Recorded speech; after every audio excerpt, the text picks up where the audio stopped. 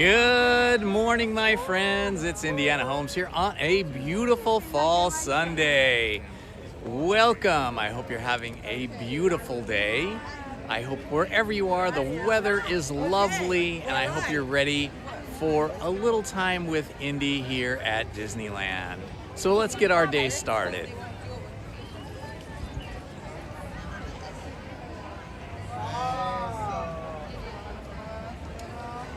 It's always fun to see the Mickey Jack-o'-lantern greeting us with its happy face here on Main Street near the flagpole.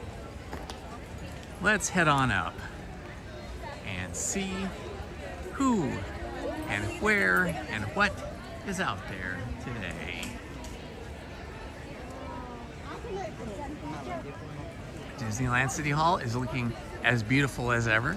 Remember, they repainted this and did some painting and cleaning on the Disneyland City Hall and the Disneyland Fire Department earlier this year in 2026. They had scaffolding and scrims up for a long time while they were painting.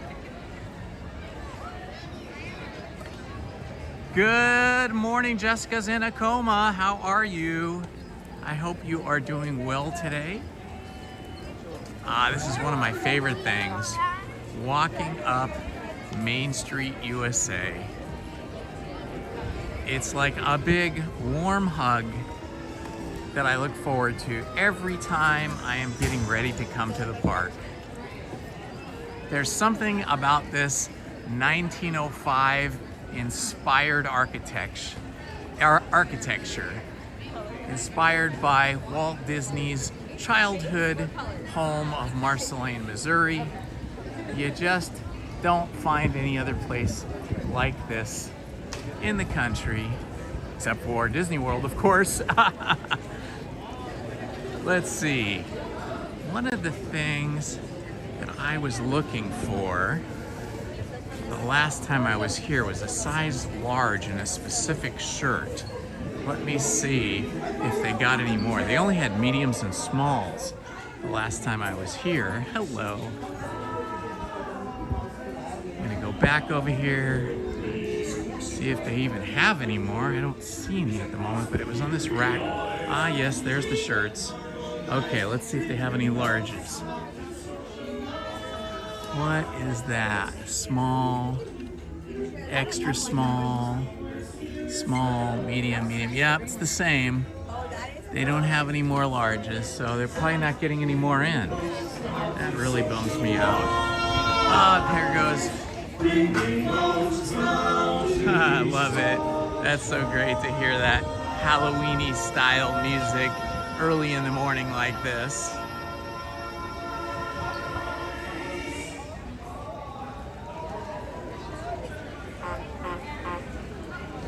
Good morning, Haunted Minnie. Happy Sunday to you. Good morning, Christian Sanchez. This is Halloween. This is Halloween. Halloween, Halloween. Ah, yes. A much better Sunday than last Sunday when Lizzie and I came to the park, only to discover that we didn't have a reservation, even though I'm certain I made one. But hey, things happen. We still had a fun hour enjoying some merch shirts down on downtown Disney, and then we got home in time to watch our Indiana Fever WNBA women's basketball, and that was a fantastic game. So much fun. But now we're here today. Well, I'm here today. Lizzie's not with me.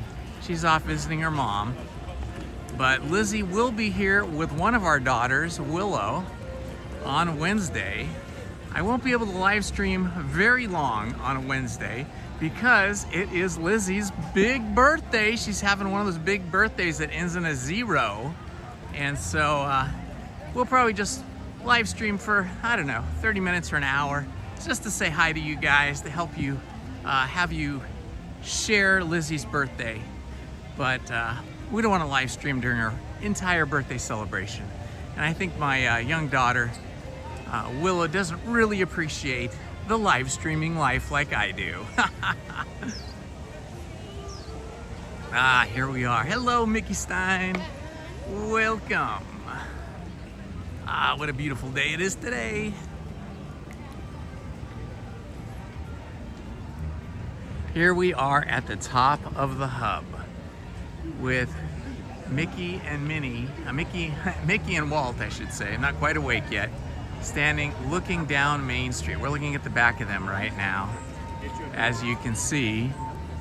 So I think this is an appropriate time and place to talk a little bit more about how Disneyland came to be. We've talked about this a little bit before in the past on other live streams about how Walt's dream of creating a theme park was not well taken by his brilliant financial genius brother Roy, who helped fund all of Walt's dreams. There we are, look at this.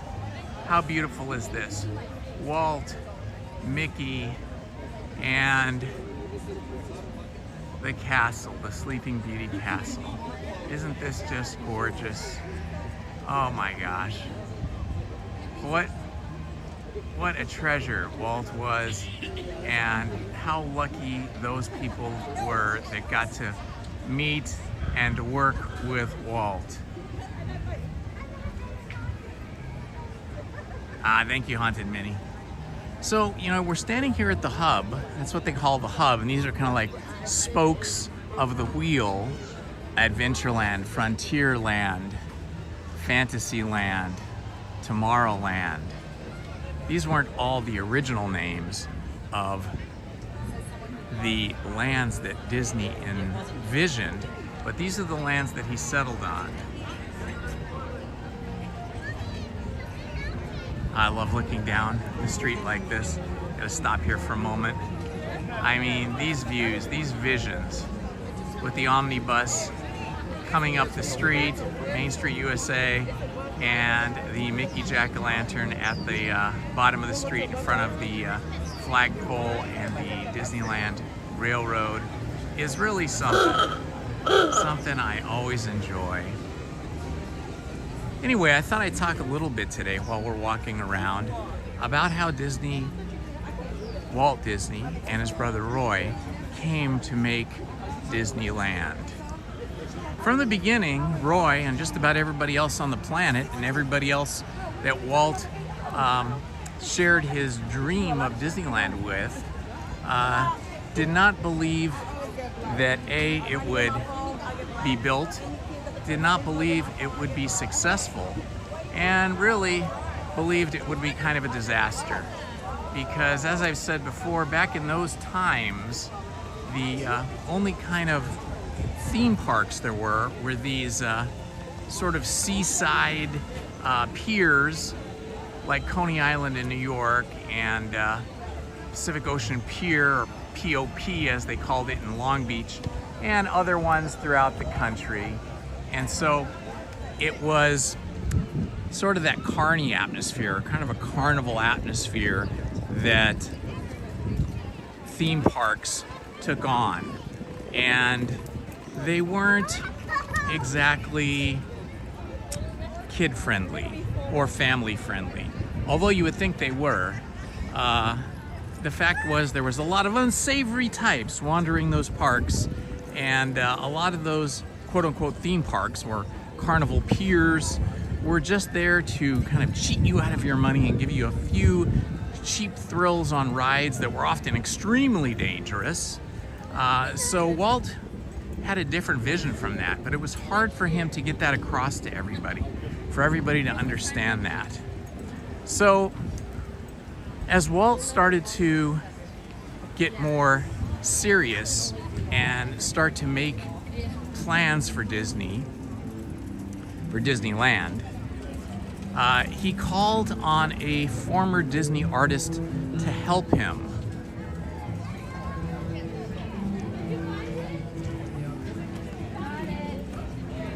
Just walking through here.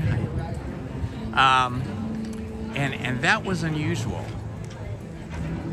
The man's name was Herbert Ryman. And he hadn't worked for Walt Disney for many, many years. He had been a Disney artist and had left the Disney studio for MGM, and then I think even another studio after that. So it had been many, many, many, many years since Walt had employed Herbert, or as he called him, Herbie Ryman.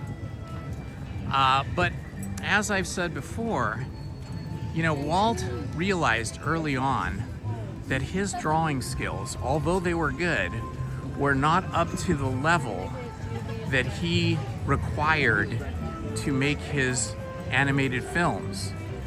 The short ones and then the longer ones like Snow White, Sleeping Beauty, etc. So by 1925, Walt was not drawing anymore. At least he wasn't drawing animated cartoons. He wasn't drawing feature films or even short films. He might draw a little sketch here and there to give his artists the visual idea of what he was looking for, but he wasn't drawing himself anymore.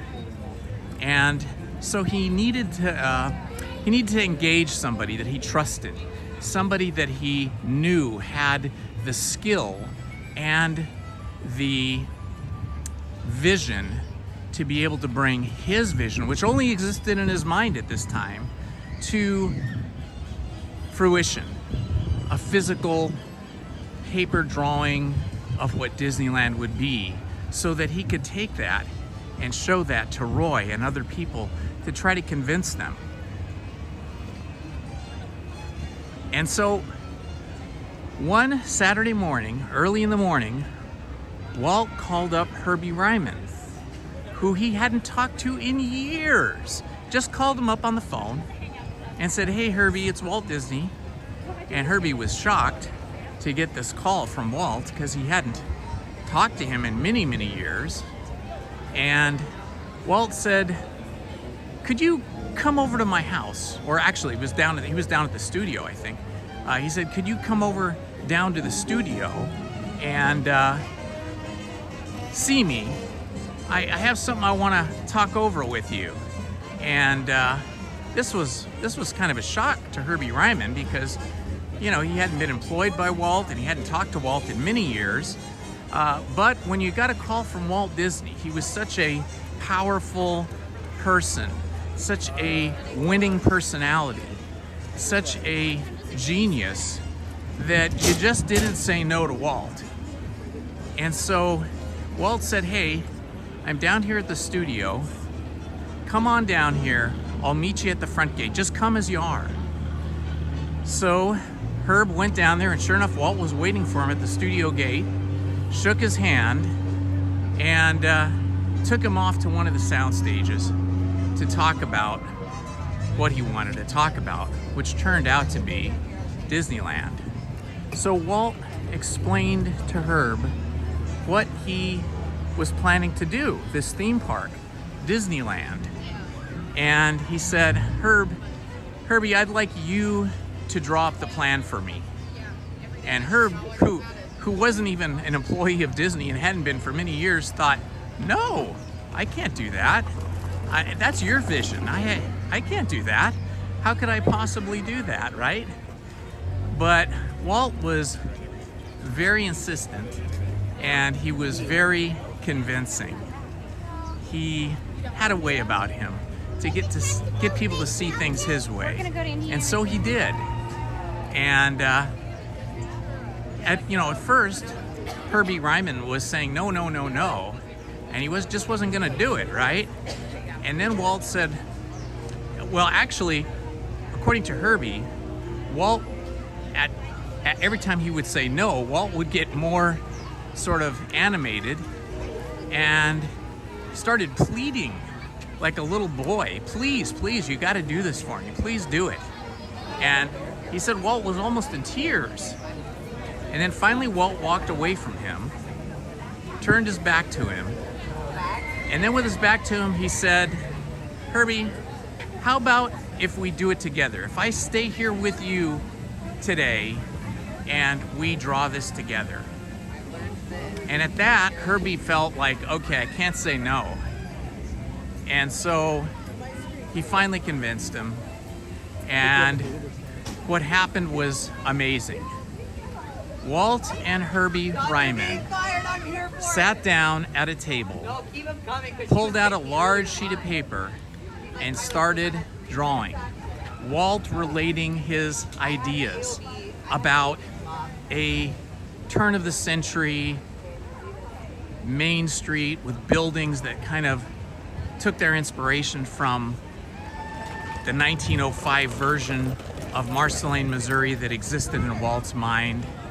And then the hub up at the top of Main Street, which broke out into like spokes for different lands, which would become Adventureland, Frontierland, Fantasyland, and Tomorrowland.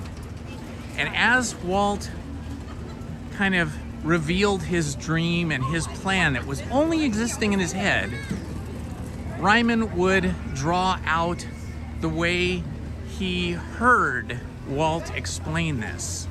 He was a very good artist, a very good draftsman, and could draw quickly, accurately, efficiently, and artistically, most importantly. So this went on. This drawing was a marathon session. It started on Saturday morning, worked all through Saturday night, into Sunday morning, and all through Sunday night. And by Monday morning, they had the large drawing, the first large drawing of what Disneyland would look like, all laid out from a bird's eye view. Kind of amazing when you think about it. And it was with this drawing that Walt was able to show his vision to people. So a little bit about Herbie Ryman. Herbie Ryman came from a family that was pretty well educated and well off.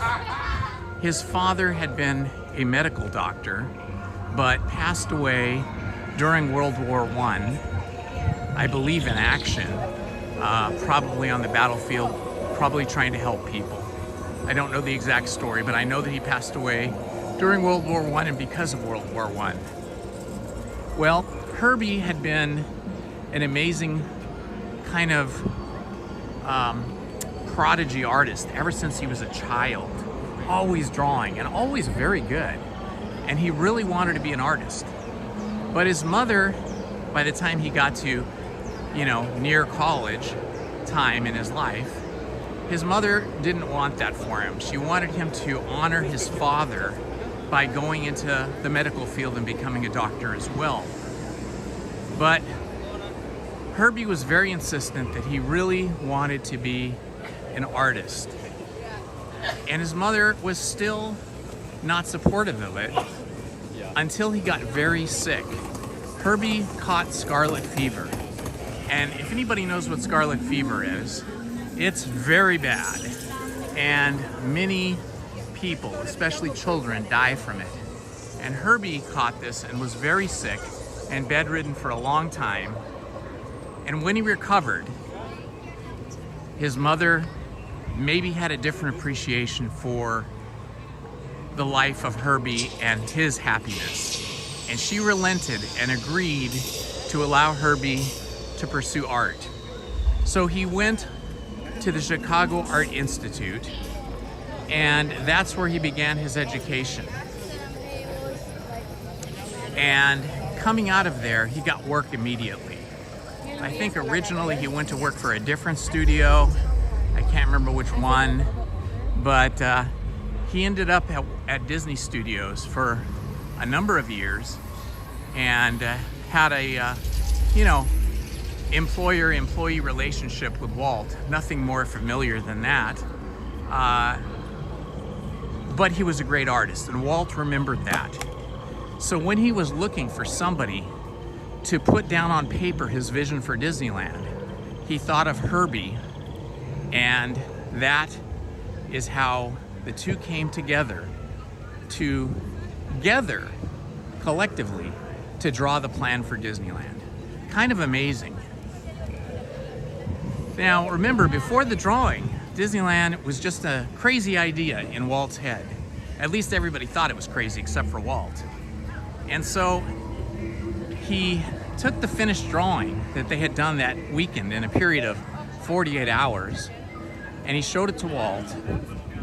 And Walt was like, okay, yeah. I mean, showed it to Roy, his brother, Walt's brother Roy, the financial genius. And Roy was like, yeah, okay. Now, Walt had been talking about this with Roy and other family members, including his wife Lillian, for some time. But everybody thought, oh, it's just going to be a passing phase, a passing wish. Walt has lots of these, and you know, this is one that will eventually go away, and he'll stop working on this. Hey, Main Street Paul, how are you? Are you behind me? You're saying turn around. I don't see you, buddy.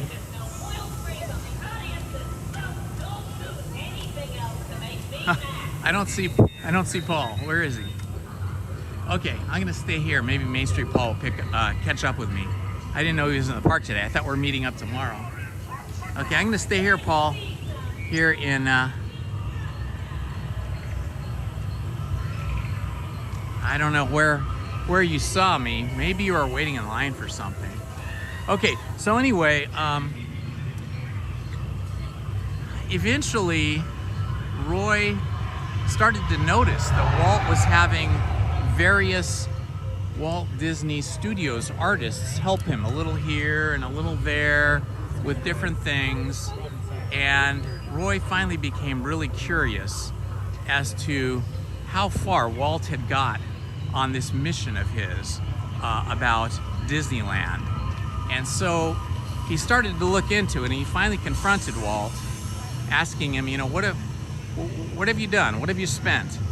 And he came to find out that Walt Disney had spent $100,000 of his own money, and he had borrowed $250,000 against his life insurance to help fund where he was with the development of Disneyland. And at that point, Roy thought, okay, well, I guess I better help him a little bit. So Roy decided he would take $10,000 from Walt Disney Studios, and he would throw it into the kitty there to help Walt. But of course that wasn't enough, because he asked Walt, how much do you think it'll cost to build Disneyland? And Walt thought, well, maybe $1 million and $1.5 million. Roy thought it would cost a lot more. So he felt like this is just too much money to gamble on something that I don't even believe in. I mean, Walt might believe in it, but I think it's going to be a disaster, right? And so he didn't do too much after that, just kind of, I guess, humored Walt, but didn't contribute any more money. And then Walt did something kind of tricky. I don't know if he started or he got somebody else to start it, but he got his employees to donate money towards the cause of building Disneyland. $5, $10, $15 here and there from a whole bunch of different employees over a course of time. And Walt kind of did this to guilt Roy into helping him really find the money to really build Disneyland.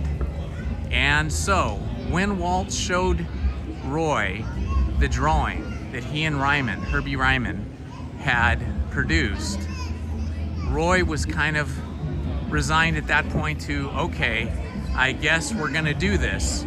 I better go in and help him. So Roy set up some meetings in New York, because that's where television was headquartered back in those days, just like the movie business. The movie business started in New York but moved out to Los Angeles. But the television business was much, much newer, and not even that many people had televisions in the United States at that time because they were extremely expensive. The technology was very new, and of course it was in black and white.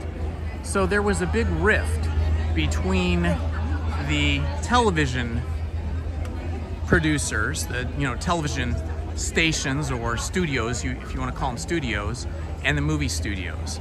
The movie studios really didn't want to have anything to do with the television studios. But Roy understood because Walt was an early adopter of television. Walt had gone out to New York to see a demonstration years earlier of RCA's television transmission system. And it was very crude and very, not even close to a match for movies. But Walt could see sort of the future. He could see that television was going to be the next big thing. And so he came back from New York and he told Roy all about it. And as time went on, television got bigger, and Roy became a sort of, not a fan, but sort of a believer. He became a believer in television. And he, like Walt, understood that television was the next big thing. In fact, Roy even went so far as to buy every executive at Disney Studios a television and have it installed in their office so they could get used to the idea of television. Well, now the television studios, NBC and CBS were the big ones. ABC was much smaller by many, many times. But all of them wanted a Disney program, like a weekly program on their television network. But the television networks wanted Disney's movies and cartoons to be licensed and displayed or broadcast on their television stations. And both Walt and Roy were very wary of giving up that intellectual property. So they had refused up to this point. But now Roy needed money to make Walt's dream come true.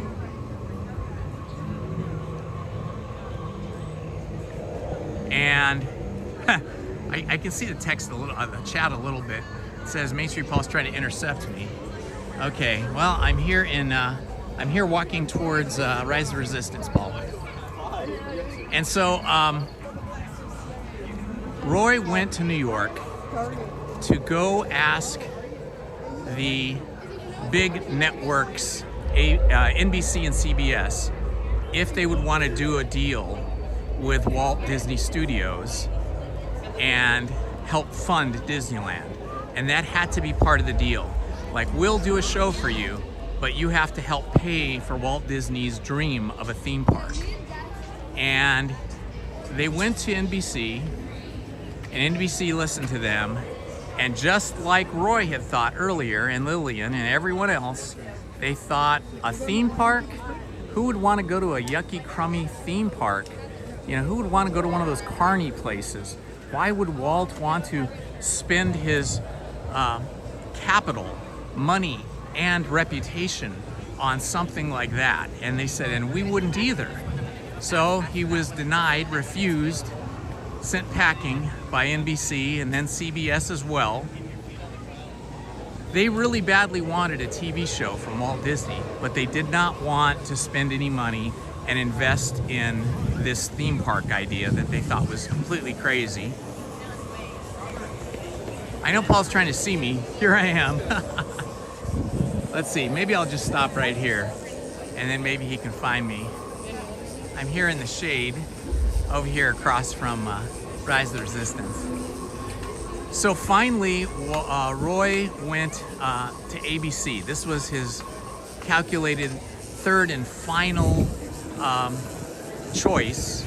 And there was a reason for that, because ABC was very small. They had only been recently acquired by their current owner, and they had just nearly gone bankrupt. And they only had maybe 20 stations compared to NBC and NBC and CBS, who had hundreds of stations across the United States. So they were hungry. ABC was hungry for content that could drive viewers to their network. And so what they did is they listened to Roy, and then they said, okay, we will make a deal for you. we will put $500,000, $500,000 up front into helping Walt with his theme park idea. And for that, we'll also pay Walt $50,000 per episode of his TV show that he will broadcast on ABC. And in the deal, Disney also had to give up some stuff. They had to give up almost 35% of the park ownership. So ABC was going to own like 35% of Disneyland, and they did. And they were going to get all of the profits from, or a percentage, I think like 50% or something like that, of the profits from concessions, and 100% of the profits from food concessions for a period of years. I can't remember the exact number of years. I think it was like 5 years on one point, 10 years on another point. But Walt Disney would have an option in 2 years. He would have an option to buy out ABC. There was also a third partner, and it escapes me right now who the third partner was, but they were getting 35% as well. Now I can't remember who that was. So Walt and the Disney family really only would own about 30%, maybe with Walt's share, maybe 40% of the park, something like that. But in 2 years, if it was successful, they'd have the option to buy out the other partners. And so the deal was struck. And Walt now had the money, thanks to Roy and his negotiating skills and his salesmanship.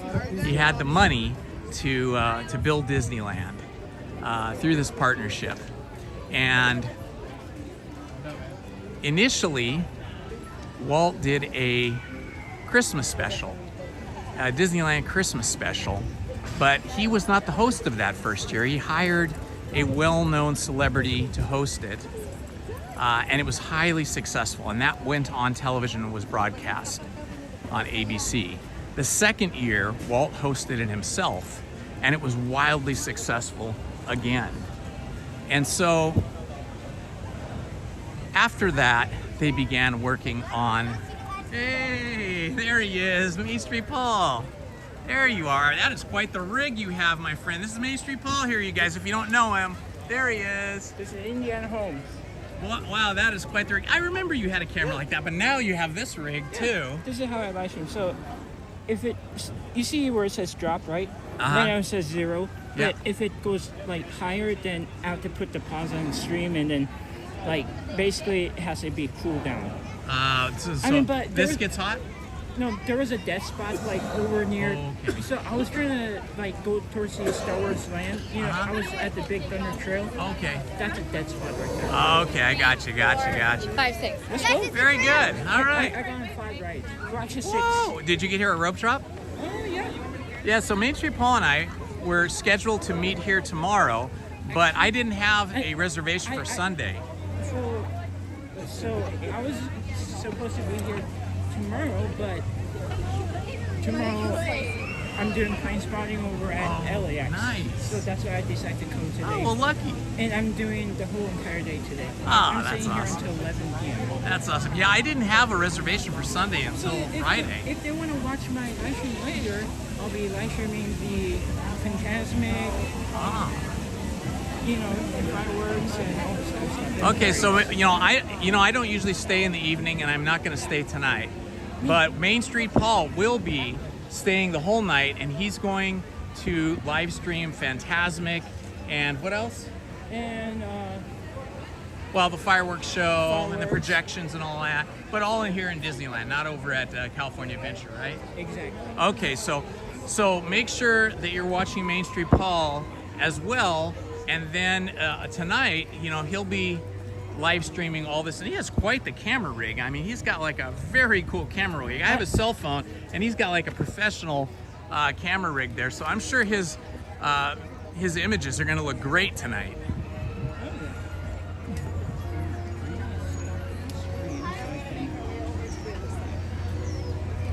I'm happy to go wherever, whatever you want to do, Paul. I'll walk with you. I've just been walking around. Yeah, sure. Yeah, okay. Paul wants to do Haunted Mansion. Let's go do that. Again.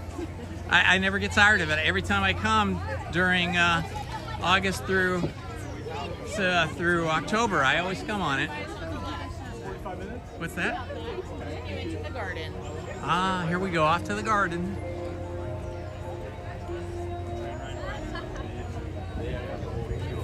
Oh yeah, I was like, start recording by that.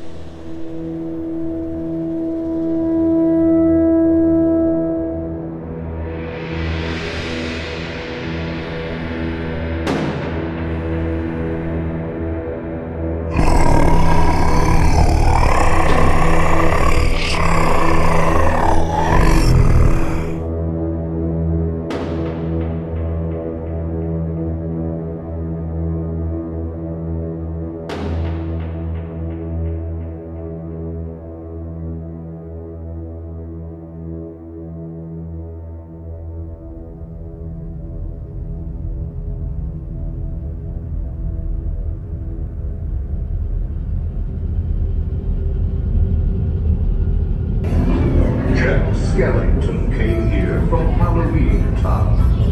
The focus is panting, scanning around. This year he's decided to play Sandy Claus. But when Halloween brings Christmas, you might see a few flowers. And now, a dark carriage will take you away. Sit back, rest in peace, in the black Christmas sleigh. Your sleigh will accommodate one or two more.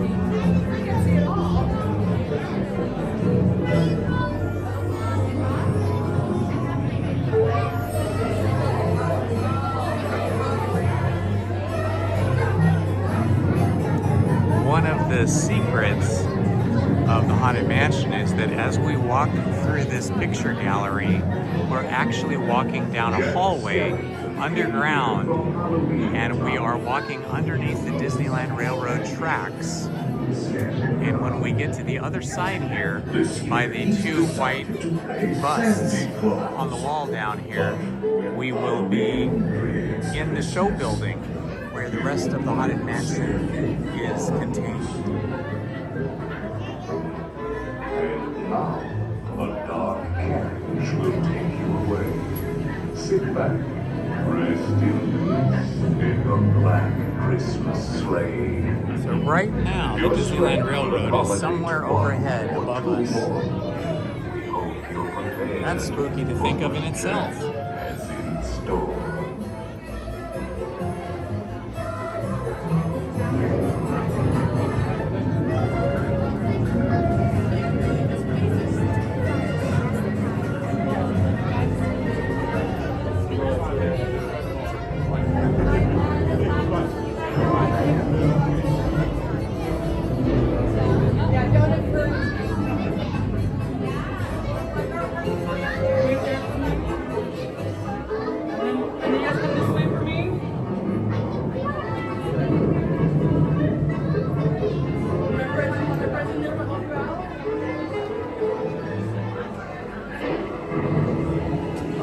Now crossed through the hallway, and we are now in the actual show building. So this is the show building now, which is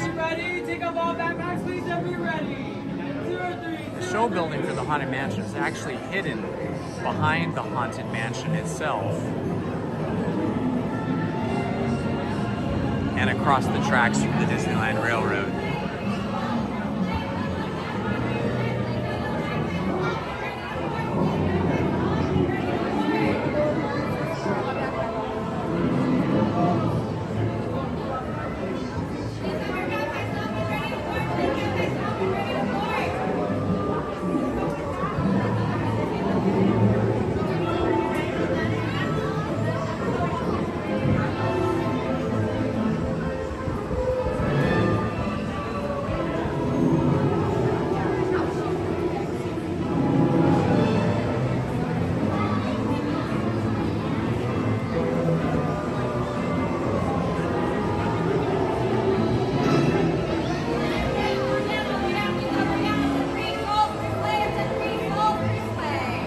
I love this display here of all of the Nightmare Before Christmas characters.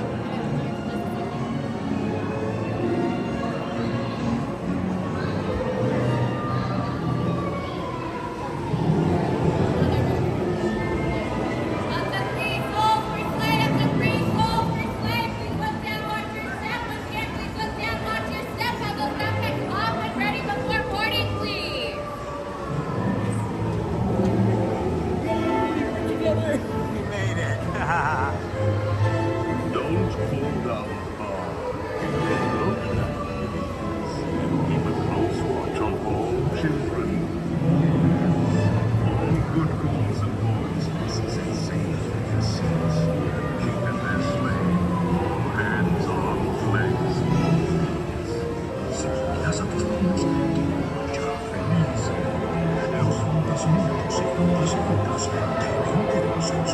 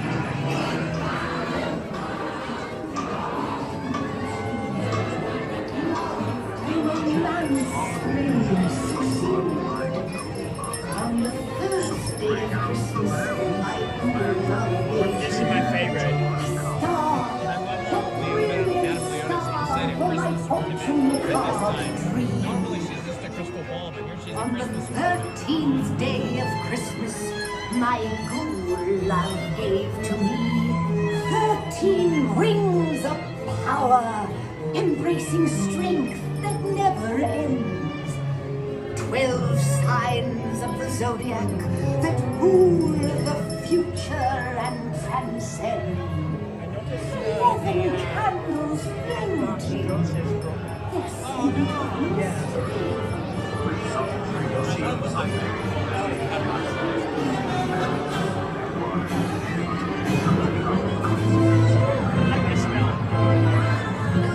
Smells like cinnamon.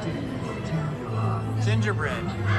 So this is real, like real Gingerbread, that's what they tell us.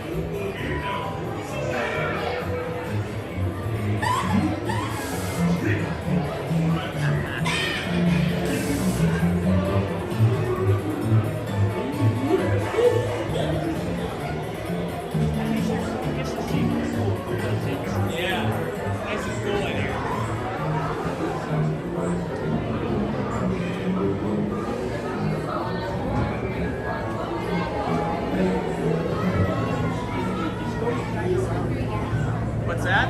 That new buggy just goes back. Yeah. Yeah, it's a continuous loop.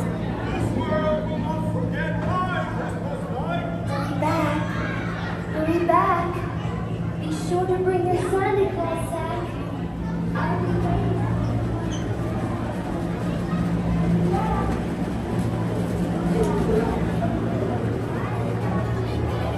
All right, we made it back out. That was fun. All right, wherever you want to go, Paul. Whatever you want to do. Nah, you're the one that came all the way down here from up north, so you get to choose. I'm easy. I could do anything. Let me see. Just a second.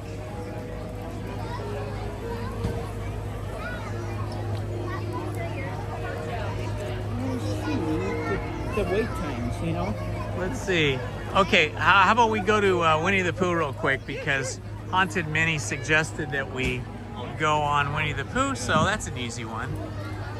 I mean, since we're just there. Yeah, we're just right over the bridge, so good suggestion, Haunted Minnie. The Pooh corner.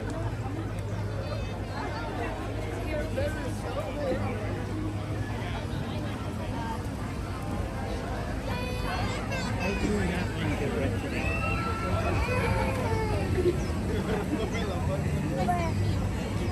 I don't mind getting wet, but I just don't like to do it early in the day.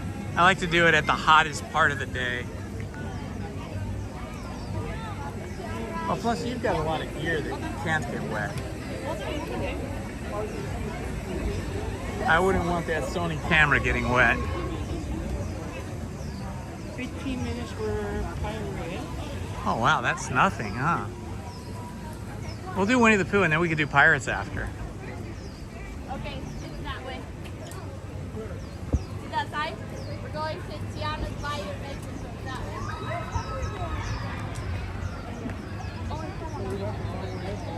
No? Are you sure?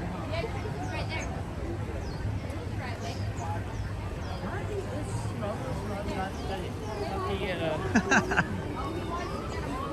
Why is it what? Why Smuggler's Run not even popular? Okay. It's only 10 minutes. Well, it's usually really popular. I think it's just this early in the day. People want to go on the rides that have huge lines, which is going to always be Rise of the Resistance, Mickey and Minnie's Runaway Railroad, Tiana's Bayou Adventure, Haunted Mansion. But usually I just walk right on to Smuggler's Run because I always just do single rider and it's just a walk on. I never have to wait more than a couple of minutes. Winnie the Pooh. Oh no! Winnie the Pooh is closed! Ah, bummer. Winnie the Pooh is closed. No Winnie the Pooh for us. This is temporary. Yeah, it'll probably open up again later. It's probably just some little mechanical issue with it. It's run by computers, you know that, right? Yeah.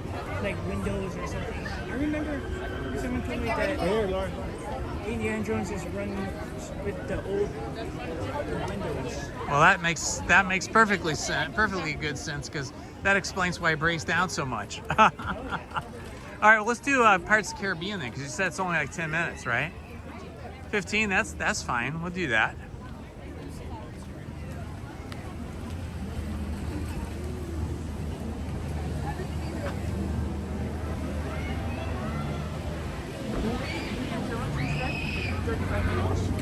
We could do single rider.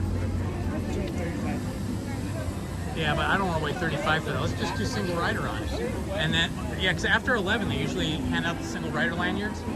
And we might end up in different Jeeps, but only by like one Jeep. Lizzie and I have gone single rider I've minis. never done single rider on the Indiana Jones. Oh, well, let's do it. Let's do it. Yeah. Show me how to do it. Yeah, we just have to find the cast member that is in charge of holding on and passing out the single rider lanyards. And then you just walk up and ask them for one. And then we'll do that walk. Get this done over with. Since I went, no, look at they've got the parachute out. Oh yeah, look at that. They've got the Columbia out Too, man. early. Because we never done. Yeah, we'll do Columbia. Right now it's just leaving port, but after we do Indiana, we could do that.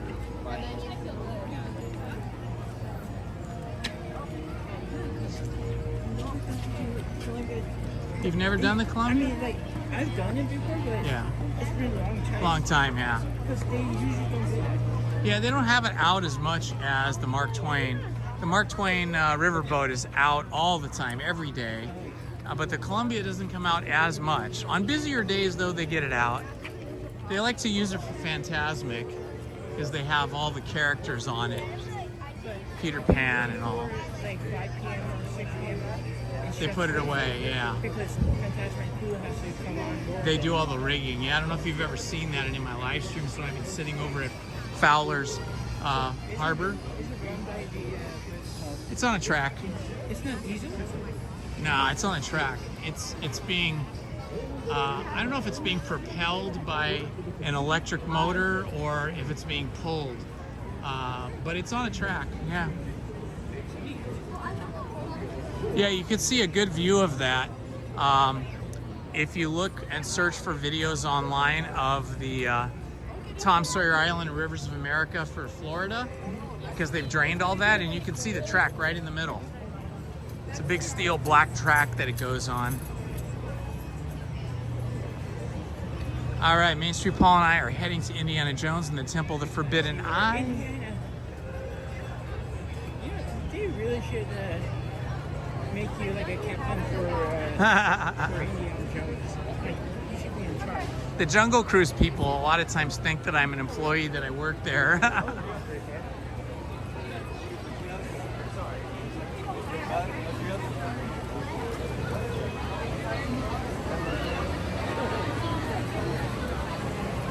Adventureland Treehouse. Such a cool thing. I mean, I can say that you work there at the Jungle Cruise. Yeah. I look, my outfit is very similar. It would be fun to be a skipper on Jungle Cruise, wouldn't it?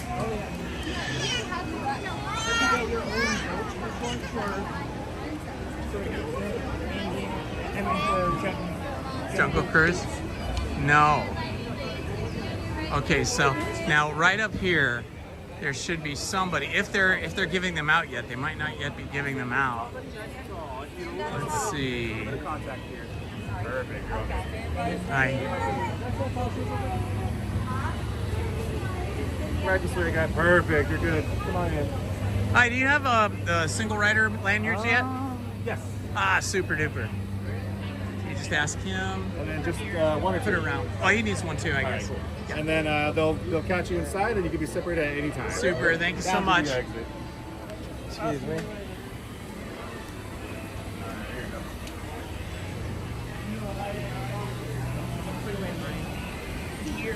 Yeah, well, we have a long walk to go till we get there because we're going to walk up the exit to get there. That's how the single rider is. This is the same pathway that if you're in a wheelchair or a scooter, you come up this way.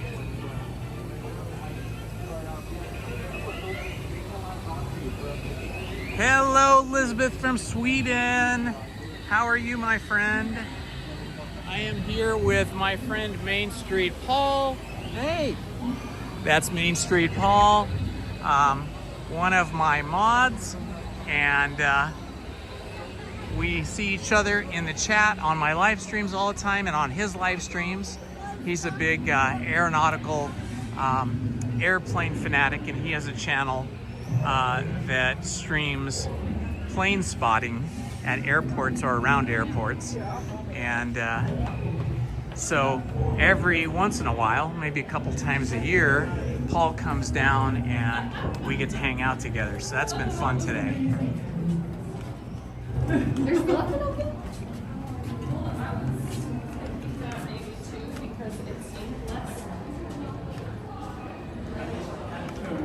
doing that heavily, so Yeah. it doesn't. Yeah, it gets pretty bouncy. Have you tried the way back of the Google? I heard that it's like, so I saw Firefighters live stream the other day. Yeah. He's saying the way back of Indiana Jones, it's very bouncy. He got Yeah. it was like flying up in the air. That's kind of how I ride the Indiana Jones ride, is I don't sit down. Once we get started, I have my feet planted in front of me and I kind of get my butt up off the ground and I kind of ride it more like a horse, and in that way you don't get all banged around so much.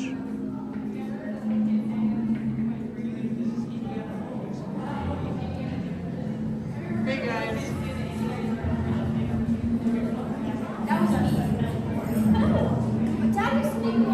Up through the cavernous walkway. Feels like we're walking through caverns here. Oh, there's a little bit of a line today for a single rider. Usually when I'm here, there's no line for single rider, but we have a little bit of a line today. Probably just about 6 or 8 people ahead of me.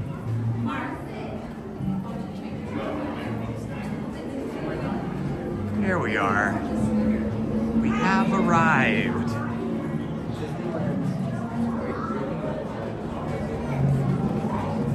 All right, we have arrived. We're now in line for single rider. Usually there is no line for single rider when I come during the week, but today is a Sunday, so it's a little busier. And I think all of the Disney Magic Keys are now activated. So if you had a Southern California Magic Key or one of the first levels, the less expensive levels of Magic Keys, I think those are all unrestricted now today, or nearly unrestricted, depending on when you get your reservation.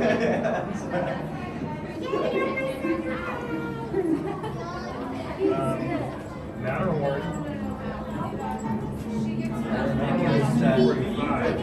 Good job, Haunted Minnie. Thank you. Paul says thank you. We're going to do Pirates after. Paul wanted to do Indiana Jones first, so I think that was a wise decision because the line was much longer here than over at Pirates of the Caribbean, so we're going to do this first. How is the weather in Sweden, Elizabeth?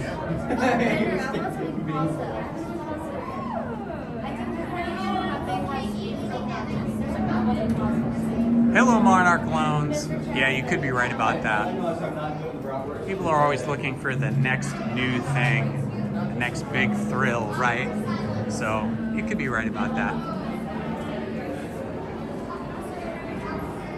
Single riders coming through.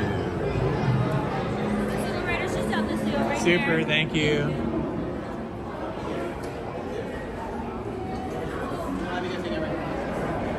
Okay, we are back here waiting to be let in. They're gonna probably let the wheelchair people in first, and the scooters, and then they'll probably let us in next. My friend's back there. How many in total? They often let those people in first, and then they'll let us in. But we're gonna share the lane. You'll see. 2? All right. What's wrong with you? Yeah, so now you know. You can just come this way. You cut that 35-minute line. Okay, dark. Yes, it did. It definitely. So once the lights they turn back on, does that mean that it's like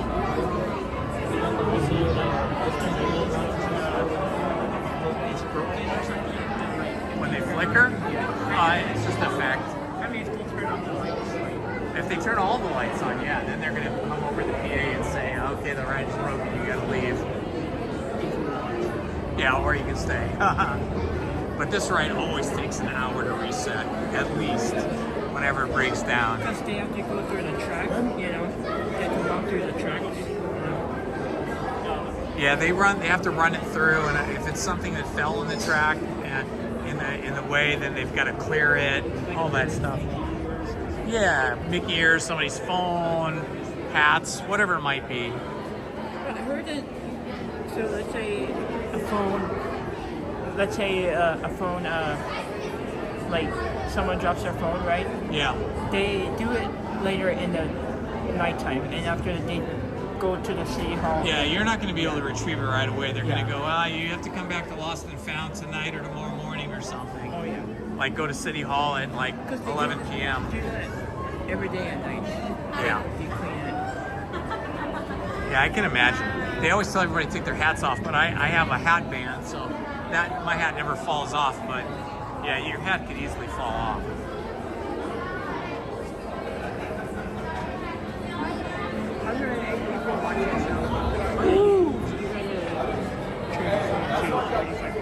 Yeah, we're getting close, right? Might as well.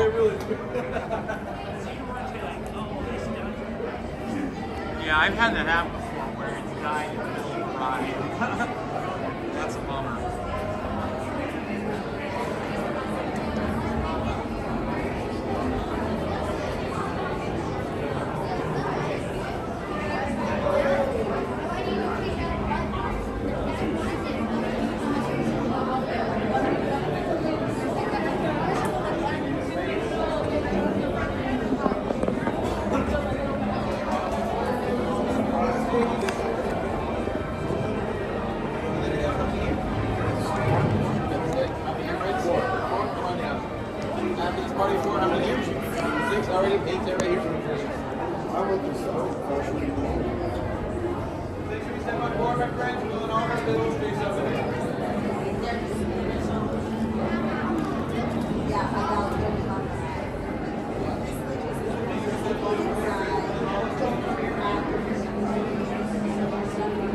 First things first, party is 7. Down. Make your first immediate right. Right now, what we'll do is want to head first.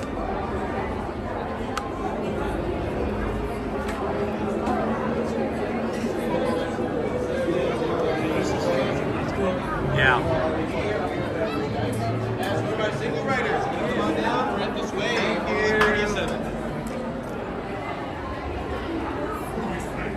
Emperor of the Forbidden Eye, I, Sala, shall now give you counsel to safeguard your miraculous journey. Here in your transportation devices are ingenious pouches for safekeeping all earthly treasures when the journey becomes bumpy. And to keep you safe and sound, here are special belts attached into the seats. Simply pull it from the right, inserting it into the left, like so. You see the excellence of this invention? Your off-road journey is high speed and turbulent, going over rough and rugged terrain, and then suddenly you are turning sharply and dropping suddenly. It is unlike anything you have ever experienced, I assure you. Now, my friends, one final word of advice. Once you've entered the chamber of destiny, look not into the eyes of the idol. That would be dangerous. Hello, my friends. If you're new to the channel, this is Indiana Holmes. Please like, subscribe, and hit that notifications button. We are trying to get to 2,000 subscribers by October 31st. Help us reach that goal. Temple of the Forbidden Eye continues to beckon visitors from around the globe. They've all heard the tantalizing tales. The matron and movie star made young again. The paupers who became Rockefellers in these ruins. But a darker tale has surfaced. Many visitors are claiming loved ones have disappeared inside. Could it be they looked into the eyes of the idol? The reports reach Indiana Jones, who returns to the site of his great discovery. Our newsreel camera follows Dr. Jones as he enters the temple. 1 week later, and still no Indiana Jones. Could Jones himself have locked eyes with the idol? Or will he solve the riddle of the lost tourists? When, and if he does, Eye on the Globe will be there.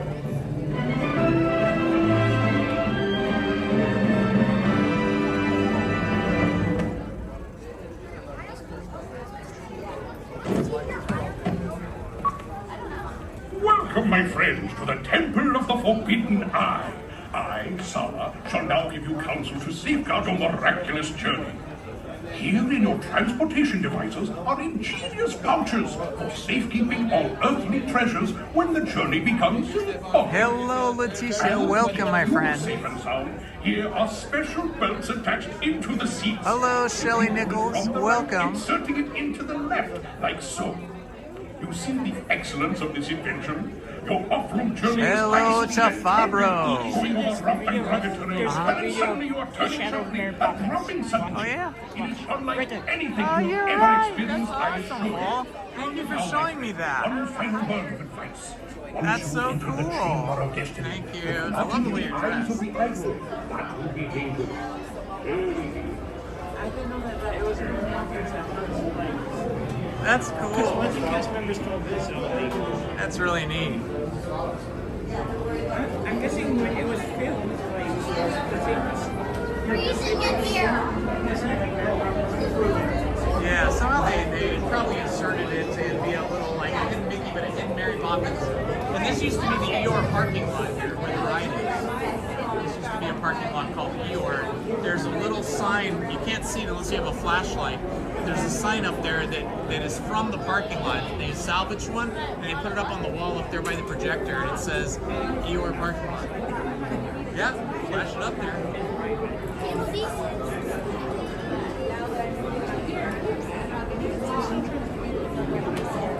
I don't know.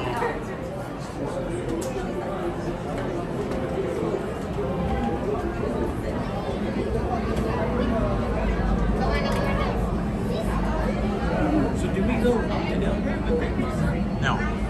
No, they'll be taken to the left when we get on level ground as soon as we make the corner, and they'll go off to an elevator, and then we'll go up the stairs. Because they used to be that way going in. Last time that I was here, I remember they took you to the elevator for 6 hours. Yeah. That happened like at the 19th. Yeah. Hello, Anderson Richard, or Richard Anderson. Welcome from Brazil. Oh, that's awesome. Love my Brazilian friends. Good afternoon. What time do you have there in Brazil? What time of the day is it? I don't know if we're in the same time zone or not. Brazil is, let's see, Brazil is going to be on the east and northeast corner of South America. So I think it's probably much later in the afternoon for you than it is for us here. It's 12, just almost 12 noon here, 11:56 p.m. Have you ever gotten evacuated on India? Almost. Yeah, we got stuck, like, you know where Indy is and then the ball? I got stuck there once for like 25 minutes, and they actually put the ladders up because the cars are very high. They put the ladders up to the cars, and they were going to take us off, but then they finally were able to get it going again. Yeah, we're going to go up. They're going to take them. They're going to take them there. We have to stay on the left though.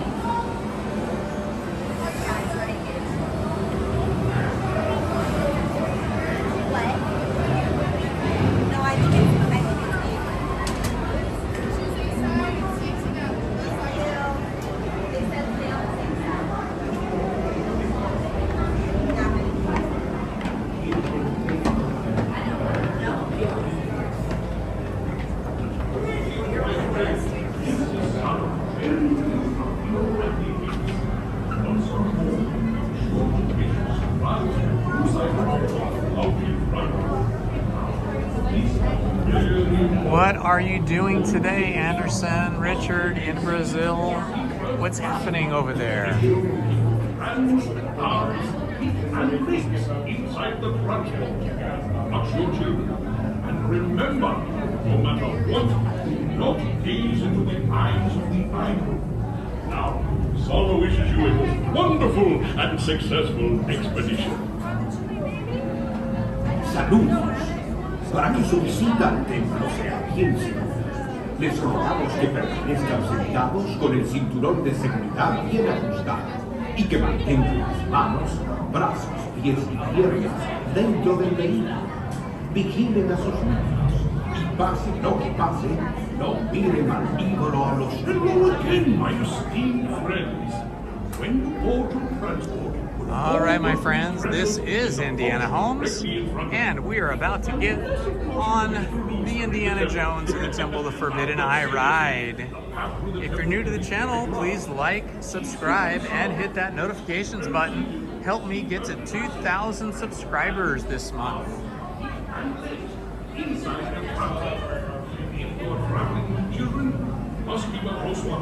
My method of riding the Jeeps at Indiana Jones and the Temple of the Forbidden Eye, it's a very herky-jerky, very violent kind of ride where you bounce up and down and left and right. And I find that I can ride this more enjoyably and a little safer if I ride it like riding a horse. So I put most of my weight on my feet, on the floorboards, and I lift my butt up off the seat. So I'm not actually sitting down. I'm actually sort of half standing and using my feet to balance. You're asking for single? Just one single. Okay, gotcha.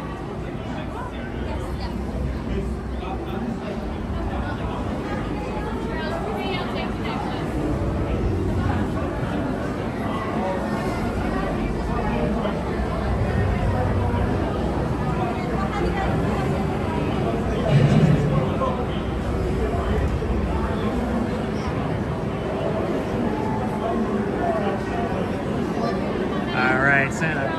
So, Major Paul and I got separated. So he is going to get on a Jeep right now, and I will be getting on soon.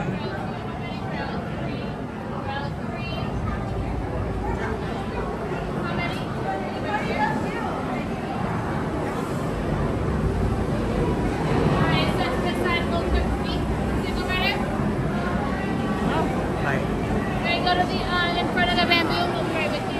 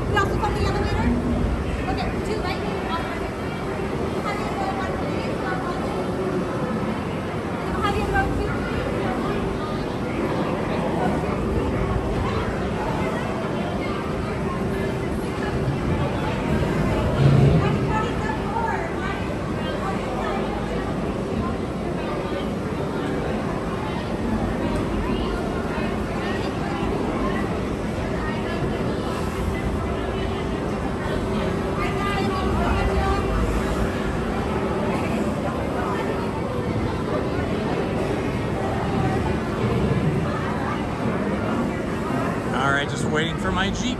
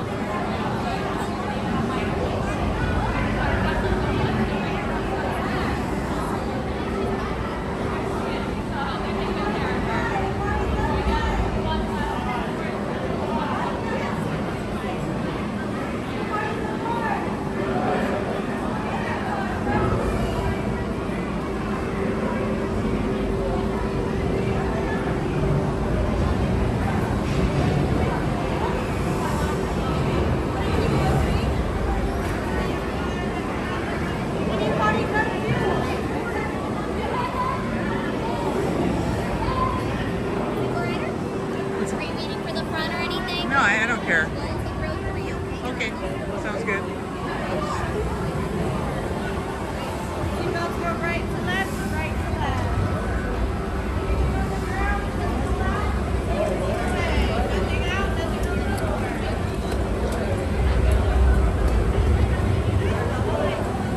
Oh, sure.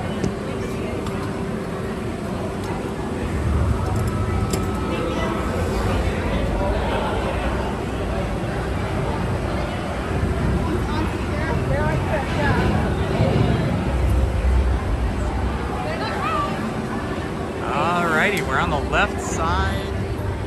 row. I don't have anybody on my right, which is nice. So I'm almost like being by myself. Here we go, friends. Look not into the eye of the idol. Are you there? That would be bad. Splendid. You have only to check your seat straps. Buckle up tightly now.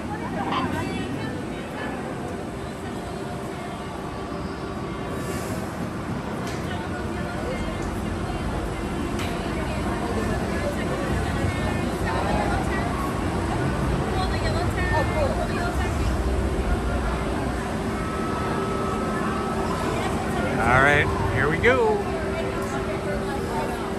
Planting my feet on the floorboards now.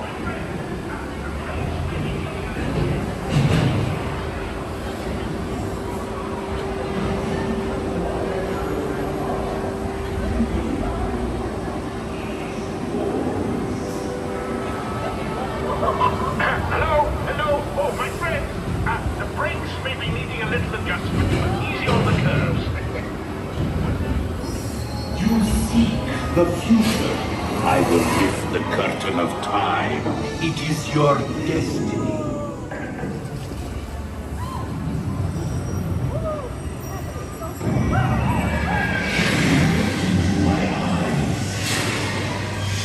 Your destiny now lies beyond the gate.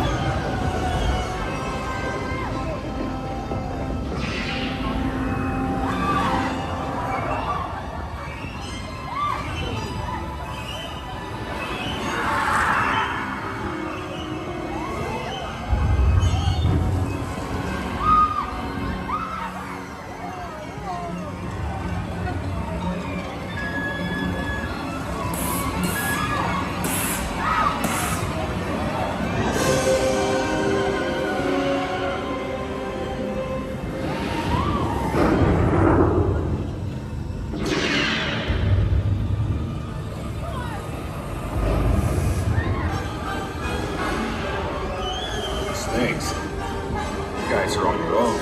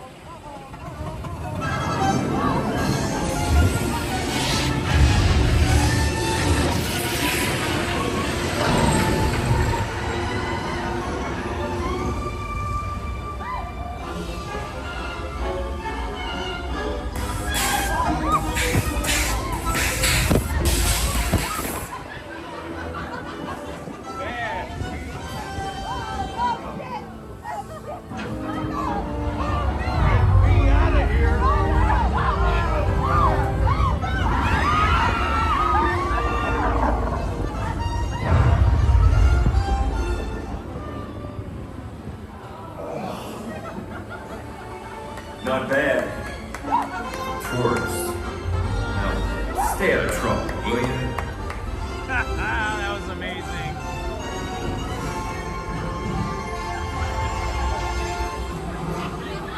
I celebrate your arrival. If you drink too much from the fountain of youth, we will be happy to assist you with strollers. But please, stay seated until your transport comes. Happy Sunday, Steve K.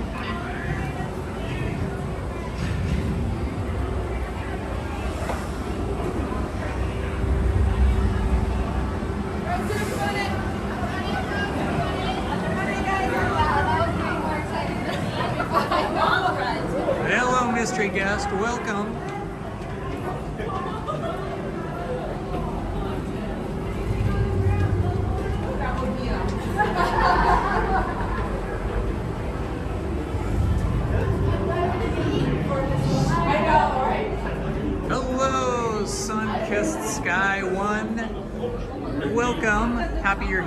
today.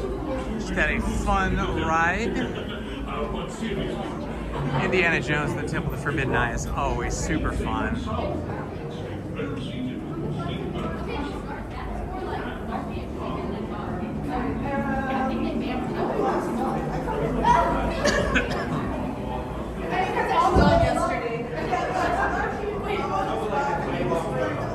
Hello, my friends. This is Indiana Holmes, and we just rode Indiana Jones and the Temple of the Forbidden Eye. If you're new to the channel, please like, subscribe, and hit the notifications button. Help me to get to 2,000 subscribers by October 31st. That would be an amazing Halloween treat for me. And supporting the channel would be a great treat.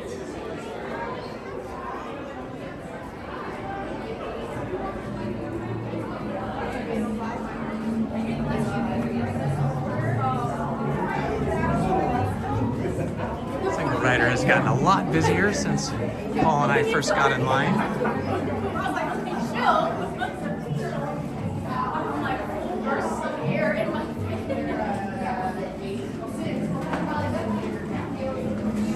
All right, I think Paul and I will probably hit Pirates of the Caribbean next. I'll just have to catch up with Paul outside the temple here, walking out the cavernous walkway of the temple at the moment.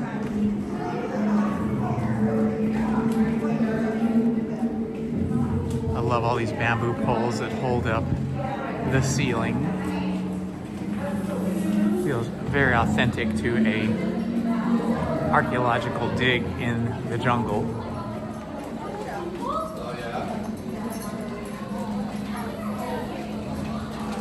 Hello, Disney villain. Welcome, my friend.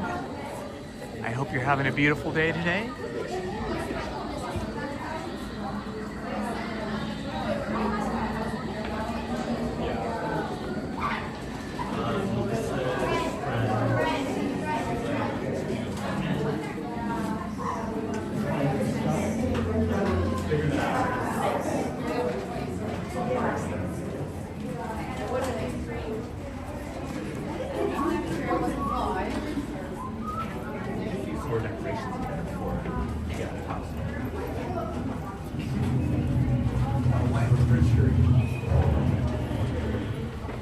And out of the temple and into the jungle we go.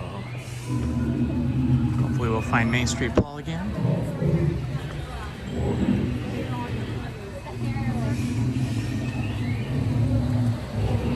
Look at the giant standby queue now.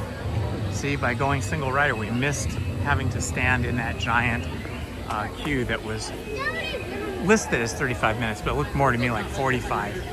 Now it looks like it could be as much as an hour. So single rider is always the hot ticket if there is an attraction that has single rider. Oh, I'm gonna take you guys not that.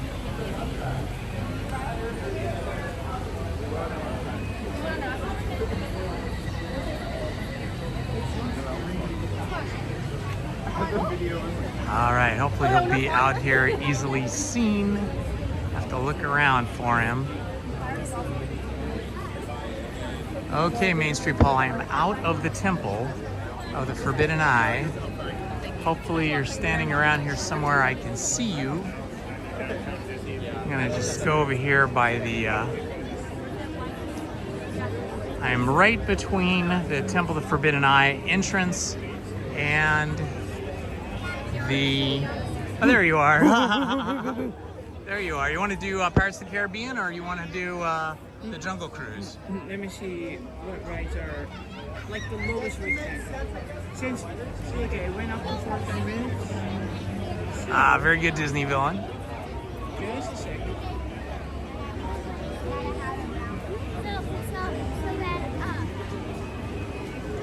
Let's walk this way while you're checking.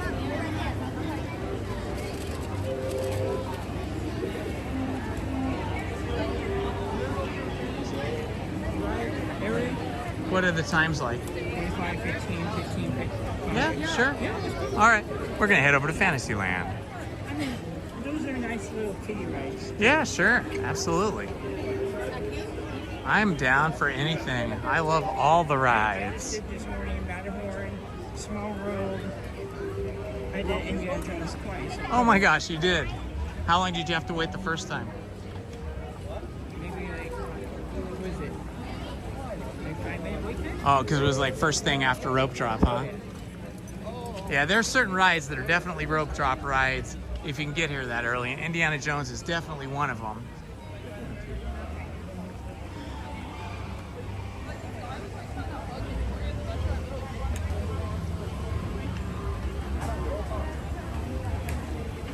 All right. Let's just try. I'm gonna go over. You know what? I'm gonna hit the restroom real quick. Okay? You just wait for me right here.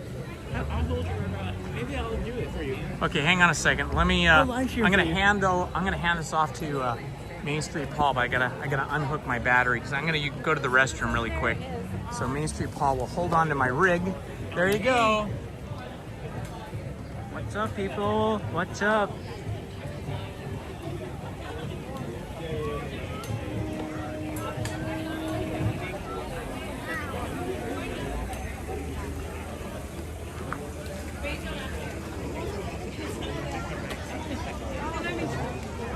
I know we're almost. Oh yeah, back at the hotel. Because then I get my favorite. And I have a donut.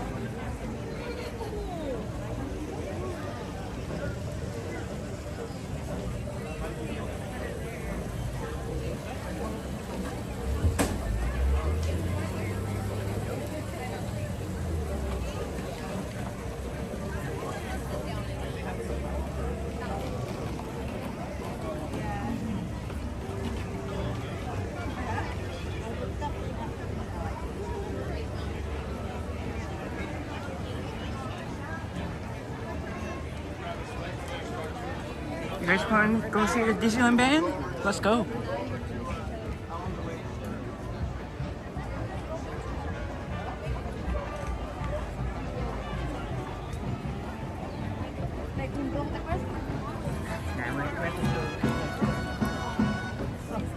There's Indiana Jones. I mean, Indiana Holmes.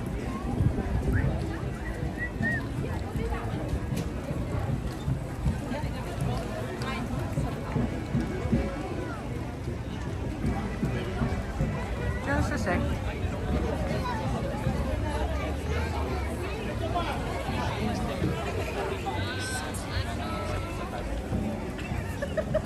Just in time, Disneyland band. Let's go. Awesome. Okay, cool. Just want to plug back in. Just Nice. they just came out, so. Excellent. Let's go this way. Oops. What did I do here? I mean, they're calling for us, Disneyland band. There you go. Oh yeah, with the characters. You know, it's the walk down. A little cavalcade thing, right? Yeah. With the Disneyland band and Dapper Dan, so. Nice. It's time right now. That means. Nice. Okay. There they are. Yeah.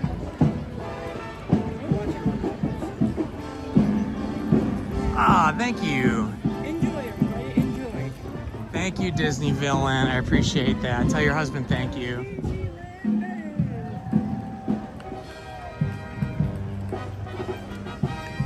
I hear the band. Good afternoon, everyone, and welcome to Sleeping Beauty Castle. We are the Disneyland band, and we are so excited to bring us to be the happiest part on earth. But before we join the band, we should probably meet the band. And so first off, our trombones.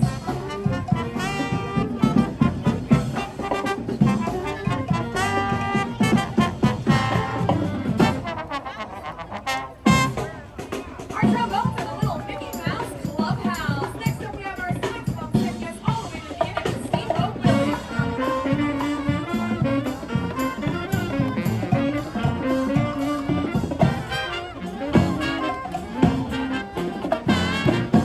Our infrared saxophone section up here. And we have the biggest instruments in the band, the sousaphone, and the smallest, the piccolo. Right here.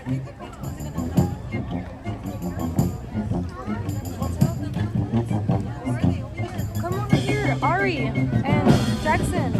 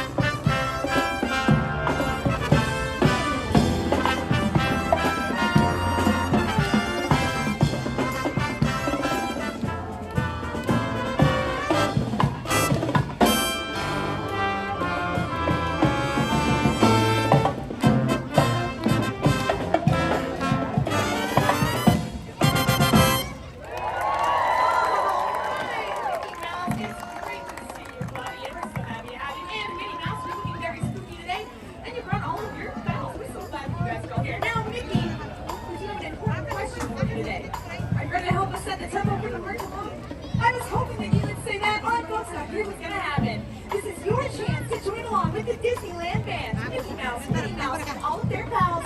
And we're gonna march together all the way down to Town Square. First things first, before we start marching, Mickey thinks that we should practice here in place. Good idea, Mickey.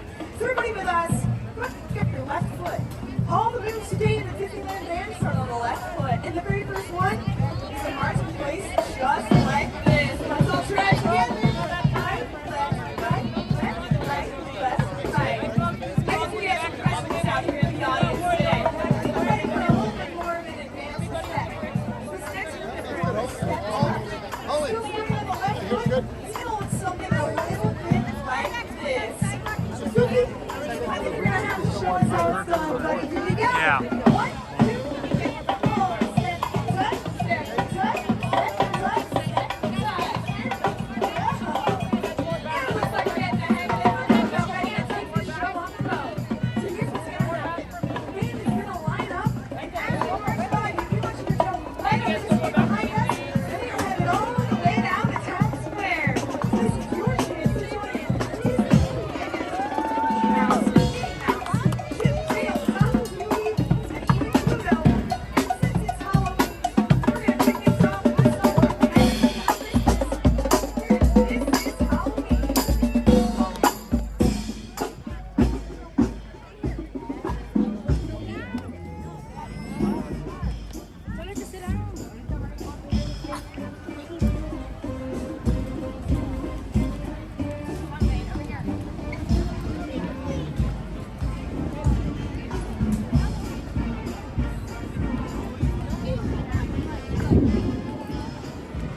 Okay, ready?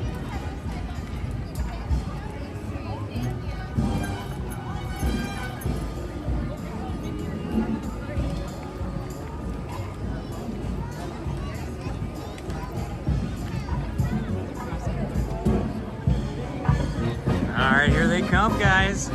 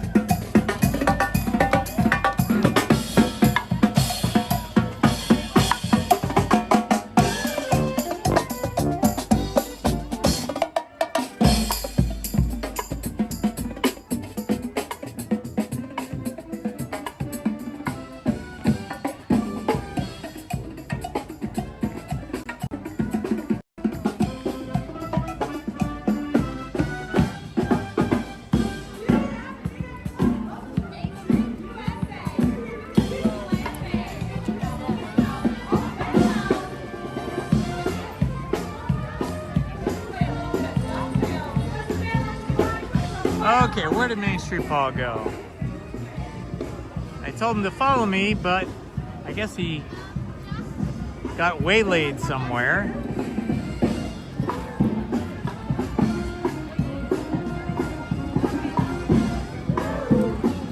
I'm gonna go stand over here in the shade and wait for him.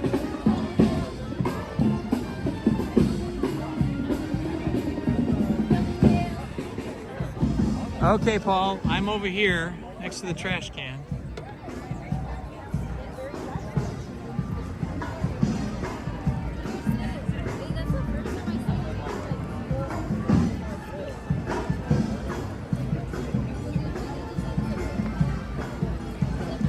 Okay, where did my friend Main Street Paul head off to?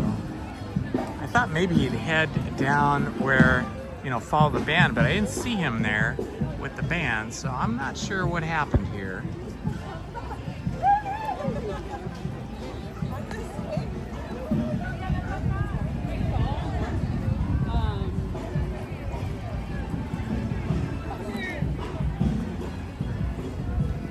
Interesting.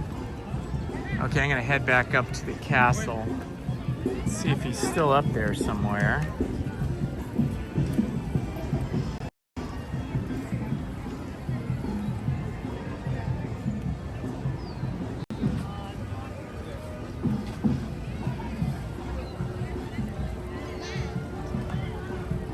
are you, Main Street Paul?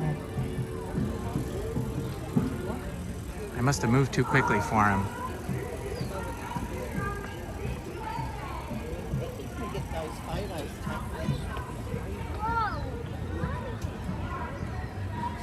Okay, we were standing right there.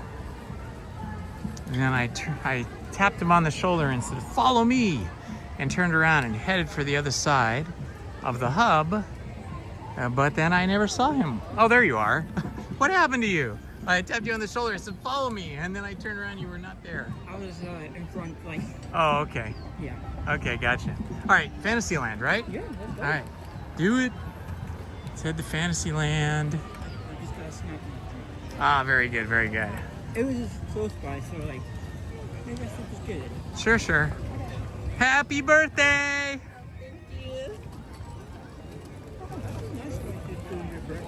Yeah. Are you guys going to bring a cake inside Disneyland? No, we won't bring a cake, but Lizzie has made her own outfit for Wednesday. We probably only live stream for like maybe a short time, maybe half hour at the most, just to say hi to everybody and let everybody say happy birthday to Lizzie on Wednesday, and for her to say hi to everybody and show off her outfit. She crocheted her own vest in black with orange trim, and she made her own birthday badge and pin, sort of like she modeled it after the mayor from Nightmare Before Christmas, and then she crocheted her own ears. Some people probably have seen those. So her whole costume is inspired by the Nightmare Before Christmas. Yeah.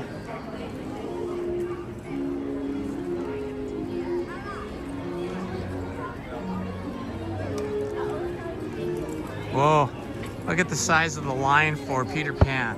That is a no-go. All right, Fantasyland, here we are. We're gonna do a couple Fantasyland rides because Paul already did a bunch of other rides today. And I think he wants to get a few Fantasyland rides in, so we're gonna do that. Yeah, this is definitely go. Snow White has a pretty short line, so we're all about. Once upon a time, a kind and lovely princess named Snow White had a wish, but her wish was not meant to be, for the cruel queen, envious of her beauty, commanded she be a humble maid. Oh, there's people behind us. We gotta hurry up. And this is the cell where poor Snow White had to live almost like a prisoner, as she had to do the cruel queen's maid work, housekeeping, and so on.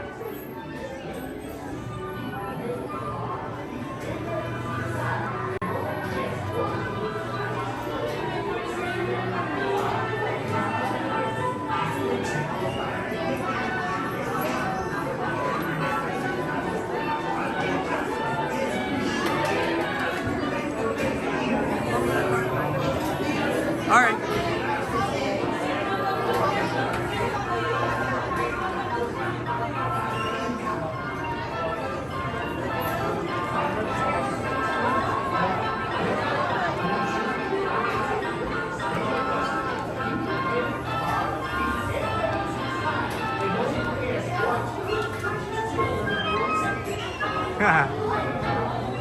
That's really cute, mystery guest. It almost rhymes too.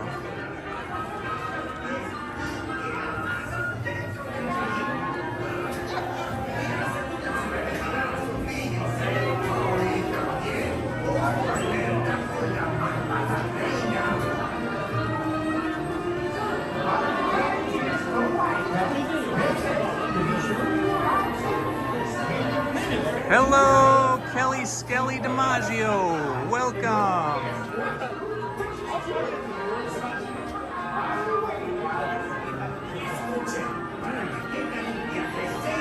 Hello, RJH616. Welcome.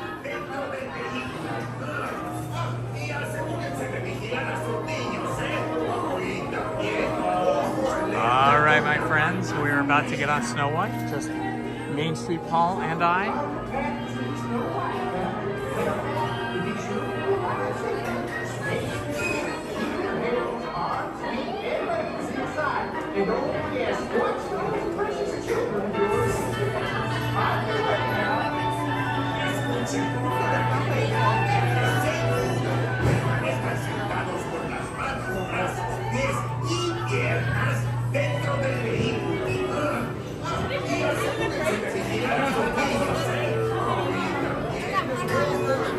I love the paint job that they gave this ride too.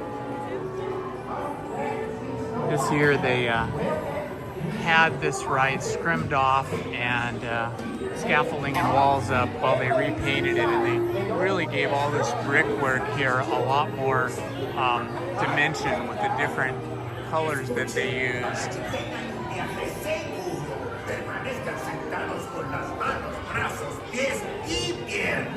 Dentro del vehículo. Y asegúrense de vigilar a sus niños, ¿eh? Oh, y también, ojo alerta con la palmada reina.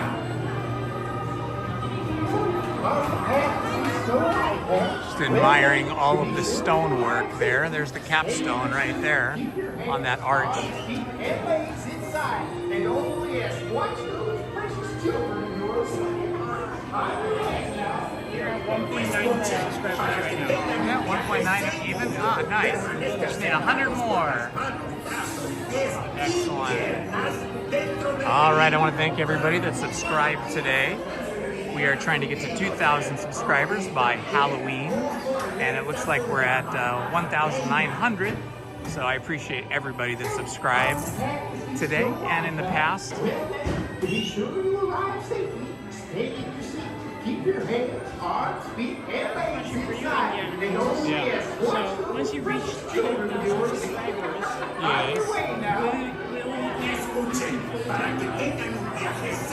no. I mean, I can do whatever I want. At least you still It'll be amazing if I ever get to 10,000. Because I'm not that serious about it. I don't do it every night. Are we past to see Snow White, huh? Well then, be sure to arrive safely. Stay in your seat. Keep your hands, arms, feet, and legs inside. And oh yes, watch those precious children of yours. Find your way now. I love how they painted all of the leaves, but these are really just flat panels. But the way they painted them and lit them, it gives a sense of a dimensionality.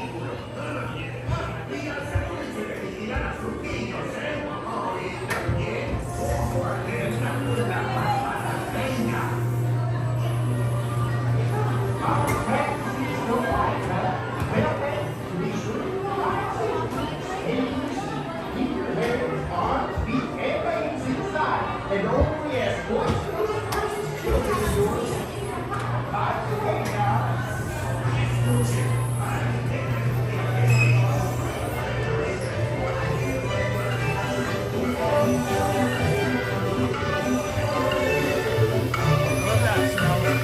Oh yeah, it's kind of like cinnamon.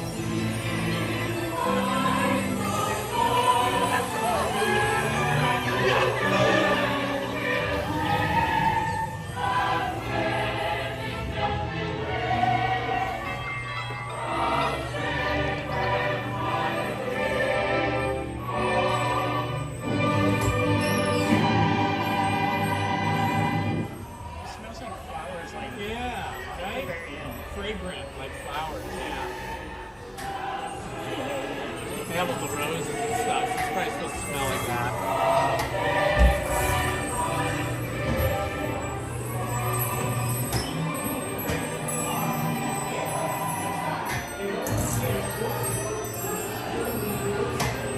Good afternoon, Lori Carlson. Welcome, my friend.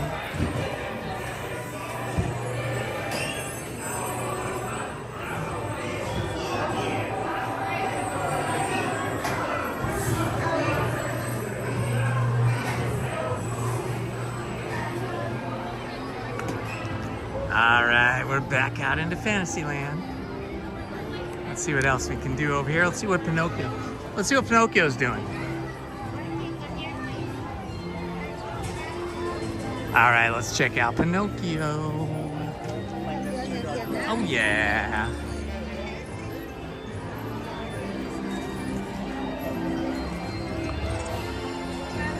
Getting all the classic rides in this morning.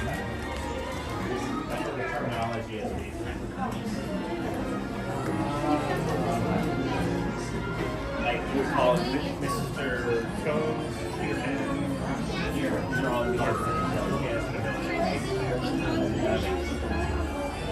Do you ever notice this little stage up here? That is the little stage that the marionettes would use. It's a classic looking marionette stage right there. When I was a little kid, there was a Bob Baker marionette studio in Los Angeles, right near downtown, right near the 110 freeway.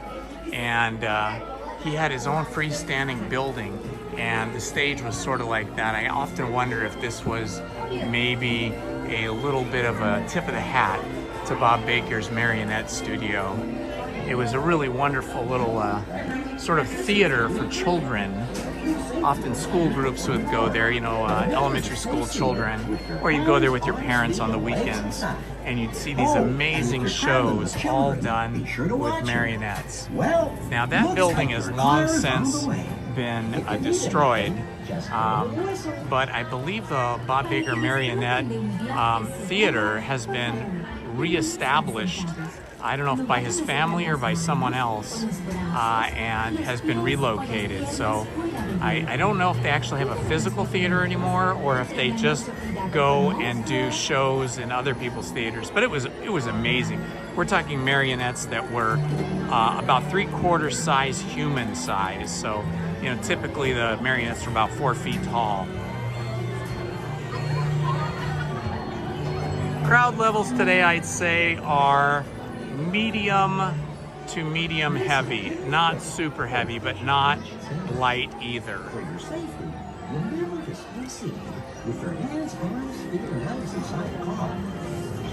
Hello, Everactive Dad. Welcome. I wish you were here today too. I am scheduled to be back tomorrow. I have reservations for tomorrow morning, so I'll probably be here in the morning. And then I'll take a day off on Tuesday.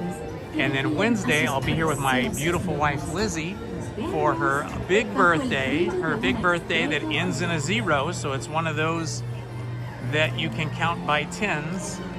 And we'll have one of our daughters, our youngest daughter, with us. And we will be here at Rope Drop. That is our plan, or shortly after Rope Drop. I think I told Willow to be at our house by 7 a.m. so that we could leave and try to be here by Rope Drop or close to it.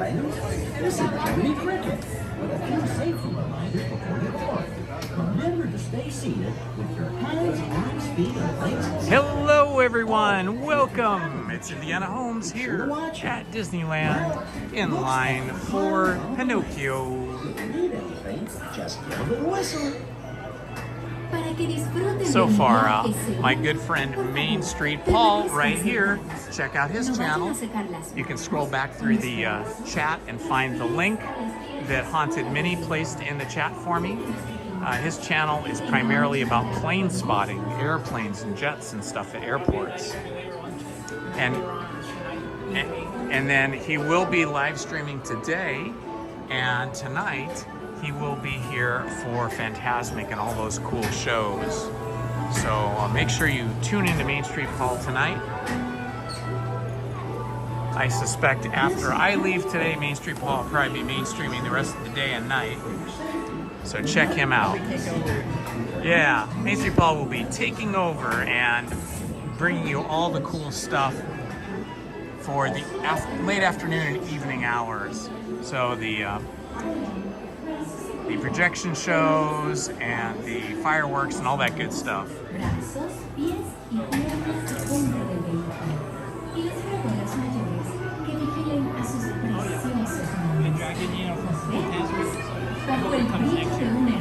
Yeah, well, we'll find out. I don't think it'll ever be the dragon that it was before. I am guessing that that fire that destroyed the dragon in a Fantasmic show and burnt down like the elevator system and everything that Mickey pops up out of, and the cast member that plays Mickey just barely escaped from the fire. Luckily didn't catch fire.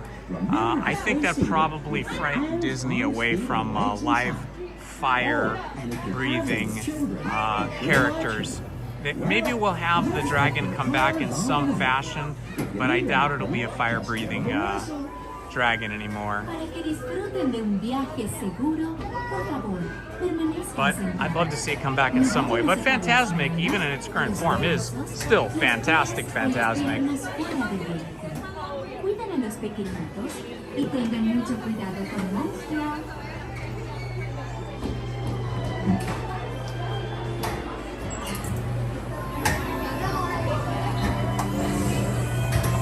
Thank you. How are you today? Good. Here we go, guys. Thank you.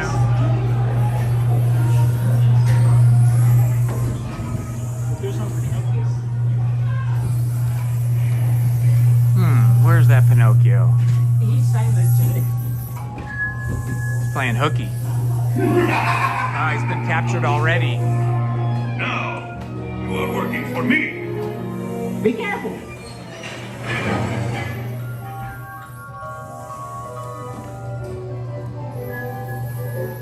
Wait for me.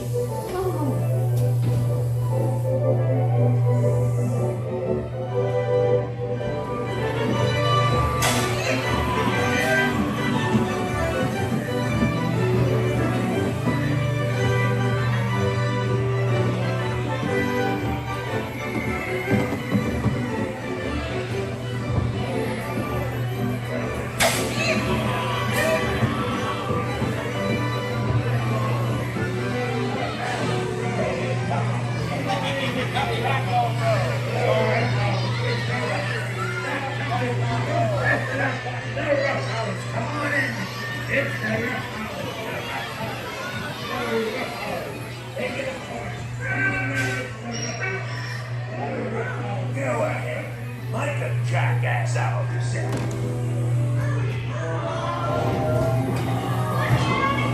Shut the door and lock the door.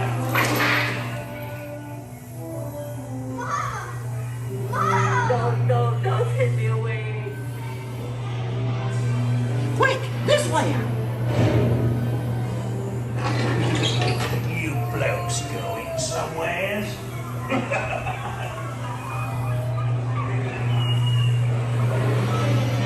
Watch out! Monstro!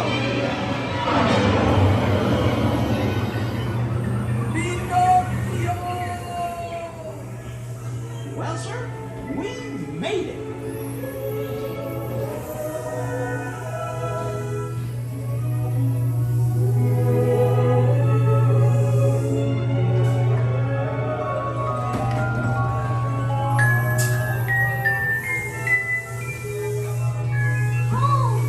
I'm so happy.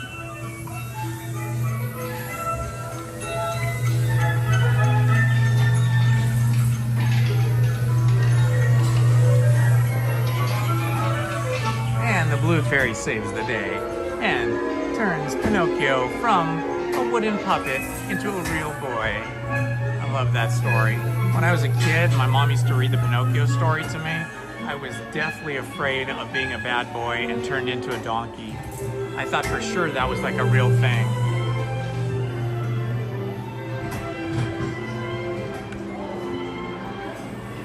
Fantabulous. Ah, that was fun. That was cooler in there too. Not that Yeah, all the indoor rides have good air conditioning. I like it like this. Yeah, this is like perfect weather right now. It's neither hot nor cold. It's a little bit warm in the sun, but as soon as you step into the shade, it feels cool. There's a little bit of a breeze. It's really nice. It's not super crowded today. It will be later. I always find like after 1 o'clock, it gets a lot busier on Sunday because I think a lot of people go to church and stuff. But even on the weekdays, like after 2 or 3 o'clock, it gets pretty busy. All right, let's go on Mr. Toad, huh? Mr. Toad's Wild Ride. Oh yeah, Mr. Toad.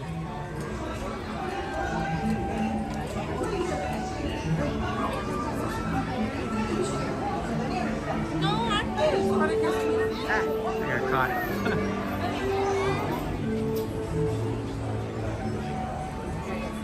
Gotta make sure I didn't unplug. Yeah, we're good.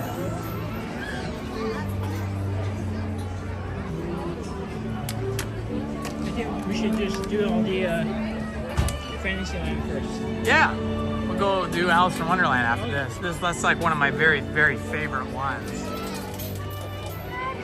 Hello, everybody. Let's see. Are we on wide angle? Let's see. Here we are. Main Street, Paul, right here, and me.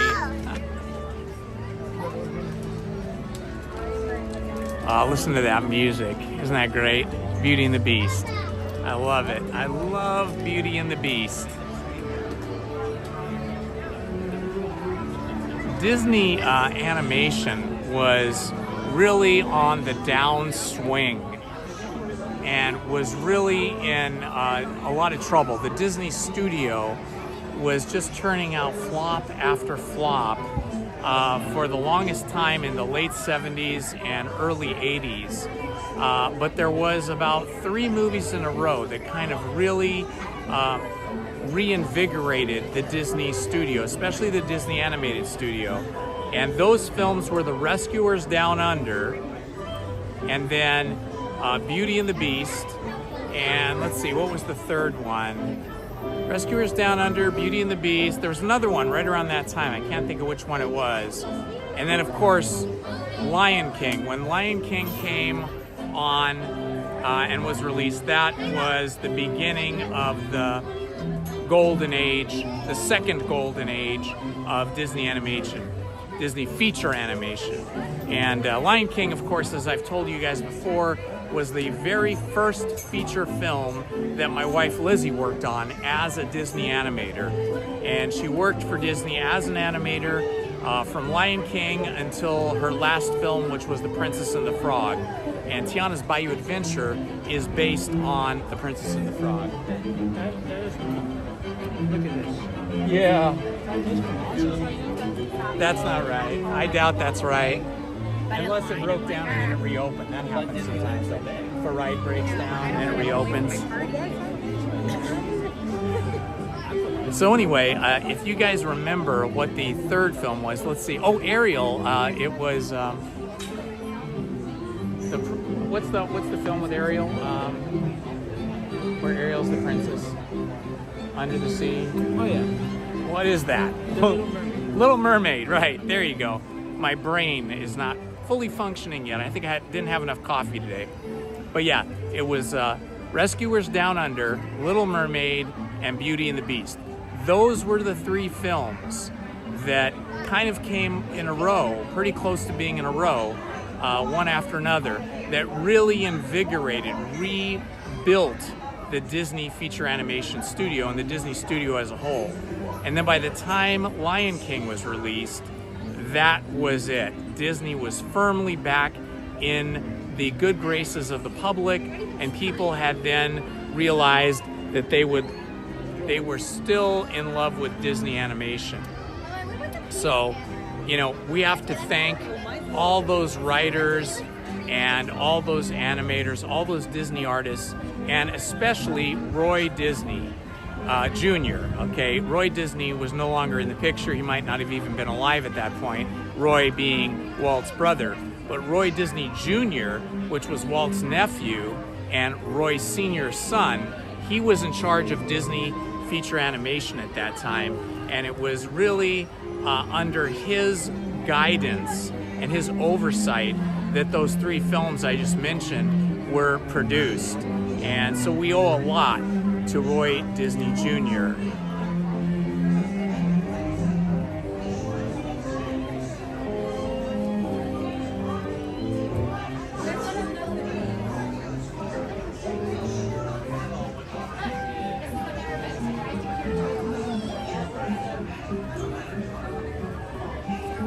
Now, The Little Mermaid, the original Little Mermaid, came out a long time ago. If you Google The Little Mermaid, I believe it probably came out, I want to say, I don't know, in the late 1980s, something like that. Somebody can look that up. Can you Google Little Mermaid and see when it came out? Like when it was released? I want to say it was around like 82, 84, something like that.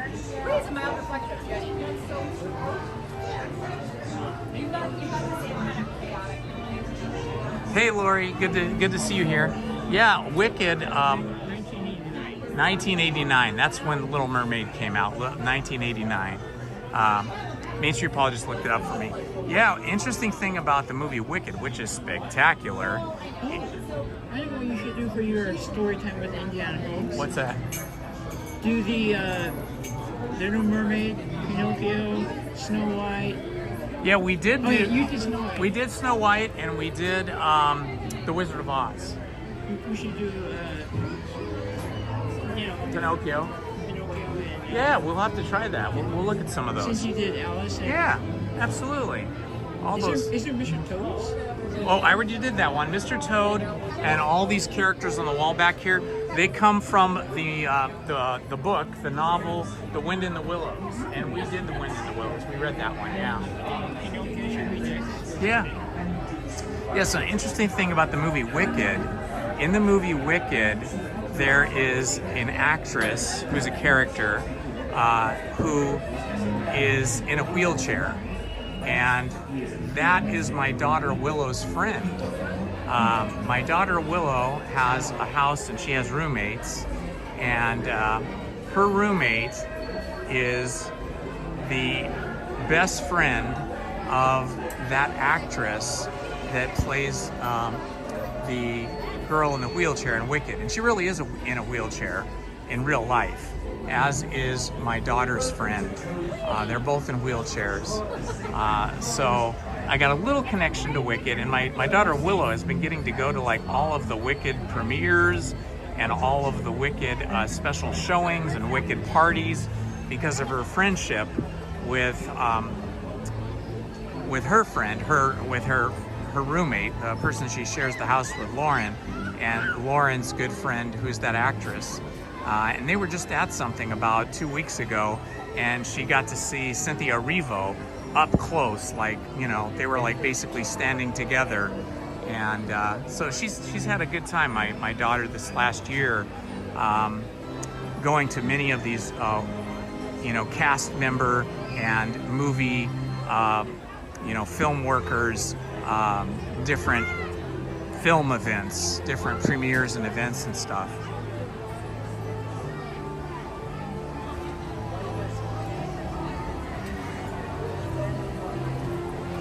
Sure, Ryan Dunn, no problem. I'm using my iPhone 15 Pro Max, and I am using Prism streaming software. The key to getting a good live stream is to make sure that you set your bit rate. That's sort of like, even for me, I'm kind of a techie person. I don't completely understand all of it, but the bit rate is like how many bits of data, of digital content, whether it's audio or video or both, are transmitted through a cellular connection. And I experimented around with that a lot. Initially, I was doing 5,000 bits. I think that's per second, or I don't know if it's per second or per minute, but anyway, it's 5,000. And that gave me super crystal clear imagery. but it would overwhelm the cellular towers here at Disneyland, and so sometimes it would crash or it would get stuck because I was trying to push too much data through the cellular connection. So then I went down to 4,000, and that was better, but it wasn't perfect. So now I'm down to 3,000 bits per second of data, and that seems to work really well. The other thing is to make sure that you're streaming with a camera or a cell phone that has really good lenses, really good sensors, and has really good low light capability. Like when I go indoors to these dark rides, I switch to my main camera because that's the best camera on this phone. The wide angle I only really use outdoors because it doesn't capture as much light. And the telephoto I really only use outdoors when I'm far away from something.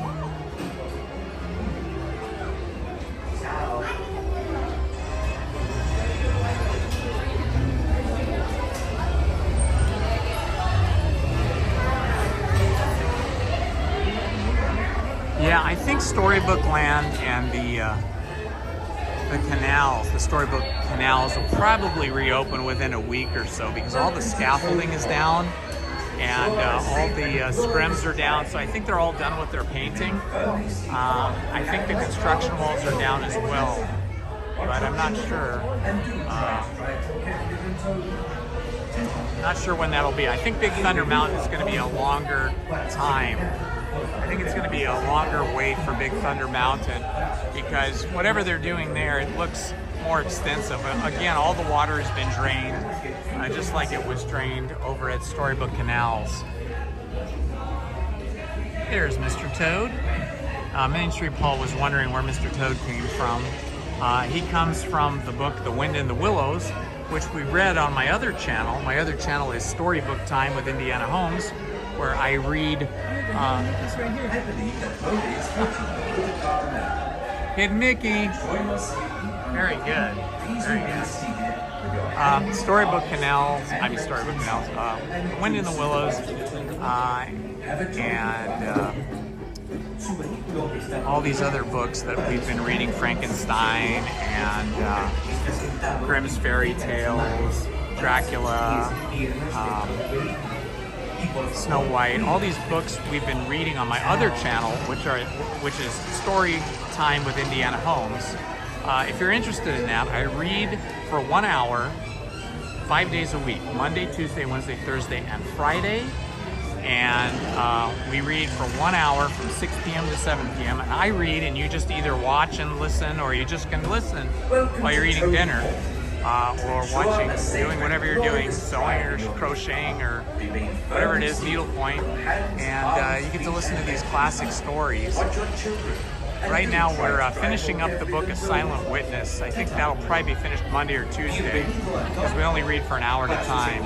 But if you're interested in that, check out my other channel, Storytime with Indiana Holmes, and subscribe to it and hit the notifications so you'll get a reminder to watch us and to listen to us.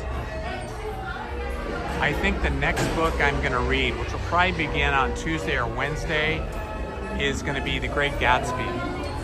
I've already started reading it and recording some of the book. I've gotten through the first chapter already. It's a really good book. Oh, that's interesting. So Big Thunder's closed over there until next year. Wow, I hope it's not that long here, because I love Big Thunder.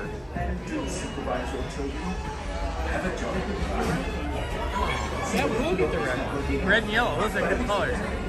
We're getting the red and yellow Toady. Awesome, we got Toady.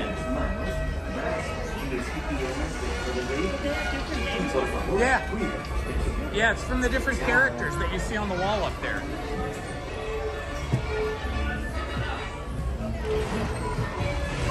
Got it? Okay, thank you.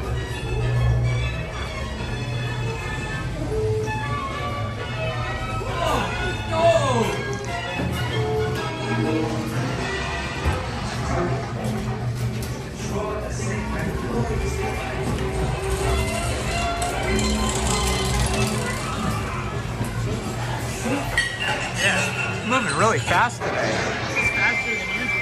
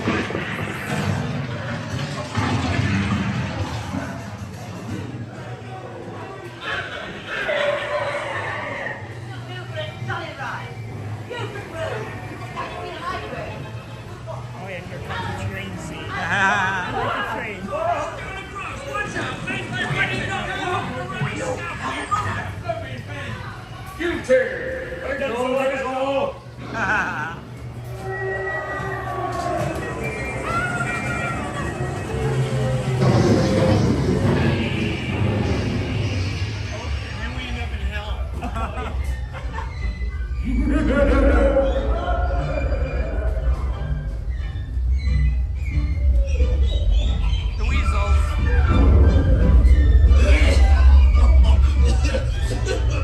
Scary.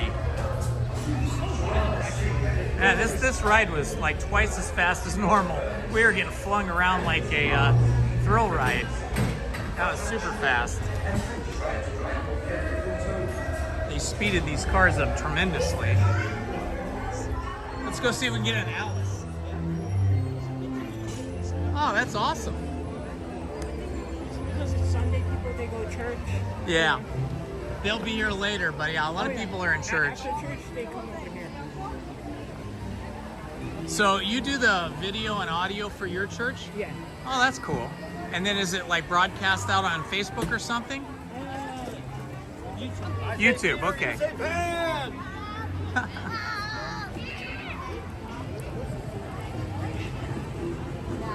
Oh look, the walls are still up over here. Oh, yeah. I thought they were down. They've got the scrim off. It looks like they finished the painting of Monstro, but the storybook canal boats and the train, the Casey Jr. circus train, are still walled off.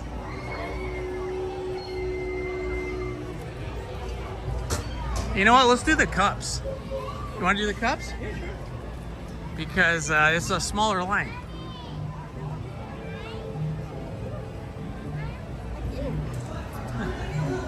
We're gonna do the cups. I don't do the teacups very often, but I do like them.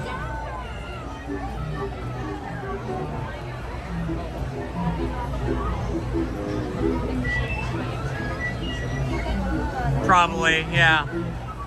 It'll be faster than Alice though. That line was a little bit bigger than it said. Because when it starts to go out and around the side of the ride, it's more like 30 minutes.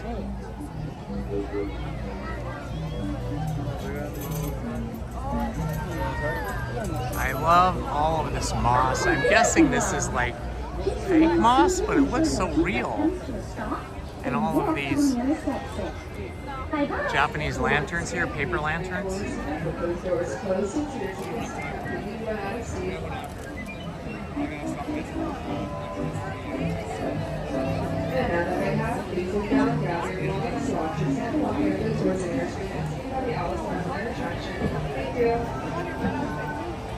Goofy Sky School's back open. That's good. That's a fun one. It's sort of more for like little kids, but it's still fun for us adults. Your other train. Yeah, I told him about it. You want to come through?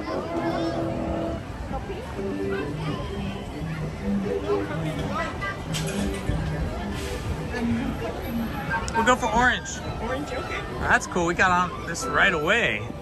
That's good. Yeah. And we just close this. I'll try not to throw up on you. It's okay. When I was a little kid, I went out here with my sisters. I was little, like 3 or 4, and we had just eaten like, I don't know, pizza or something and a lot of soda, and they were spinning this around so fast I got sick and threw up all over them. I remember, Hello there. Welcome to I forgot how old was I, but I was over at my dad's house over in Northern California. Yeah. So back then, my uncle he left a beer like on top of the Oh no. the back of the truck. Oh no. I drank a little. Oh my god. How old are you? Like 4 or 5 or something? I think 5 years old. Oh my god. Did you get really sick? Yeah. Oh no. That's terrible. Did he get in trouble for that? No, I didn't get in trouble. No, did he get in trouble for leaving the beer? Yeah. Brazos, pies y piernas dentro de la casa. Y por favor, cuide a sus pequeñitos. Yeah, you can still see the construction walls up here at Storybook Land. I thought they were down, but it's really only the scaffolding on Monstro that is down. So they're still working. Yeah, until they fill the canal back up with water, it's probably going to be a while until it's finished. I mean, you can see all the scaffolding and all the scaffolding and scrims up there at the top.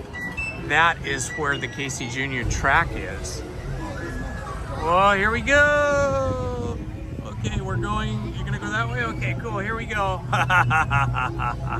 Main Street Paul's putting his arms and muscles. Oh, we gotta go the other way. Let me do it. Go the other way.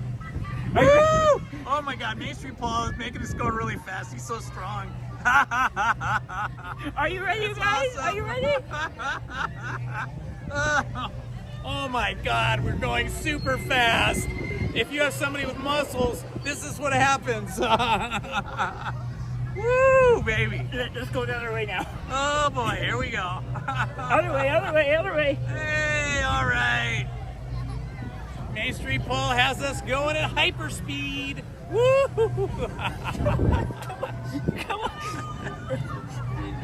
Look at this guy. Oh, that's awesome. Oh my gosh. Good job, Paul. Oh yeah. I haven't gone this fast in ages. Oh my gosh. He's getting a workout. Everybody give him a hand for working so hard. It is good. Party is coming to an end. Oh boy.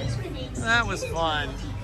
Thanks, Paul. That was super fun. I never had that fun in a long You got time. your workout. Once again, please remain fully seated with those doors closed until your tickets have completely run out of steam.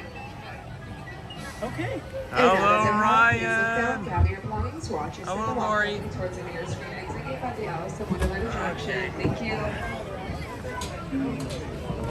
Let's find the exit here.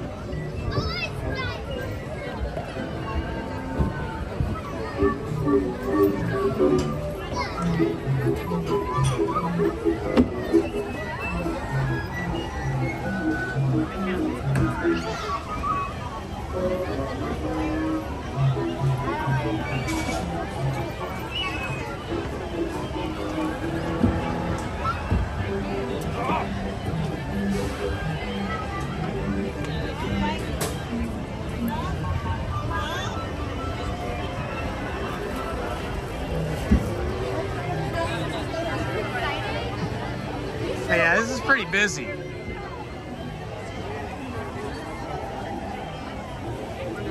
Anna says you don't want to do this one.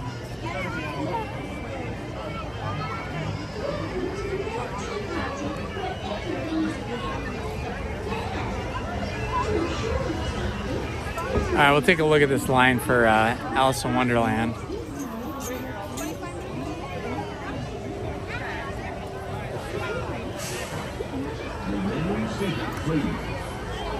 Well, it's not terrible. I think we'll do it. Yeah, it's not terrible. It might be like 25 minutes or so. But it's in the shade, which is great. Yeah.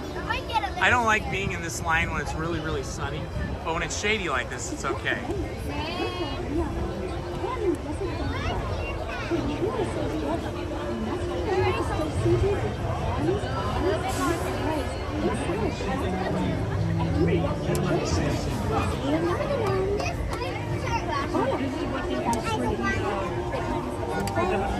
Was it for Zero?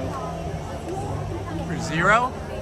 For the when he flies? Yeah. Yeah. I think these cables, I don't know if you guys can even see those cables, but there's cables up here that go into the Matterhorn. There's about 5 or 6 of them. And they used to have Tinkerbell flying across the park, and she would fly into the top of the Matterhorn. And believe it or not, they would have 2 cast members inside the landing spot, inside the Matterhorn mountain. And they used a mattress, a bed mattress, to catch her because she'd be coming in so fast. So 2 cast members would hold a bed mattress, and they would have her fly into that at the end of her run. That's pretty crazy, huh? Yeah, we haven't seen Tinkerbell flying in the park for many, many years now. I think the last time I might have seen her flying on those cables was maybe in the late 1980s, and then after that they stopped that. They also used to have mountain climbers climbing up the Matterhorn with cables and carabiners and that, dressed as like German or Swiss alpine hikers or mountain climbers. And they used to do that like I think 3 times a day. And that started like pretty early after the park was open. I'm not sure exactly what year that started, but yeah, that was a thing. And then the other thing a lot of people don't know about the Matterhorn is that down on the bottom floor there is a basketball court that is that was built for the enjoyment of the cast members. So if the cast members are on a break, they could go in there if their break is long enough, and they can release some of their stress and energy by playing a little basketball.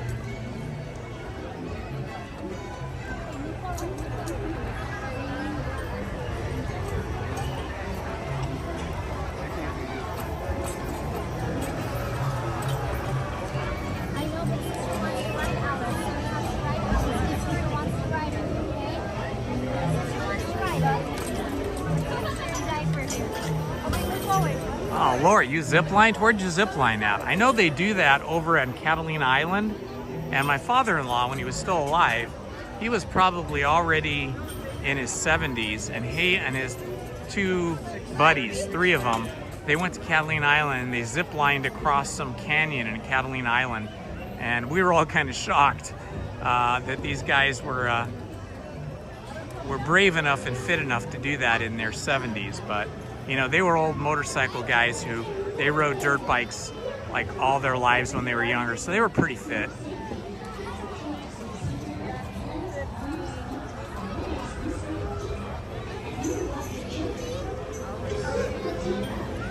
Oh, thanks for posting that. Main Street Paul just posted the link to my other channel that I was talking about. What's that? I mean, Seahawks are losing. Oh, no. Seahawks are losing against Tampa Bay. Main Street Paul's a Seattle Seahawks fan, as a lot of people are. Thank you, Paul, for posting that link to Storytime with Indiana Holmes. So if you guys are interested in the Storytime channel, you can click on that link and subscribe and hit the notifications button, and then you can join us.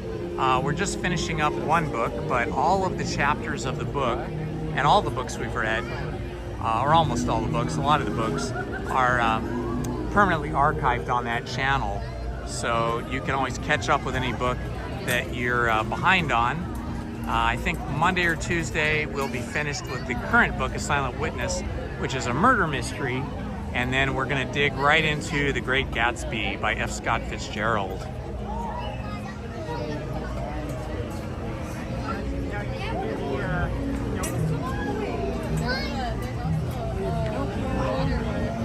Yeah, we're gonna do Great Gatsby first, but then we'll do that one of those after.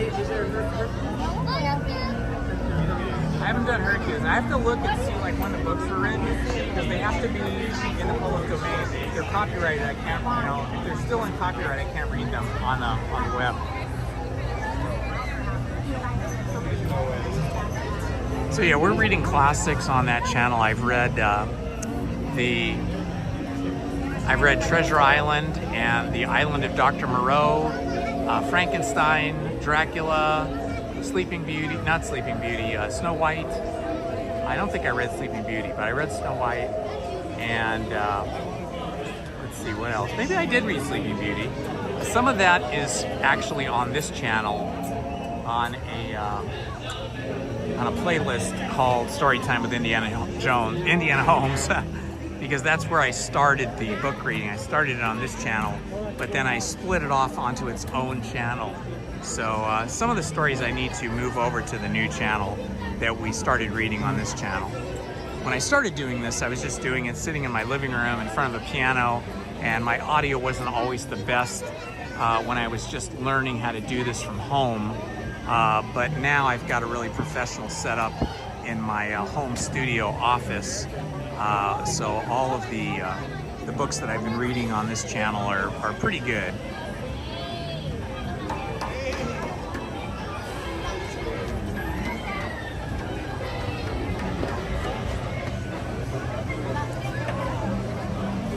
All right, we're going to be going on Alice in Wonderland, one of my favorite rides here in Disneyland, especially my favorite ride of the Fantasyland area of the original dark rides, the indoor rides. I know that It's a Small World is part of Fantasyland, but it wasn't part of the original Fantasyland. Fantasyland existed before A Small World existed, because A Small World was designed and built specifically for the New York World's Fair, which was, I think, 1960 something, 64, 65, something like that. And so it was many years after Disneyland had opened, so it wasn't part of the original park in 1955 when the park opened on July 17th, 1955.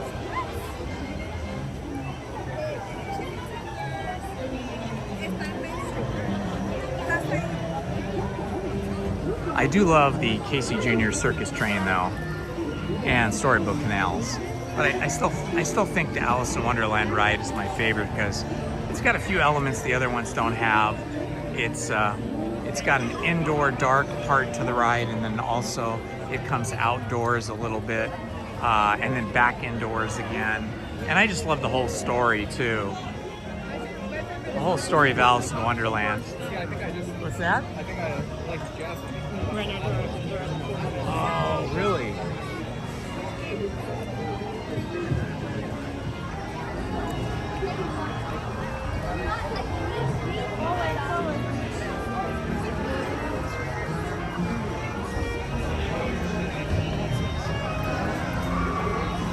Yes, Danielle Primus.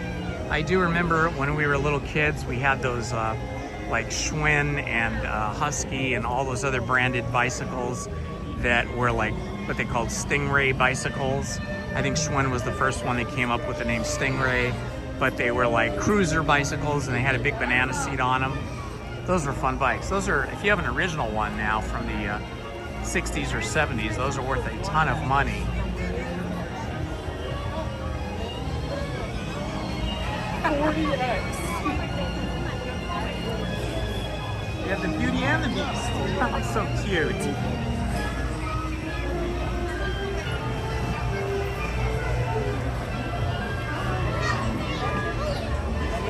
The size of this tree is amazing.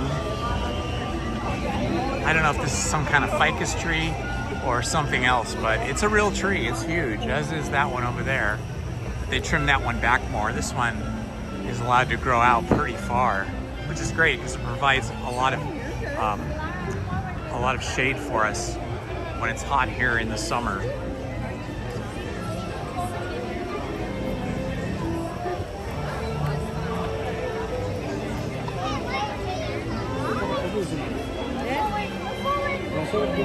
How many minutes left at the end? How many minutes left? Oh, it's only the first floor. I think it's on the fourth floor.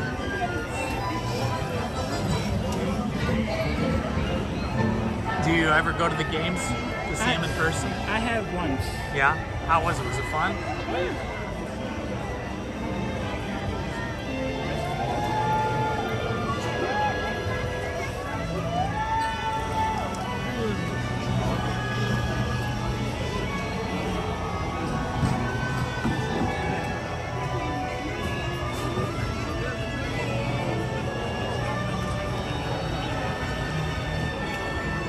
Alright, the line's moving pretty quick, so that's a good thing. It looked like a pretty full queue, but in fact it's moving quite quickly.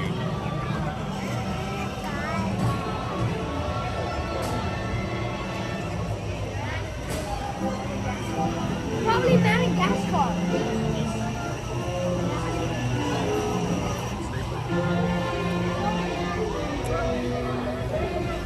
Almost there.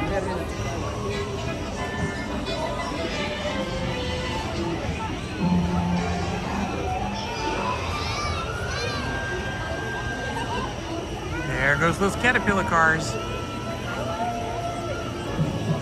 Everything in the Alice in Wonderland story is so well represented here on this ride. Oh yeah?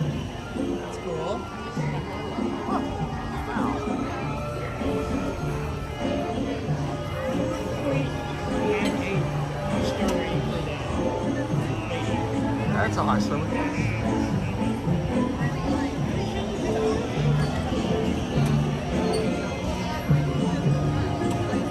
that Uber or Lyft?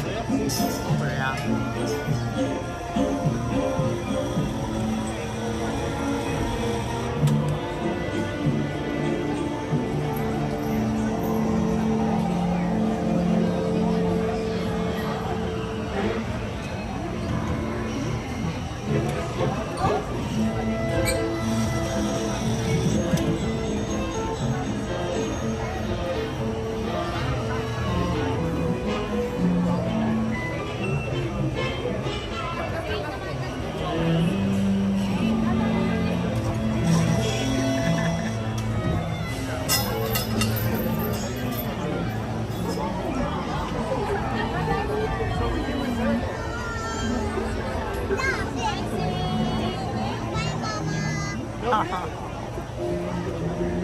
Can you reserve it for 510? You want to get on?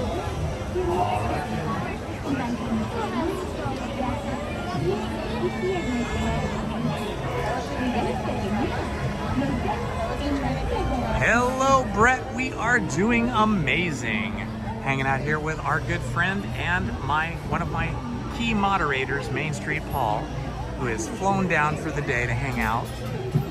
So we're going on rides together, having a good time. We'll probably go get some lunch later.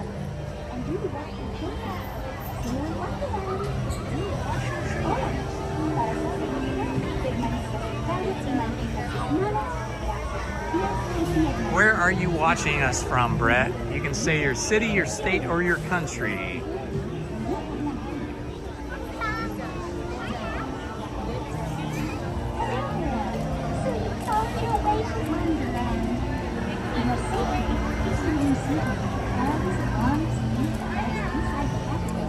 Okay, who's your favorite character in the book Alice in Wonderland, in the story Alice in Wonderland? Who is your favorite character? Type it down in the chat. Is it the Mad Hatter, the White Rabbit, or the Cheshire Cat, or Alice herself? Seahawks missed the field goal. Oh no. So they have to start. Now Tampa Bay starts where Seahawks on their line. Oh, that's bad.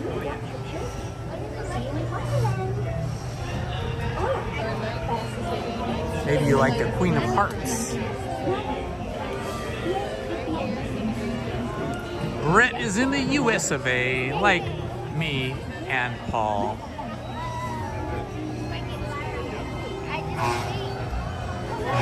Oh, there goes the monorail right there.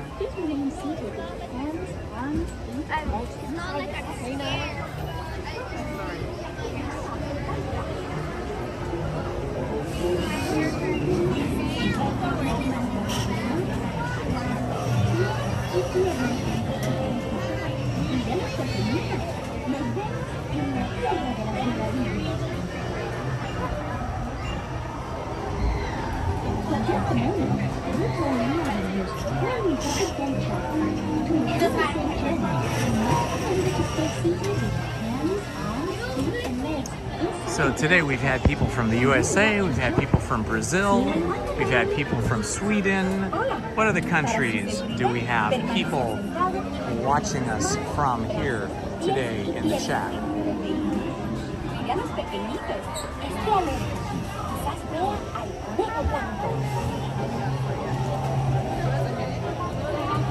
Hello there. So you found your way to Wonderland. For your safety, please remain seated with your hands, arms, feet, and legs inside the caterpillar. Watch your children. Keep an eye out for the white rabbit.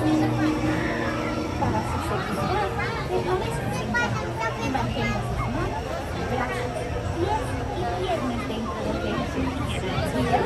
A beauty and a beast.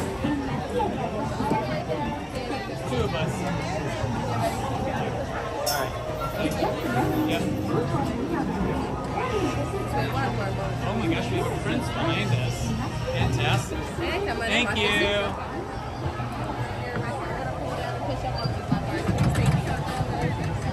All right, here we go, guys. We're about to head in to Alice in Wonderland and go down, down, down into the hole.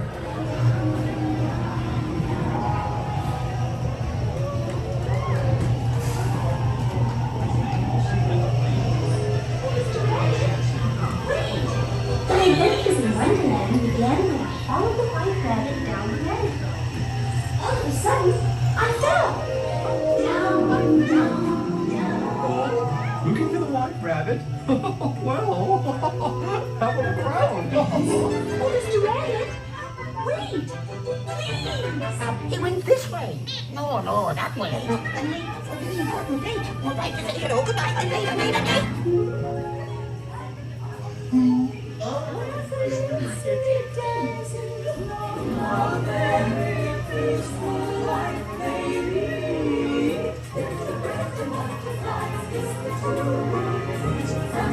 Oh, yeah?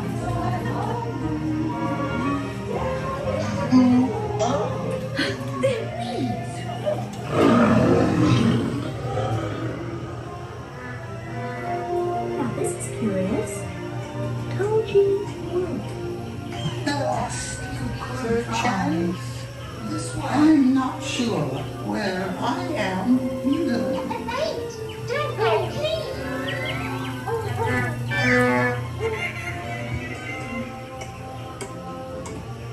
Oh, by the way, he went this way.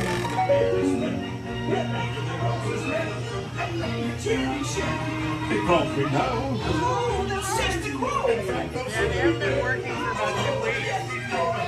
Yeah, the card soldiers haven't been animated for about 2 weeks now. They've been broken. Royal Majesty, the Queen of Hearts, and the King. Shall we play croquet? Rule 42. The Queen always wins.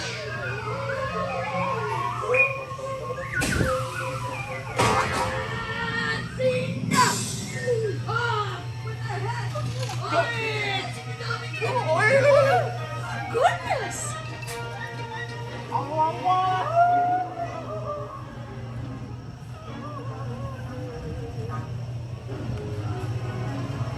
Yeah, it's been about 2 weeks. Those card guards have not been functioning. Yeah, they've been just static still.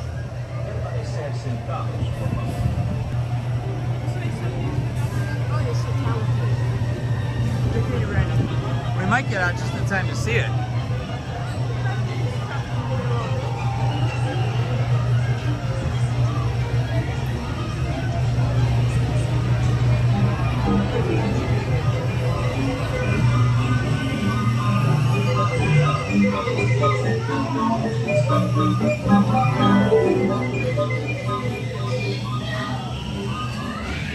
Oh, we got stuck. We are stopped. Uh-oh. Oh, now we're started again.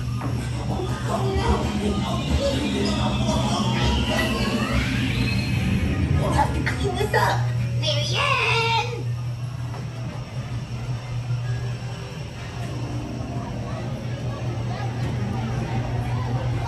Might just make it if we can get off this car.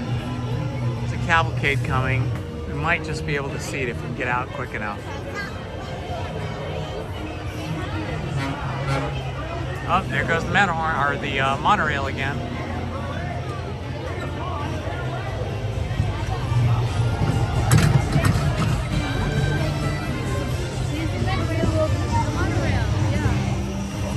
All right, we're trying to walk quickly to see if we can see the cavalcade. Oh, it's very crowded. I don't think we're going to be able to see it.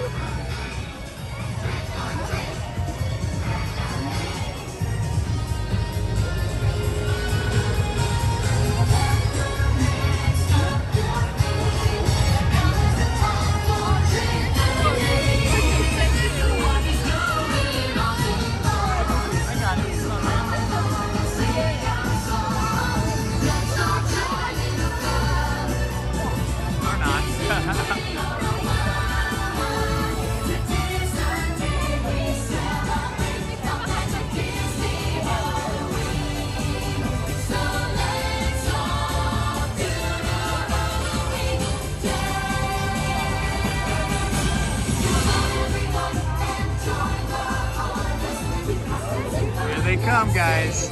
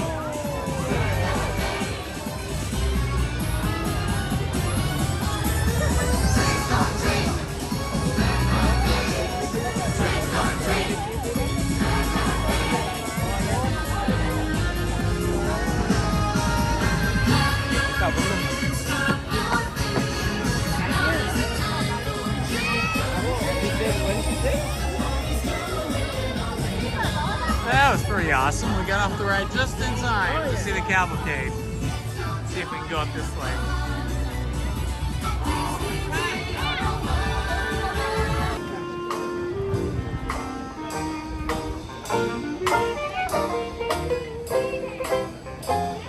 There you are.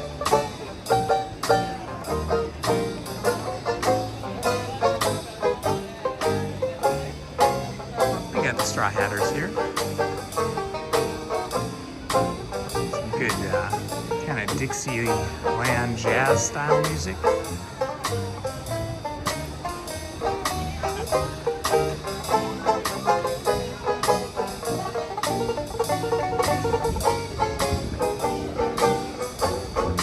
Where's that, Lori? Are you talking about here in Anaheim, or are you talking about over in Florida?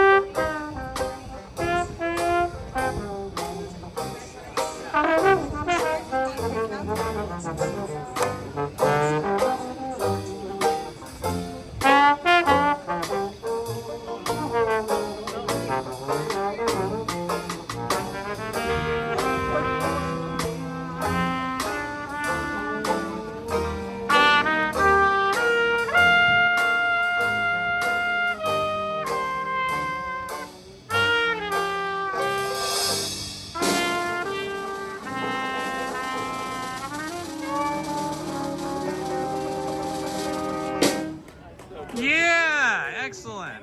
Thank you. That's an old tune called Memories of You, and it started out with Danny on the clarinet. Thank you very much. I love you all. Thank goodness. We have time for just one more. We're going to do something very famous. Yeah, I like the original myself. Like this.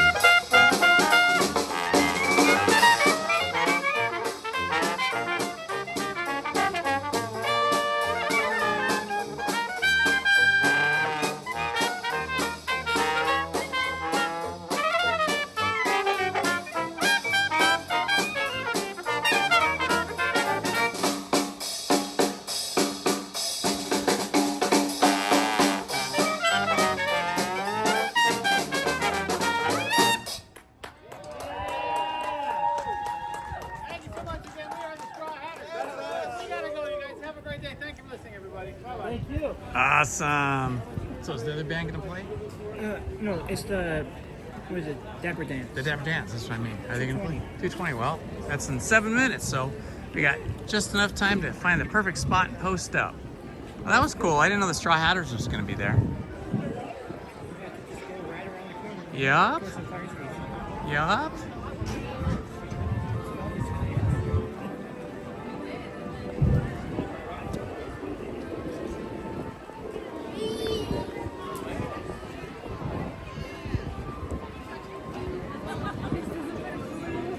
Oh my gosh, that's so cute. No. Look at that. It's a diorama with the big donut. Let's see if I can see from this side. How cute is that? Oh my God, the big donut shop. I'll walk through here, catch up with Main Street Paul in a moment.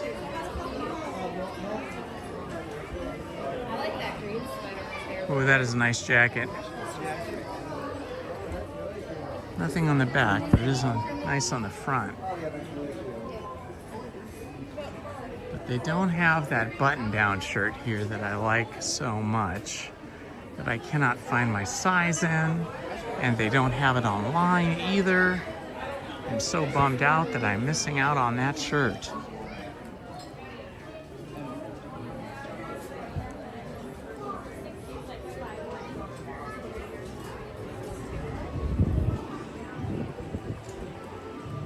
There's Main Street Paul with his super cool camera rig.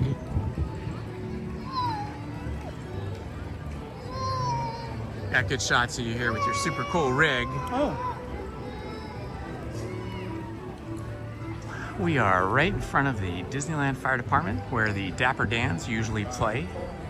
This morning they were riding or catching a ride on the horse-drawn trolley going up and down Main Street and singing all the way. But here we'll get a full show.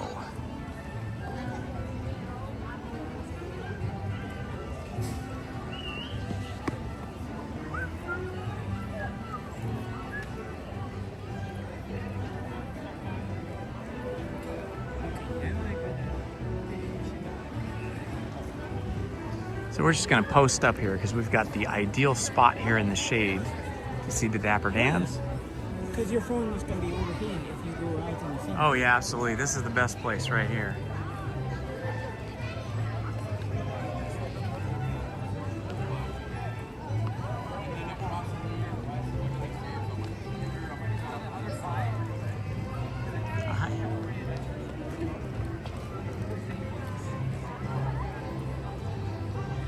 Main Street, USA. The Disneyland Railroad Station, Main Street Station. The flagpole with the American and California flag. The little garden around the flag. The Mickey Pumpkin Jack-o'-lantern. The Disneyland Emporium. And the Carriage House clothing. This is all the good Disney vibes. I'll see. Now there's a fellow standing in the doorway of the Disneyland Fire Department. He is no doubt the cast member in charge of looking after the Dapper Dans. He's like the Dapper Dans handler, I am guessing.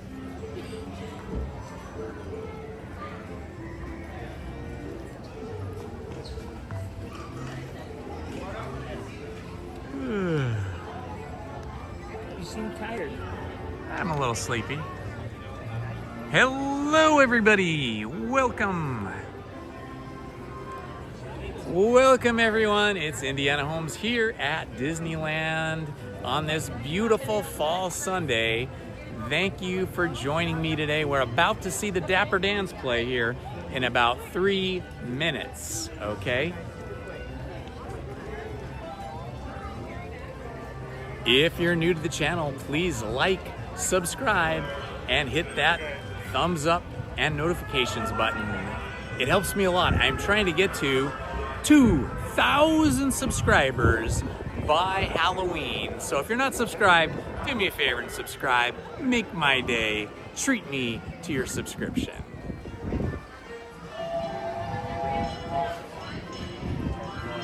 Hello, Chris Callie. Good to see you, my friend. Actually had a reservation today. Lizzie was blocked out because she has the pass below mine. I think she has the Imagine Pass. I have the Inspire Pass. So she was blocked out from having a reservation today. And that's probably why the park is not super crowded today.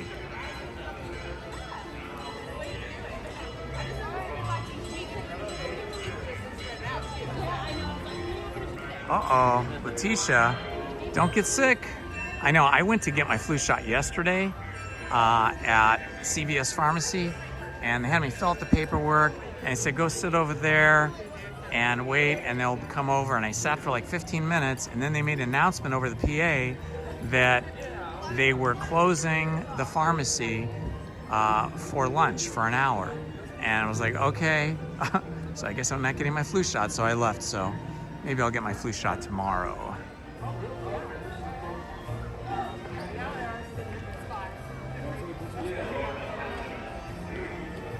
Yeah, for years and years and years, I never got the flu shot, and I would just get like a cold or a bad cold. But then in the winter of 2019, it was January 2019, I got the worst flu of all time. I was laid out in bed for 10 days. I could barely get up to go to the bathroom. I was so sick in every way. I couldn't eat anything other than maybe, the first 3 days I couldn't eat anything, and I could barely drink any water. Everything I was trying to take in, I was just throwing up. Eventually I got to where I could eat like a slice of orange about once every 6 or 8 hours.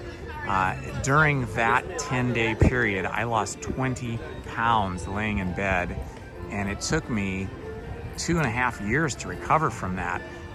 Because I lost so much weight, so much muscle, so much strength from that illness that I was just eating like a teenager for the next 2.5 years to put the weight back on and to try to get some strength back. And so since then, I have gotten the flu shot every year after that, and I have not yet had the flu and hardly even had a cold, just a little cold here and there, maybe for a few days, like 3 days or something. So yeah, I really need to get that flu shot.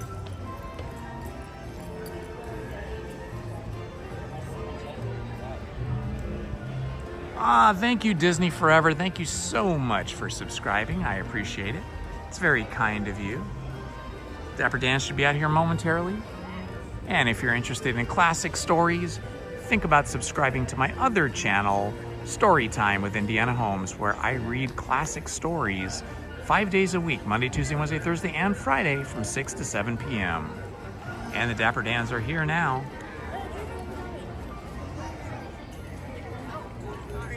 I like their orange vests and the orange hats there.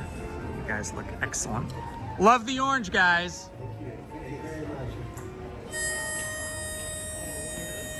Halloween, there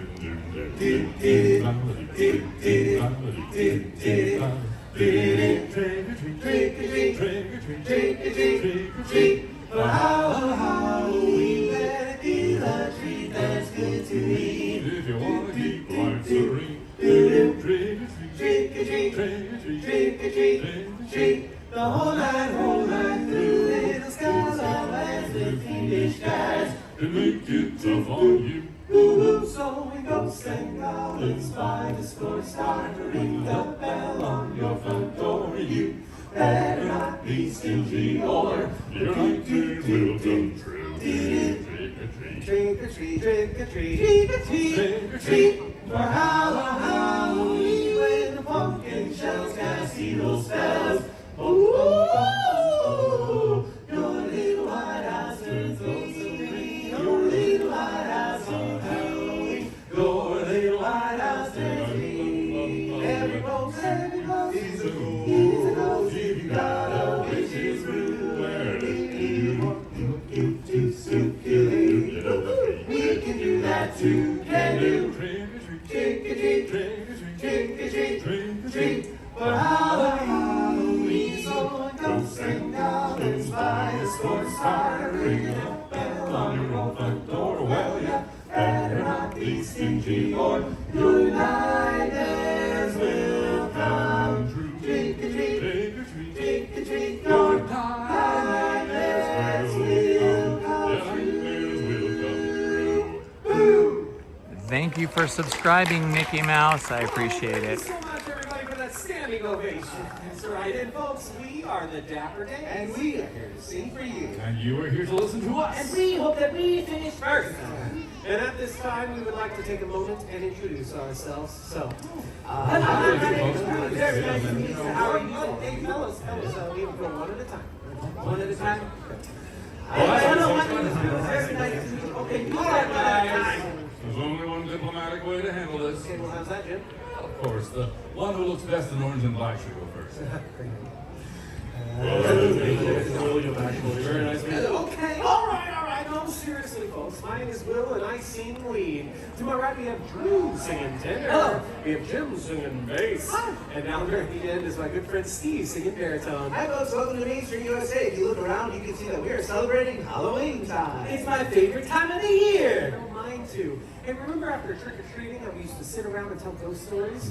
You know, this gives me an idea. If you folks want to hear a ghost story, say boo! Boo! He gets that a lot. Yes. Why don't we try that one that caused me so many sleepless nights? Hey, Will. Yes, what key is it? Well, the skeleton key, of course.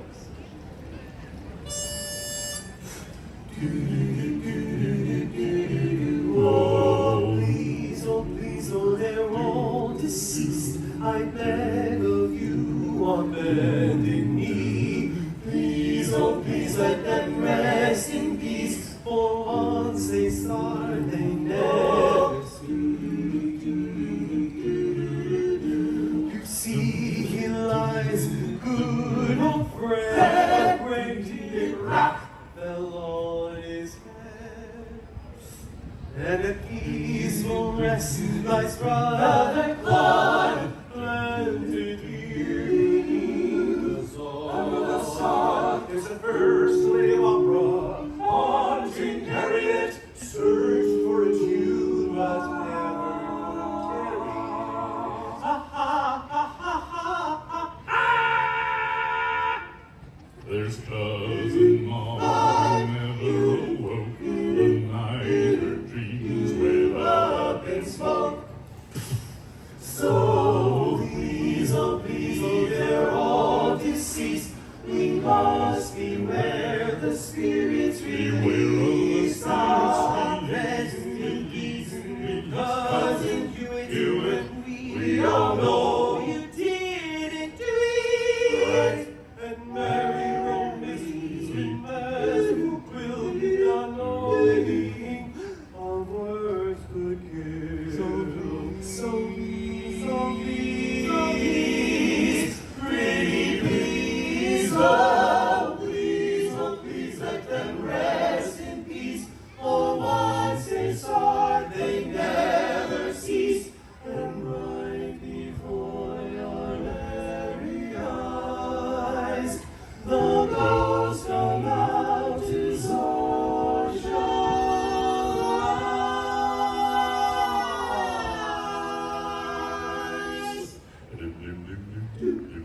Hello, J-Bay. Thanks for joining us today.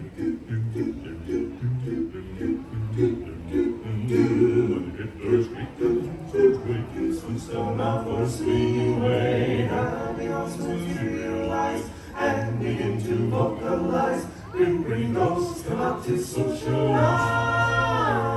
Now don't close your eyes and don't try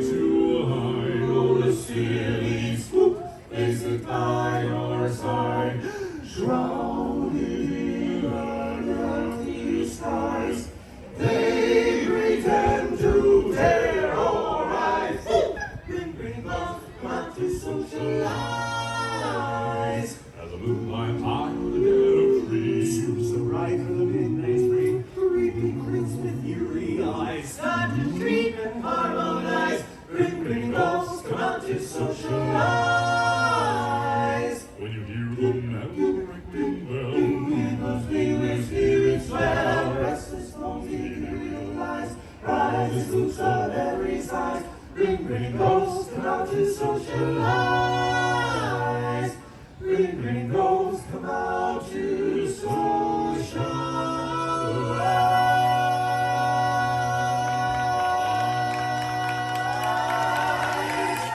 Woo! Hello, Godzilla times Kong. The other three guys. Great. Indeed. All right. Hey, fellas, what do you say we treat these folks to another Halloween tale, yeah? All right. How's about an eerie legend to get their minds a-galloping? Oh, you mean the one about the, That's the one. The Headless Horseman. I like this one.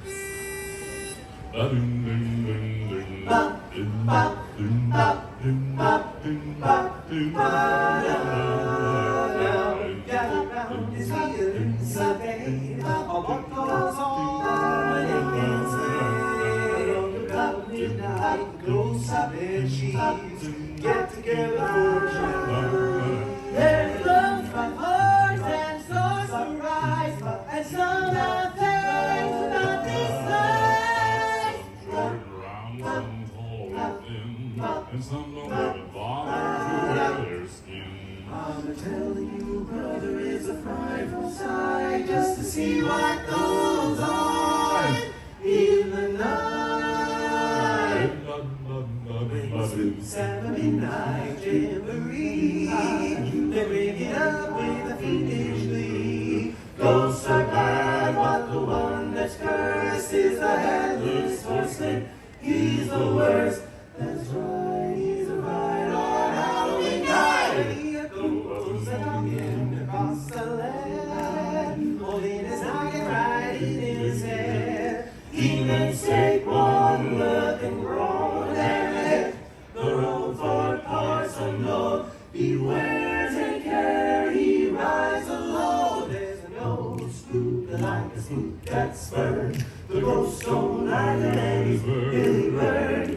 He swears to the longest day he said he'll show them that he can get ahead. So close all the windows, lock the doors. Unless you're careful, he'll give you yours. Don't think he'll hesitate a bit, 'cause he'll clip your top if it'll fit. Like some daylight, like some daylight, but in the middle of it. The axe is missing from my shed. The Headless Horseman needs a head with a hillbill and a clippity clop. Yeah, he's out looking for a top to chop. So don't stop to figure out a plan. You can't reason with a headless man. Up, up, up, up, up, up. I'm telling you, brother, it's a frightful sight. Halloween night.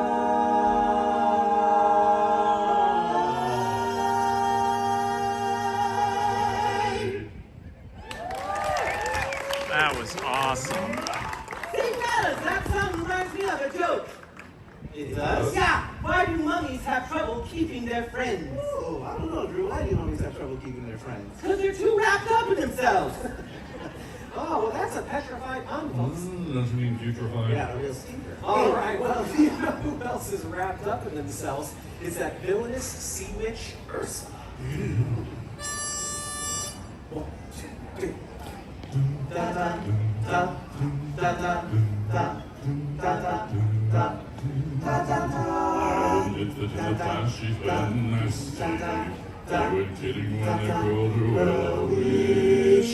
But you'll find that nowadays she's mended all her ways. Repented, seen the light, and made a switch. True. Yes. And she fortunately knows a little magic. Magic. Talent that she always possesses.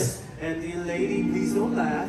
She'll use it on behalf of the miserable, lonely, and depressed.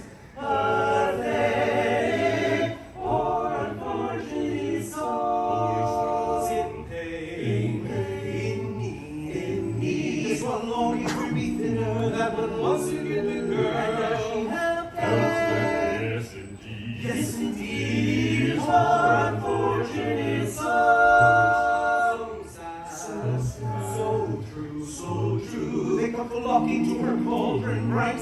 rolls her slowly, and she held fish. She do. Now it's happened once or twice. Someone couldn't pay the price. And I'm afraid she had to rake it across the coal. Oh no, yes, she's had the odd complaint, but on the whole she's been a saint to those poor unfortunate souls.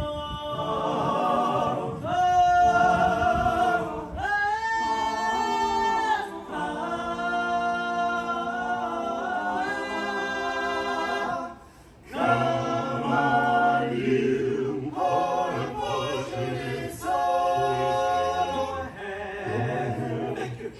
Make your choice. She's a very busy woman, and she hasn't no day. It won't cost much.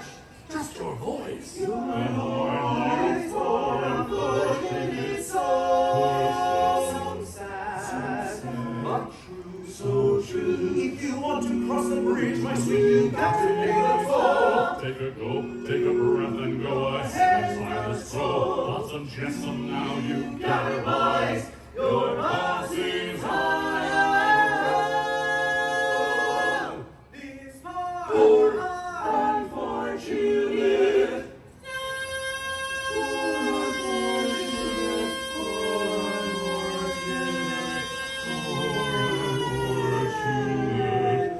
Sore unfortunate soul.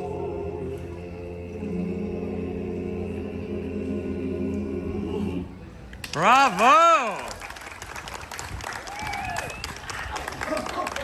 That Ursula is one bad apple. Yeah, one bad rotten to the core, bug-infested slime. Thank you, the whole population. Folks, if you're just now joining us, we're the Dapper Dans. Right, we're singing songs to scare up some smile. Hopefully we're not too frightful. It's not as frightful as your Halloween jokes. Well, that's just because we haven't heard this one yet. How do monsters tell the future? I don't know, Drew. How do monsters tell the future? They read their horoscope. Well, you know a monster that comes out to socialize this time of year? It's that Mr. Boogie. Boogie.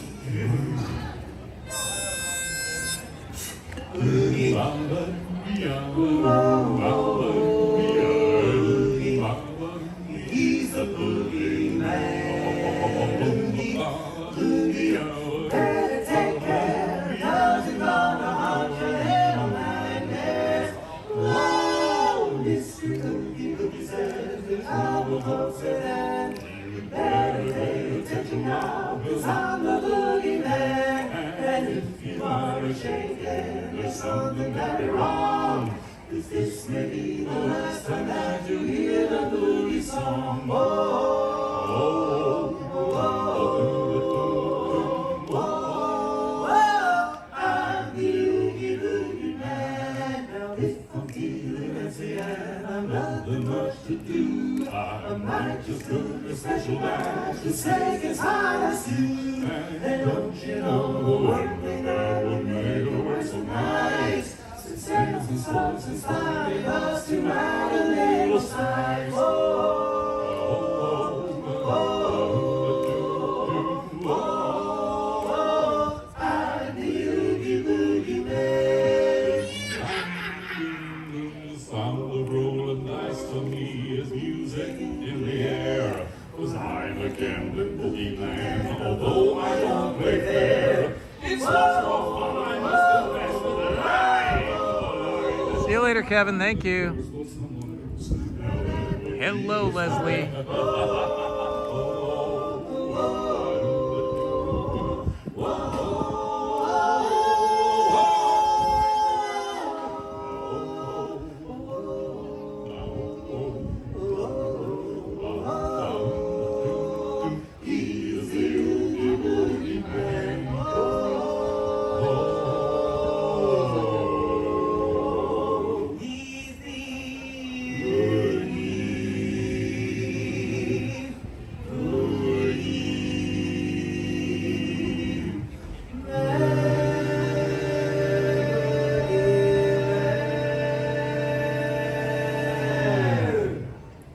Hello, Leslie Jameson. Welcome. Well, thank you. Well, if you you thought that was spooky, here's a riddle to rattle your brains. What is a vampire's favorite mode of transportation? I'm the bucket. Transportation. Ooh, a bicycle. That's it. Nope. A blood vessel. You know, my dog would like that joke. Why? He's a bloodhound. Oh, man. Fellas, what do you say we torment these folks with another tune instead? After all, this is Halloween. Bum, bum, bum, bum, bum, bum. Ba-dum, bum, bum, bum, bum, bum. Ba-dum, bum, bum, bum, bum, bum. Ba-dum, bum, bum, bum, bum, bum. Boys and girls of every age, wouldn't you like to see something strange? Come with us and you will see. This our town of Halloween. This is Halloween. This is Halloween. Pumpkins scream in the dead of night. This is Halloween. Everybody make a scene. Trick or treat till the neighbors are fright. It's our town. Everybody scream. In this town of Halloween. Bum, bum, bum, bum, bum, ba-dum. Bum, bum, bum, bum, ba-dum. I am the one hiding under your bed. Teeth ground sharp and eyes flutter red. I am the one hiding under your stairs. Fingers like snakes and spiders in my hair. This is Halloween. This is Halloween. Halloween, Halloween, Halloween, Halloween. Now scream. He is the clown, the tearaway flame. Here in a flash and gone. I am the poo when you call me. I am the wind blowing through your hair. This is Halloween. This is Halloween. Halloween, Halloween, Halloween, Halloween. Now scream. Ding, ding, ding, everywhere. It's no fun without the scare. That's her job, but we're not mean. In our town of Halloween. This is Halloween. This is Halloween. Halloween, Halloween, Halloween, Halloween. Now scream. In this song we call home. Everyone hail to the pumpkin song. Dun, dun, dun, dun, Halloween, Halloween, dun, dun, dun, dun, Halloween, Halloween is our town. Everybody scream.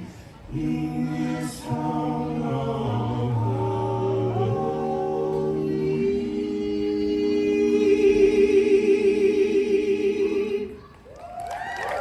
Yeah, Dapper Dance.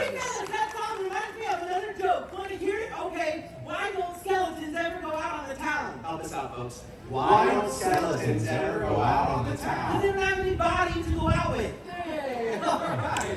Well, you know what, folks? We sure do enjoy having everybody here with us today. We hope that you enjoy the rest of your time here at the happiest place on earth. And until we meet again, oh, we'll sing you a little song, and it won't be very long.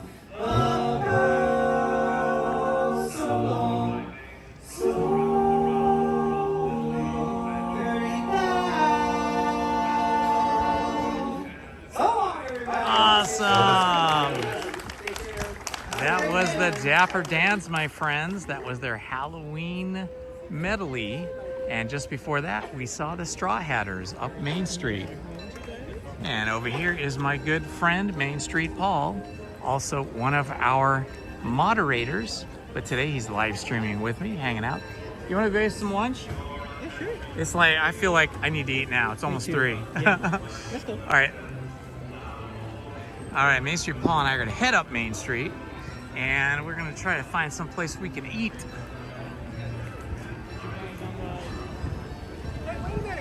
Stand by. So Chris is right here. Uh-huh. Chris. Right there? Yep. Yep. Oh, Please very stand good. by. Very good. Just get it put there. I'm still live, but it says please stand by. Gotcha. That's a please stand by. Like, even though... Somebody make her laugh. There's nothing going on. Everybody's sitting on the side here in the shade. There's nothing going on. So, that's why I won't stand by. Very good, very good. That's how you do it. You gotta look professional. I'll be live streaming in the evening, so. Yeah, Main Street Paul will be here. I'm gonna. Oh yeah. You won't be watching at home? I will definitely be watching Main Street Paul. I'll be ending my live stream here this afternoon, probably within an hour or so, and then Main Street Paul will be live streaming all the way through the night, including all of the that's so cute.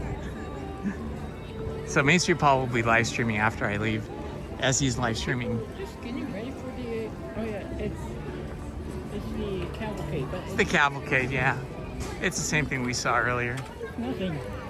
Yeah, so make sure you tune in for the live stream from Main Street Paul on his channel, Main Street Paul, so you can continue enjoying all the Disneyland experiences. Later this afternoon and through this evening, he'll be filming all the good stuff, Fantasmic, and the projection shows, and the fireworks, all that good stuff. All right, so figure out where we're gonna go. You wanna go check out the food over at the Galactic Grill in Tomorrowland?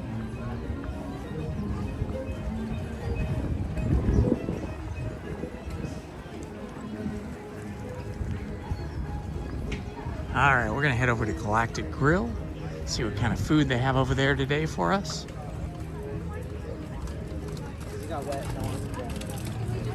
Plaza Inn.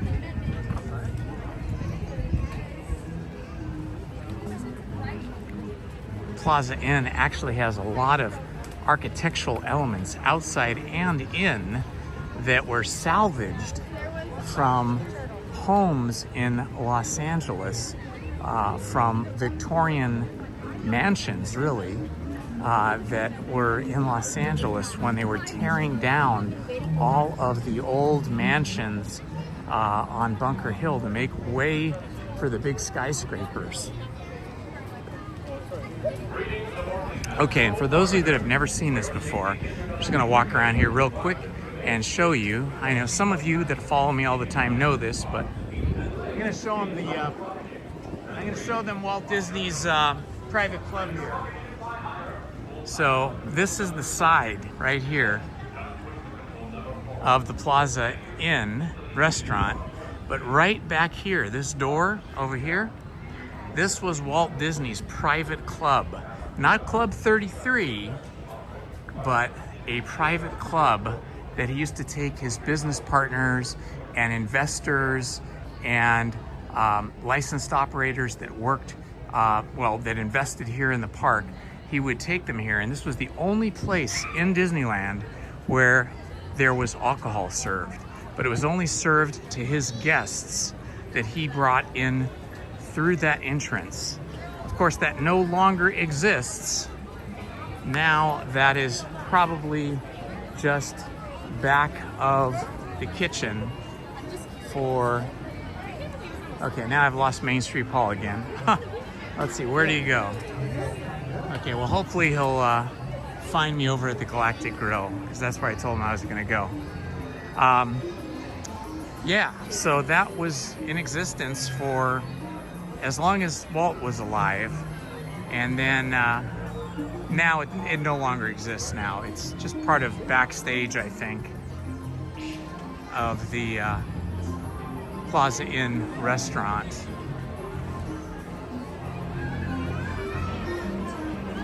Of course, now you can have adult beverages in several places in the park. Probably the one that has had alcohol since its opening is, of course, Club 33, but that is a very expensive private club. You have to be a member to get into that club, and you have to be on a waiting list to even get to be a member, and then it costs tens of thousands of dollars to join. So that was probably the first place, or the only place, that you could have adult beverages in addition to Walt's private club. But then, you know, that closed sometime after he passed on. And then you could get adult beverages over at Galaxy's Edge in the cantina there. And now you can also have adult beverages at the Carnation Cafe.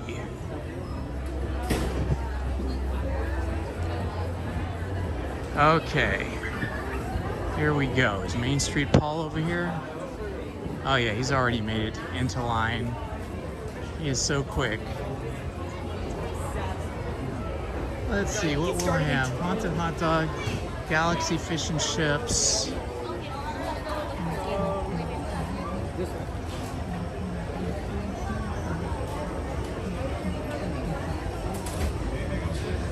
Hey, Paul.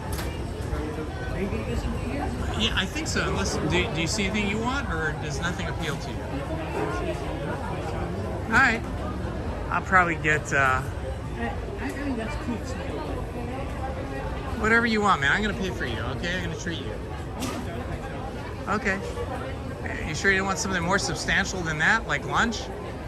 You could still have Darth by chocolate, but maybe have a lunch thing too. Let's see. All beef hot dog, brioche bun, topping with shredded cheese, pickled bacon. Haunted hound dog. Oh yeah, I can read better without my glasses. Fried rockfish, malted seasons.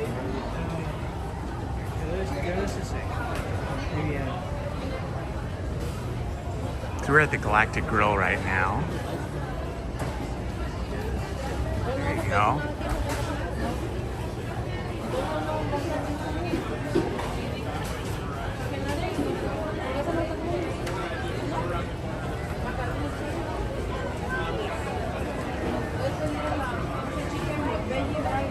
Haunted hound. I think I'm gonna get the haunted hound dog too, so we'll both get that. That's what you want, right? Oh, the hound dog? Okay, cool. What do you want to drink? Just a soda or whatever? Yeah, okay.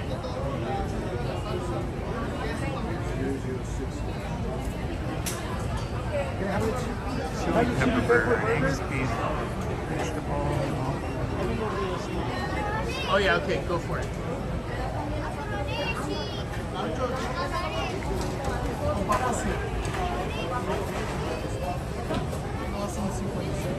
Where's the plane?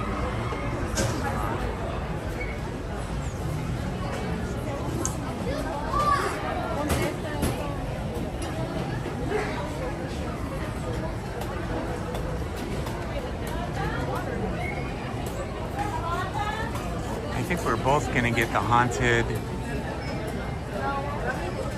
What are we having now? The haunted hound dog? Is that what he said he wanted? Shoot, now I forgot. Did he say the haunted hound dog? Chicken and rice. I thought it was a burger, but maybe it's a hot dog.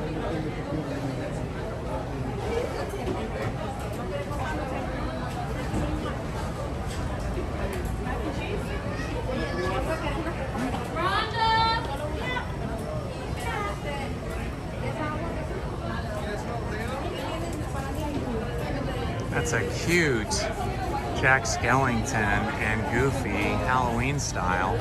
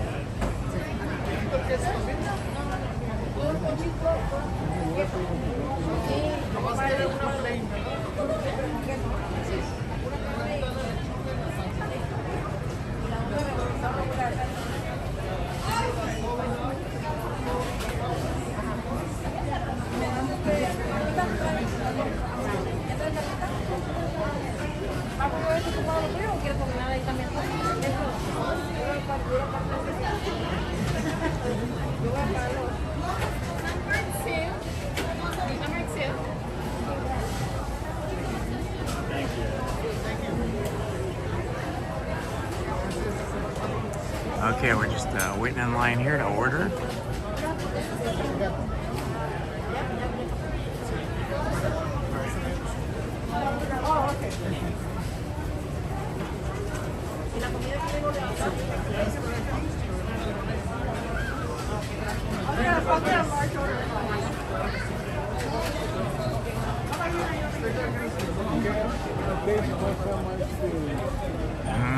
Lunch.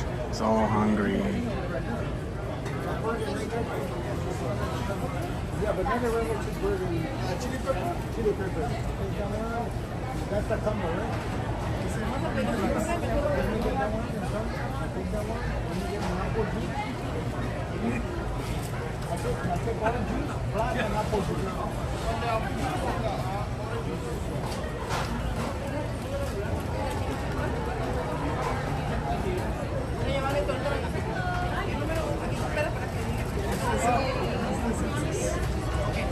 We're almost there.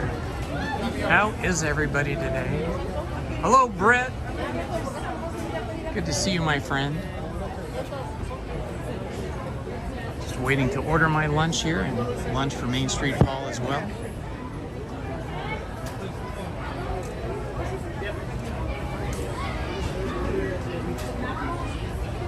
Oh, they've got a Stitch over here too. Look at this. Look at the Stitch. That's pretty cool. They've got their Disney characters all dressed up for spooky time here, Halloween.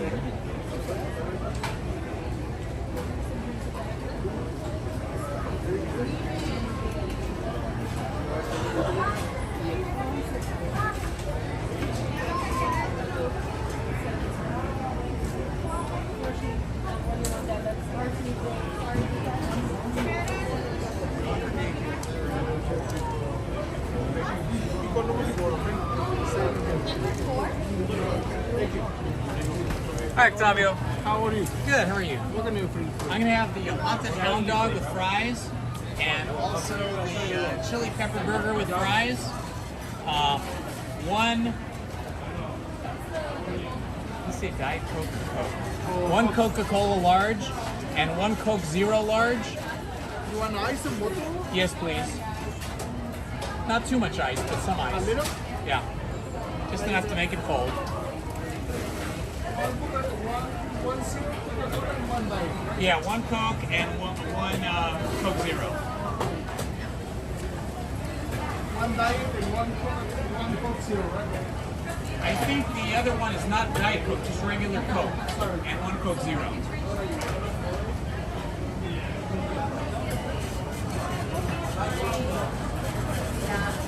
There's a Coke Zero. Thank you.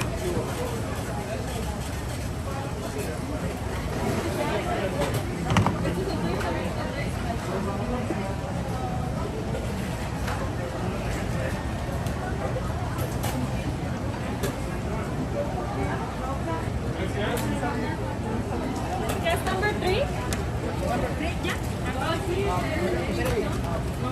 And then also a Death by Chocolate. Thank you.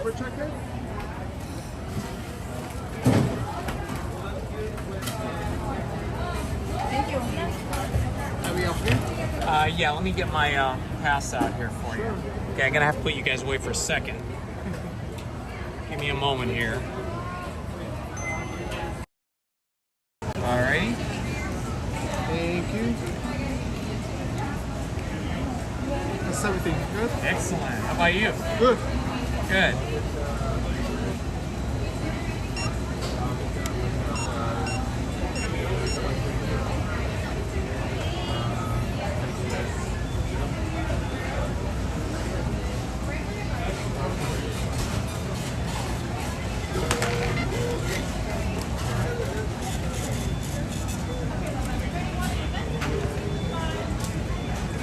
This number, okay?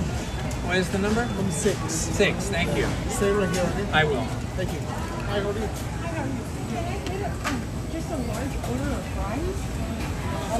Okay, we're just waiting for our food now. Only one size. This is our one in the bottom. Oh, okay. Okay, that's fine. And then one large drink.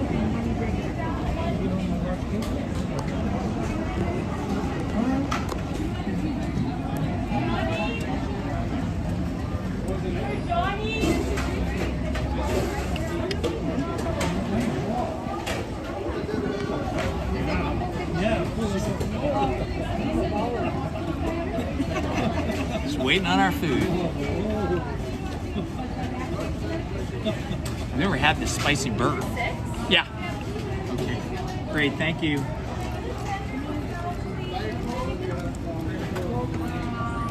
Okay, I gotta try and carry all this. Which one's got it? This one? Yeah.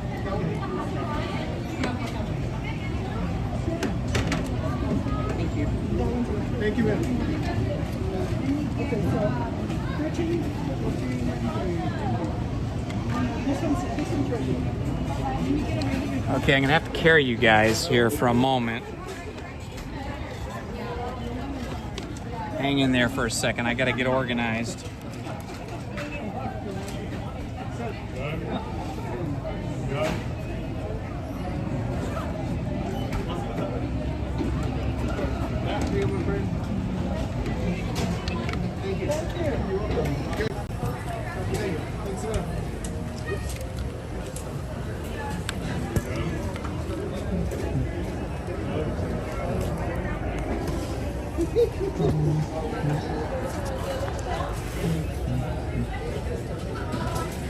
Thank you.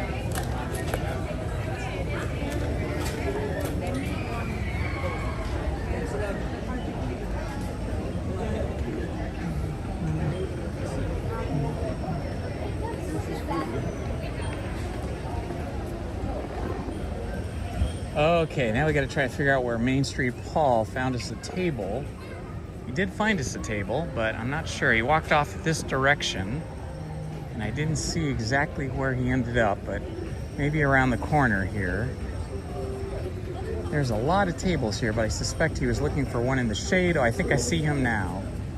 Is that him? Yes, it is. Okay, excellent.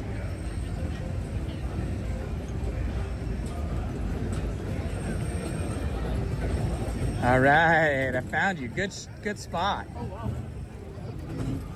You look like a security guard with that. Yep. Okay. Put the gimbal back on. I'll show you what kind of food we got.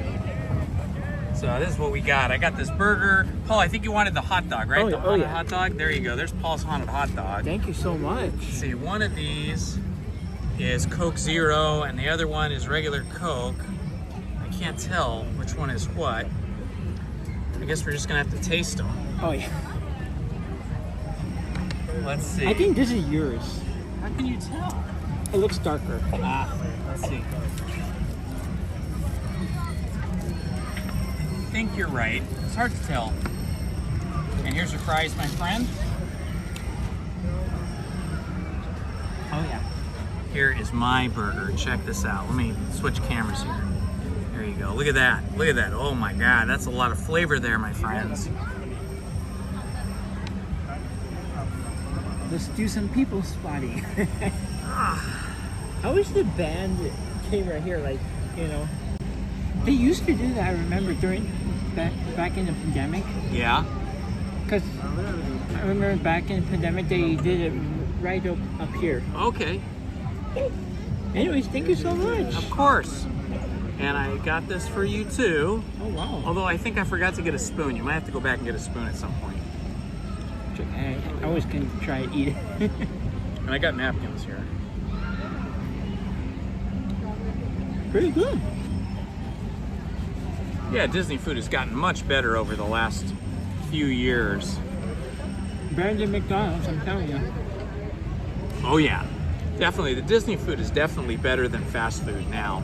It didn't used to be years ago, but over the last, I don't know, let's say 4 or 5 years, the food has gotten substantially better. Mm-hmm.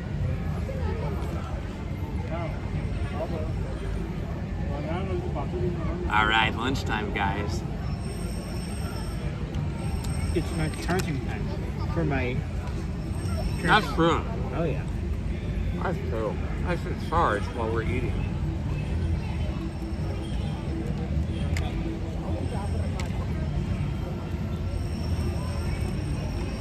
my super long charging cord, my big charging battery.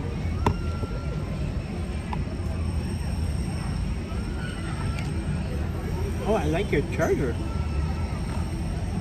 How long does that last? I think I've run it for like 6 hours continuously, and then it finally petered out. So it'll charge like for around 6 hours. They're pretty cheap. You can get them on Amazon. I don't even remember the name, but they look like this. And it's 50 amp hours, supposedly. I have 2 of them. Like in the winter when I'm here for a long time and I stay at night, I'll bring both. But during the summer, I don't usually make it even through one. It'll get down to like maybe 30% or something.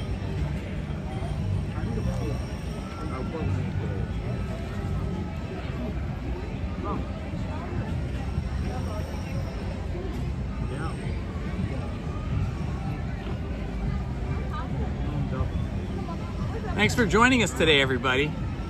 It's rare that I get to hang out with Main Street Paul because he doesn't live down here. And so we hung out once before. Was it this year or last year? I think it was last year. Last year, yeah. And then again today?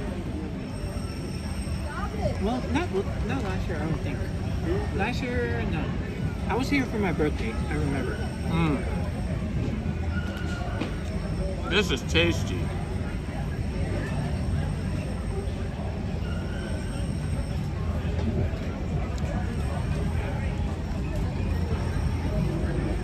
This is a really big burger. So when does the crows, they come? The crows. Do they come later in the evening or? What crows are we talking about? I'm lost. The black crows, yeah, that they fly over Disneyland. Sometimes you see them. I've heard of this, but I've never seen it. The crows that are supposed to keep the rodent population down, right? Yeah, supposedly, this is the Disney lore. The Disney lore is that Disneyland has a flock of crows that they keep somewhere, and that they release the crows to keep the rodent population down. I don't know if that's true. I've heard it from many different people, including some YouTubers and streamers, but I've never seen them myself, so I don't know if it's true or not. Just like the whole thing about the cats. Supposedly, Disney has a lot of cats that they keep to keep the rodent population down, but I don't think they actually have like a kennel of cats. I think there are just cats that live here. They're probably abandoned, you know? Yeah, cats that just found their way onto the property. But I do think that Disney takes care of those cats and feeds them and probably captures them every once in a while and makes sure they're healthy. Because we have our ducks, and Disney is very, very serious about protecting and keeping the ducks healthy.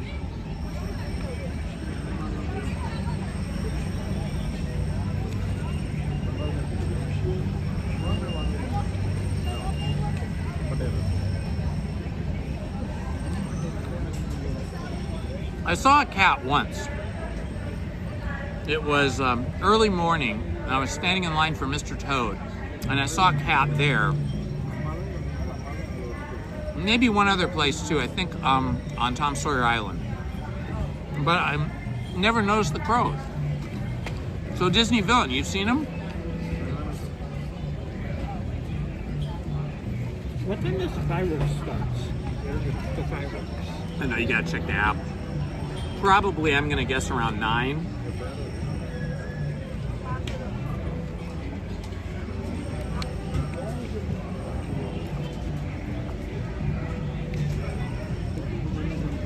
If tonight is an Oogie Boogie night, it's gonna be very busy. Oh yeah, because those DCA people, they're going to be kicked out later on. And they're gonna come over here, right? And then, when leaving the park, both parks stay closed at 11. The buses are gonna be crazy trying to get out of here. But I already made my reservation for the Uber? Yeah. Plus I have a flashlight that they can find me. it's you know, at night it gets dark, right? Oh yeah. Oh, that's perfect. Look at this. Now they didn't give you a hard time about bringing the flashlight in? Nope. Oh, that's good. I mean, because you know, people they can't see you, so that's why like, hey, look for a flashlight. Oh my God, guys. This hamburger is super hot. It has some kind of chilies on it. Super hot? Super, like, chili hot. It's really, really hot. My eyes are watering, my head is starting to sweat. But it's really tasty. 77%, not bad.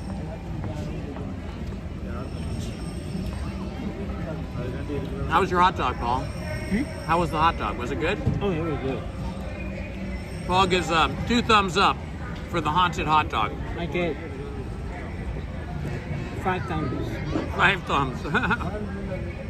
I almost got the haunted hot dog, but at the last minute I changed my mind because I knew this was going to be a little bit hot, but it's really hot. The haunted hot dog was haunted, just so you know.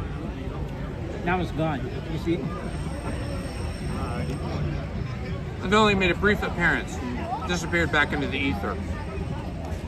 Because where's the hot dog at? It's in my stomach. Let me show you. This is Main Street Paul. Tell them about your channel, Main Street Paul. Hello, everybody. I'm Main Street Paul, and this is Indiana Holmes over here, eating his burger. And I have 2 channels. One is a plane spotting channel, and this one that I'm doing, it's a theme park channel. Tell them the name of it so they can follow you later today. You can follow me on Main Street Paul on YouTube and see how it flights on YouTube. So Main Street Paul is his Disney channel. Listen.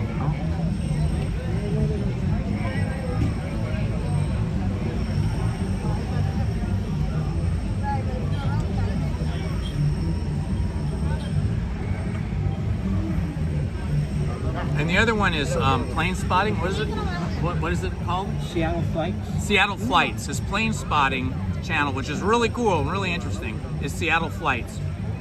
And he tracks and films like various jets and planes coming in and out of airports and identifies them. It's pretty cool. I'll be doing tomorrow at 10 a.m. I mean, no, not 10 a.m. Around 11:30 until 11:30 a.m. until maybe like 5 p.m. Yeah. So Monday, Main Street Paul will be doing Seattle plane spotting around 11:30 a.m. 8 hours. Yeah, he'll be doing it for 8 hours. He's flying to Seattle tomorrow morning, and when he gets tomorrow night. Tomorrow night. The last flight out. Okay, last flight out. Around 8.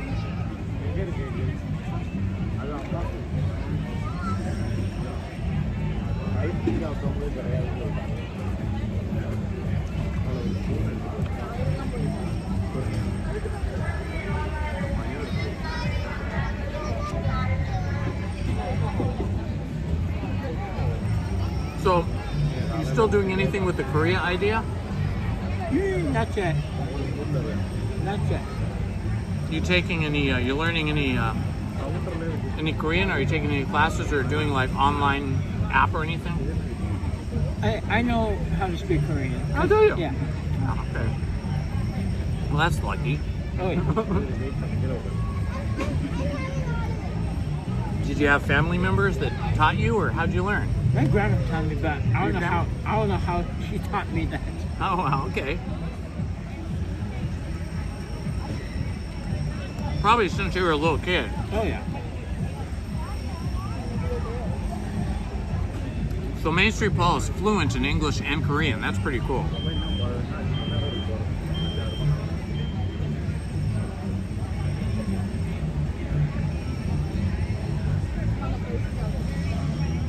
Thank you, J-Bay.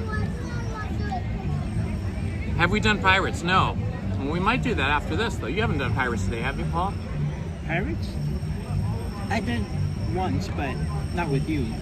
Yeah, so if the line's not too big, we might do Pirates. Goodness. After lunch. it's already the fourth quarter. What's the score? Score is 21-28. Tampa Bay's winning. Oh dear. By 7. Wow. How many minutes left in the fourth? I mean, right now it's like basically 19 seconds for third quarter, and it's going to be a fourth quarter for 15 minutes. Plenty of time for them to catch up.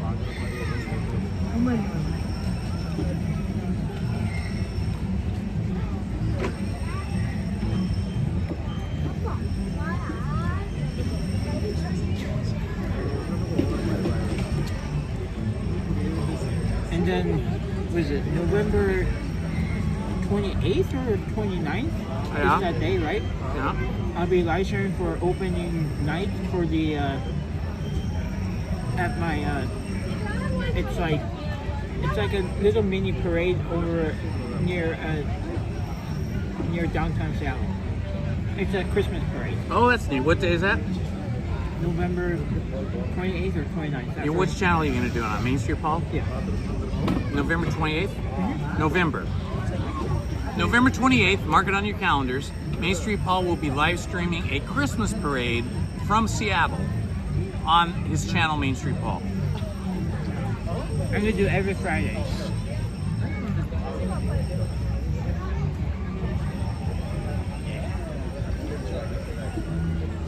Hello, D. Good to see you, my friend. We are excellent. Hanging out with my good friend, Main Street Paul here. Enjoying the day.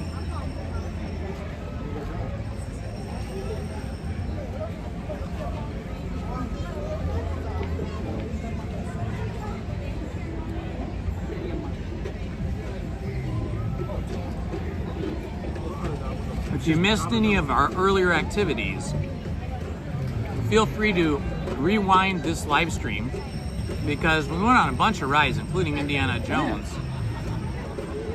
If not, so you know, I still have my Knott's Scary Farm ticket. I mean, it doesn't close until 1 a.m. So. Are you going? Was that for today or tomorrow? Today. So if they want to watch some Knott's Scary Farm or something, I don't know, but. Are you gonna go though? We'll see. I thought you were gonna stay here, or you're thinking about staying here and then going there, like right after. Oh, okay. So here's something interesting. Main Street Paul has a ticket to Knott's Scary Farm. Maybe just for 1 hour. But he's going to be here tonight after I leave. He's going to continue live streaming on his channel, Main Street Paul. And he's going to show you guys, excuse me, the fireworks tonight and the projection show and Phantasmic and all the other events here tonight. But then he's probably going to leave here right after that at like 10 o'clock and then zip over to Knott's Berry Farm and do some Knott's Scary Farm because he does have a ticket for Knott's Scary Farm for tonight.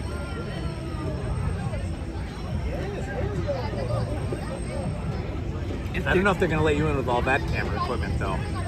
Oh yeah, I haven't done that. Maybe, maybe not. We'll see.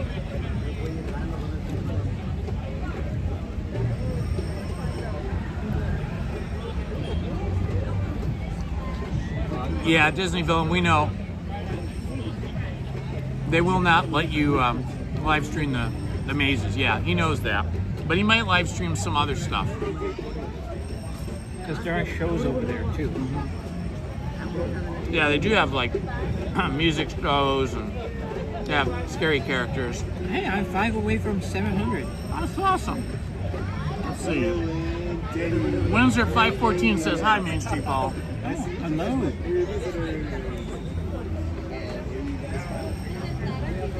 Hello, Windsor. Is it beautiful in the city?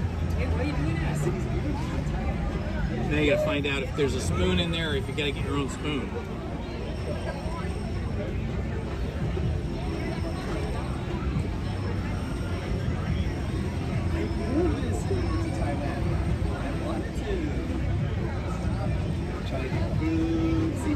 We have 137 people watching. That's There was good. over 200 a little while ago. Oh yeah. Before we sat down to eat. Also, the one said, enjoy your honorary citizens and electrical parade. 830. 830. 8 tonight. Yes, 8:30. Let me see what time the. Hello, I got nothing. I like that. That's cute. I like the username. That's a cute username. Let me see what time is fireworks.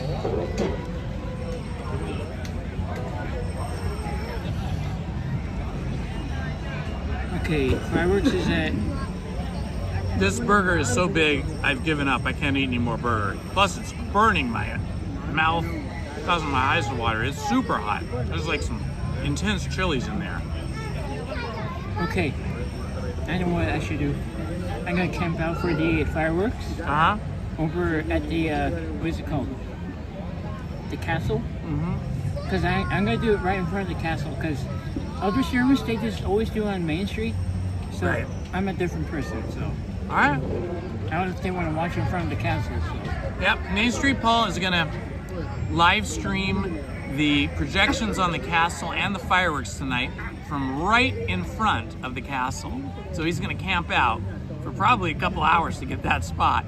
So you'll have a great spot. I'll be watching it from home tonight because I'll be home. I'm gonna leave here in another hour or two. And then I'll be watching Main Street Paul, like you.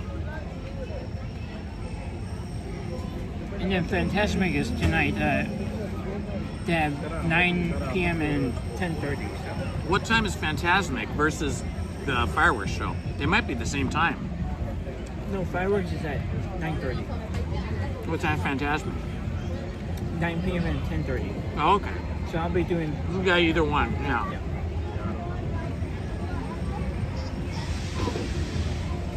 It'll be busy, but it's worth it. That's my hidden Mickey right there.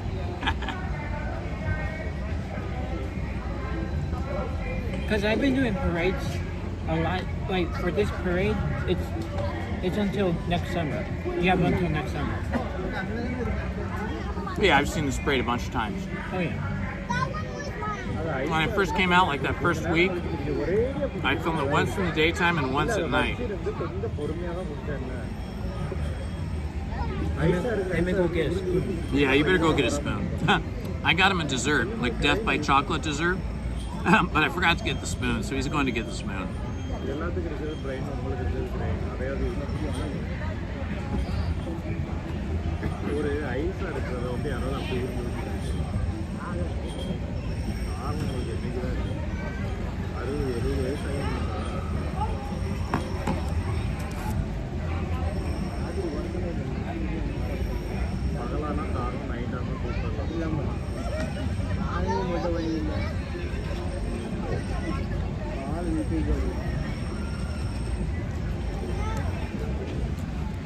Okay, that was a lot of food.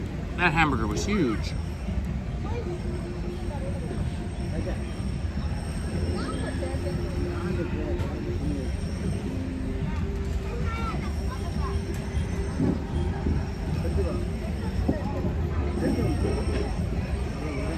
You good, Disney villain? Are you doing all right? Is everything good? Hey, Juan Bon, good to see you, my friend.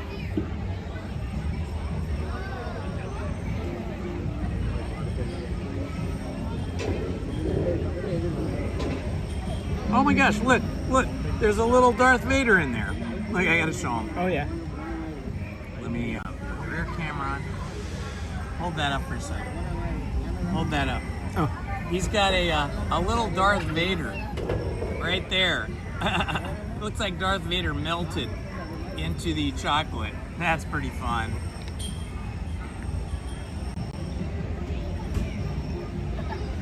Pretty fun.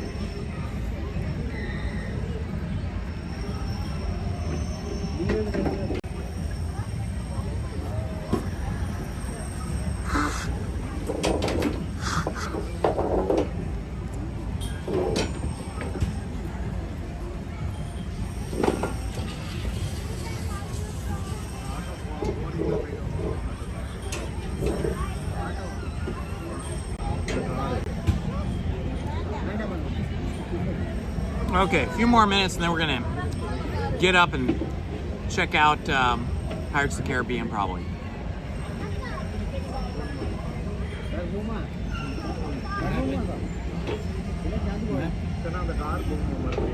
Okay, good. I'm glad you're okay, Disney villain. Just want to make sure everybody's happy. Second and 15.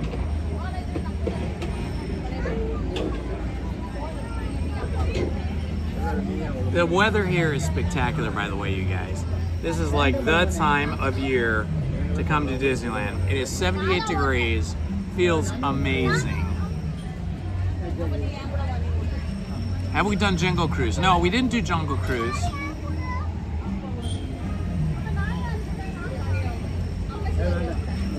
We'll see how it goes.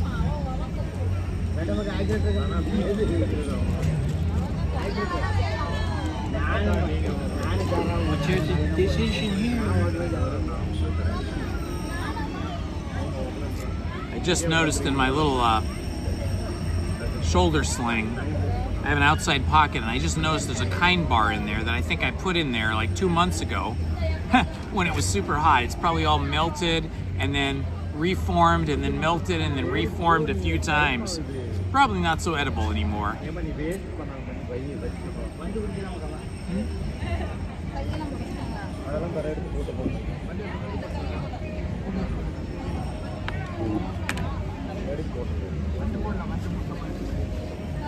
How is that thing? Is it any good?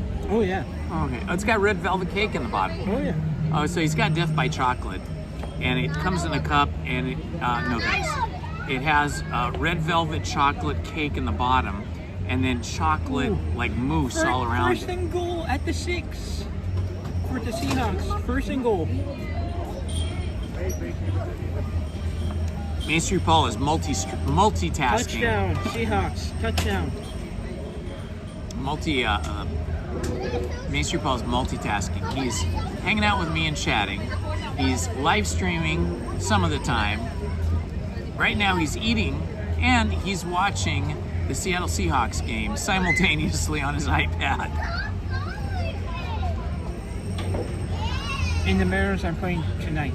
Mariners. But they have to win if they want to go keep playing the postseason. Okay. Right now score is 28-28. There you go. I knew they had plenty of time to catch up. And it's 9 minutes left. Ah, yeah. This is the last quarter. They need to get a field goal or something. They need to stop the offense on the other team. So defense needs to play really well, and then they need to get the ball back. Yeah.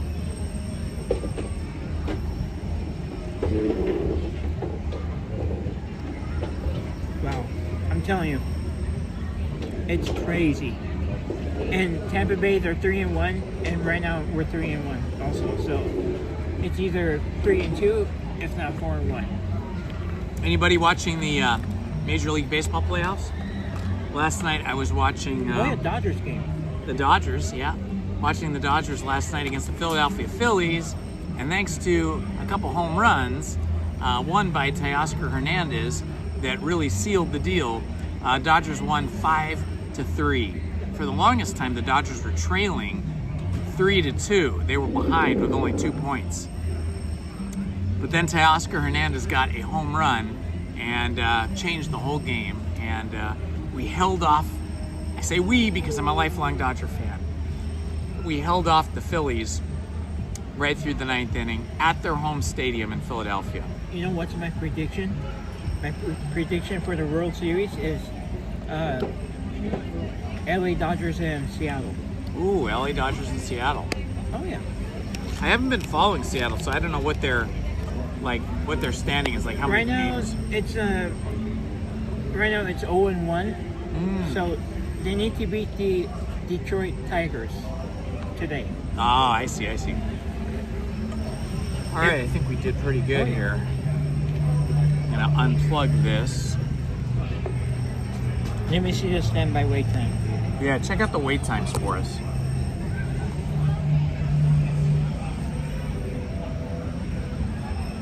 This is your first time live streaming more than 5 hours for you.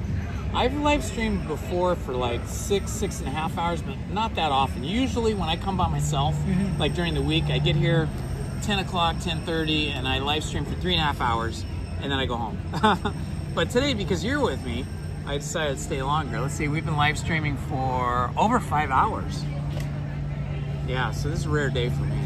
Oh wait, that's 5 minutes for Smuggler's Run? Yeah, but Smuggler's Run is always easy, because you can do like a single rider.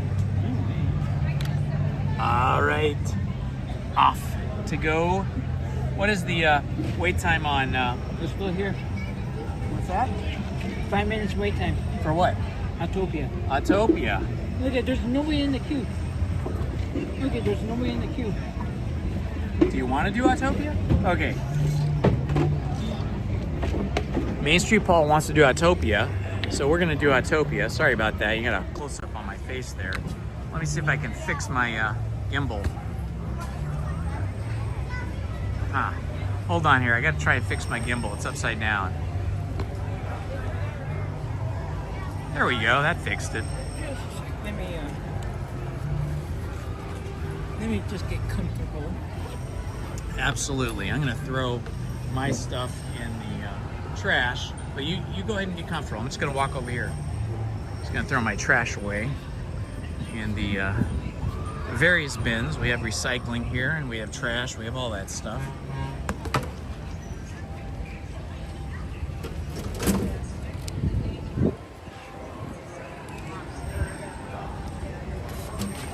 There we go. All right, we're gonna do Autopia, guys, because there's like only a 5-minute wait, according to Main Street Paul's iPad.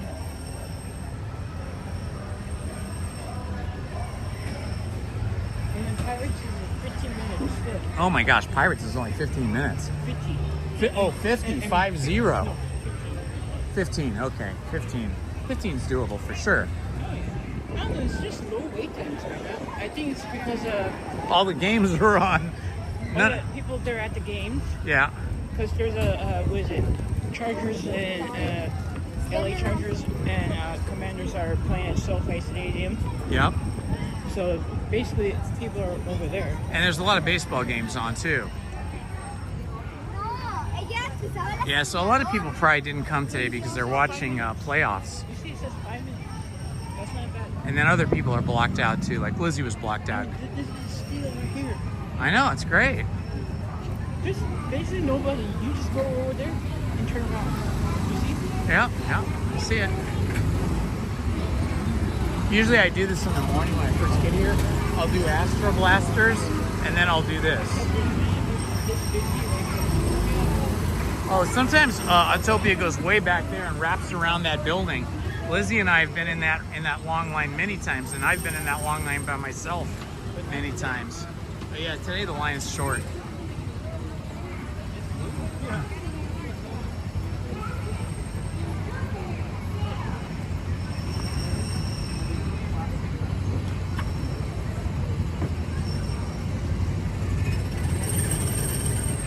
I am stuffed. That burger was huge.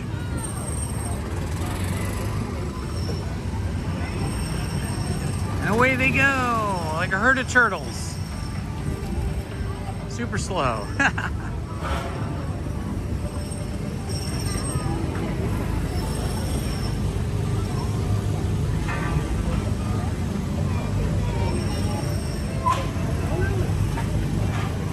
Stand by.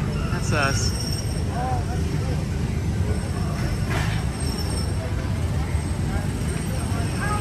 Now tell me what you guys think in the chat. Autopia has a huge amount of land here. A huge amount of land for this little racetrack.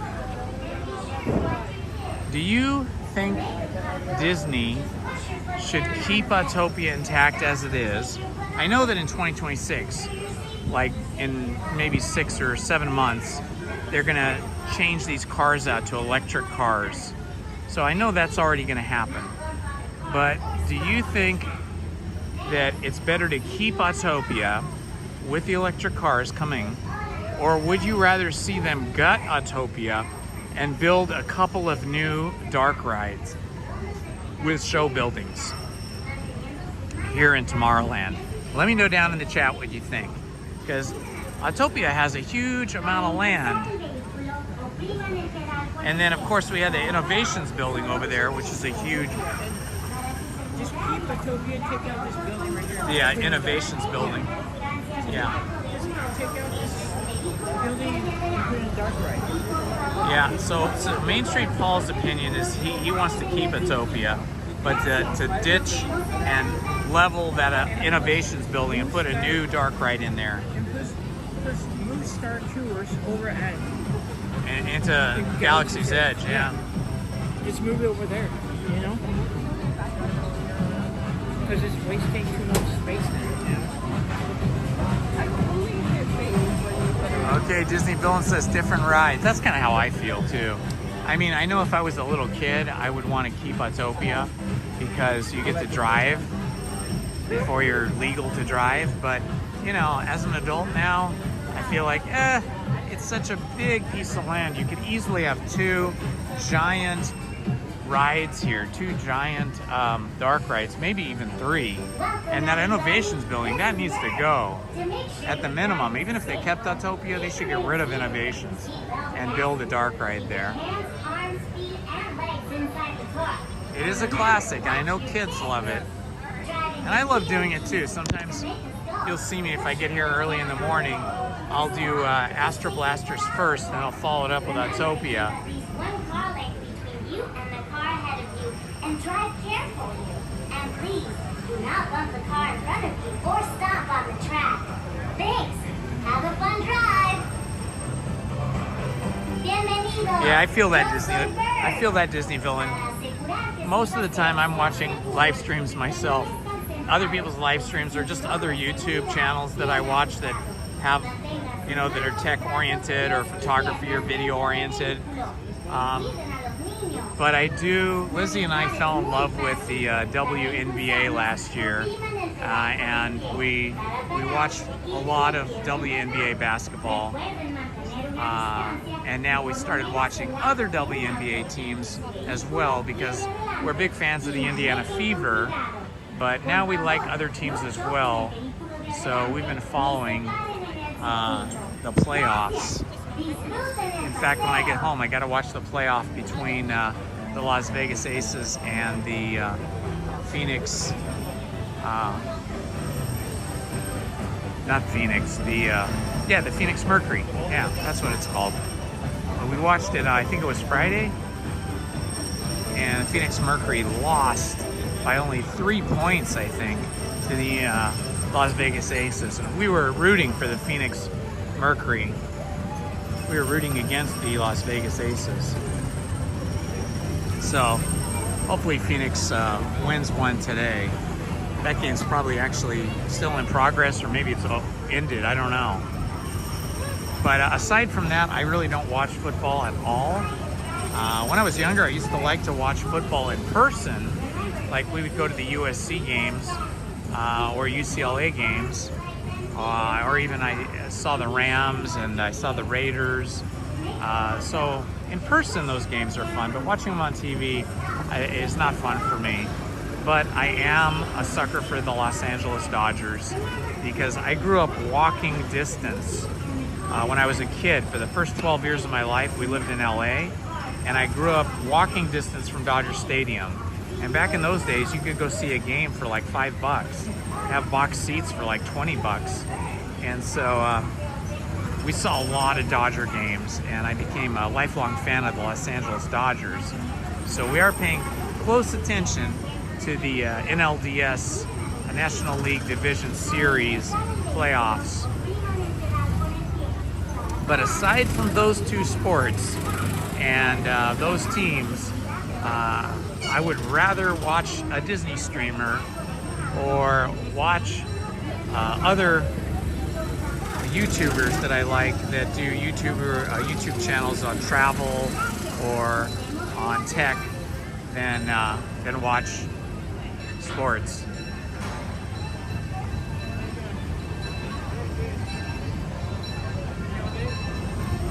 I do like watching track and field sometimes because that doesn't take you all day. You just you know, tune in to the race that you want to watch or the event that you want to watch, and then, you know, it's over pretty shortly. I'm just amazed and a fan of the pole vaulters and the sprinters and the long distance relay teams. Those are things I like to watch from track and field. Two? Yes, left side's quicker actually. Left side, yeah. Welcome everybody, this is Bert. To make sure your drive is a safe one, please remain seated with your seatbelt fastened. Keep your hands, arms, feet, and legs inside the car. Yeah, I always go on the other side that we're going to now, but last week for the very first time ever, I ended up on this side. It was so weird. To stop, just take your foot off the pedal. Yeah. Remember to keep at least one car length between you and the car ahead of you, and drive carefully.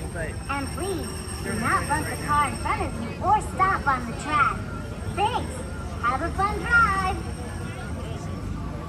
Bienvenidos. Yo soy Bert. Para asegurarse su paseo sea seguro, permanezcan sentados con su cinturón de seguridad bien I wish the People Mover was still here. I thought the People Mover was the coolest. There's People Mover track right there. It went all over Tomorrowland. It was a great way to rest a little bit and still enjoy being engaged with Tomorrowland in the park, you know. I also missed the sky buckets, or whatever they used to call them, the Skyway. That was really fun. It went all the way across the park.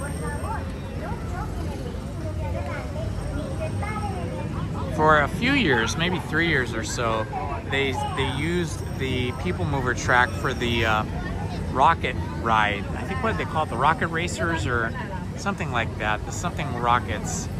But that ride was never designed for that track, and they just had all kinds of problems with it and broke down constantly. So I think they retired it after only 3 years.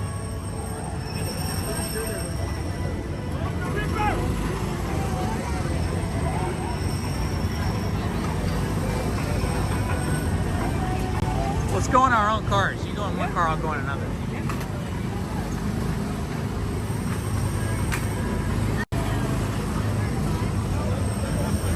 All right, Main Street Paul and I are going to go in separate cars. You're gonna be behind me. Yeah, well, who knows? You know, you might end up going like way ahead of me, like you did in Indiana Jones. It depends on how they split us up. You're like across it. So yeah, that would be cool, right?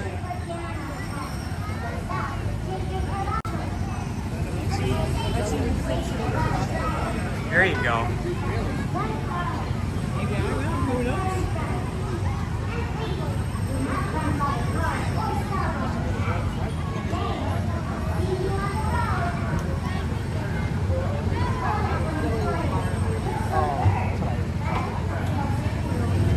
Oh yeah, I like Rick Steves.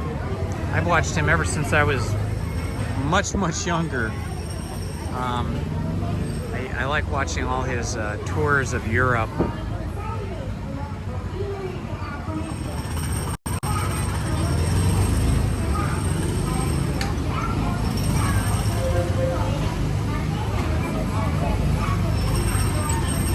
But there's a lot of YouTubers I started watching around the time of the pandemic, where they were like van lifers. That was a lot of fun. One. Number 5 on the red. All right, I'm 5 on red. I'm gonna be behind you. I'm gonna be right behind Main Street Paul. He's on red 4 and I'm on red 5. See, I better put my hat strap on, my neck strap, so I don't lose my hat.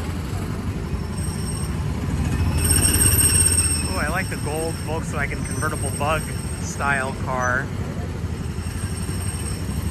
I never get one of those. I wish I could get one of those. I love that car. Looks like I'm gonna get, well, I don't know what I'm gonna get. So I'm going on the next one.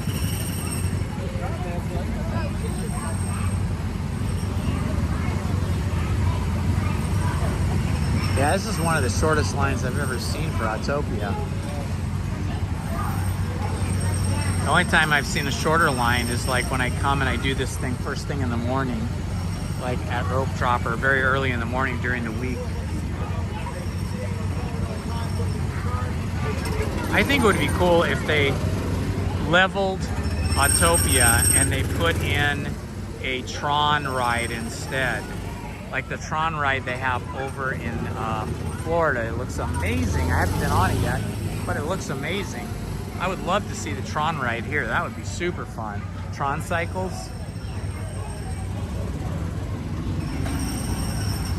Has anybody in the chat ridden the Tron ride over in Florida?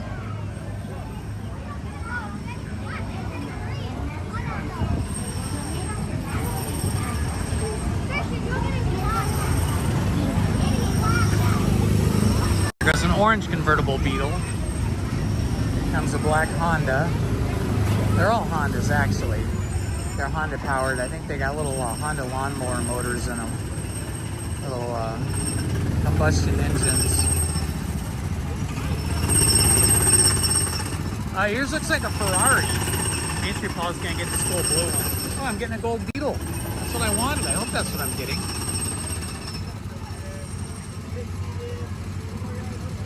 All right, I'm getting the gold Beetle, guys. I'm getting the gold Beetle. That's the one I wanted. I've never ever driven one of these convertible, like Volkswagen Beetle style cars. How cool is this?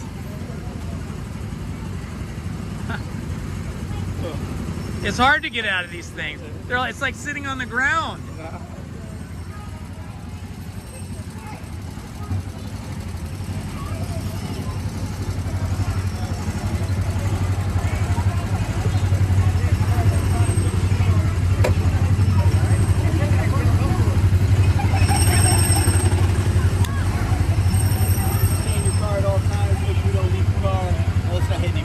All right, sounds good. Here we go. Chasing Main Street Mall.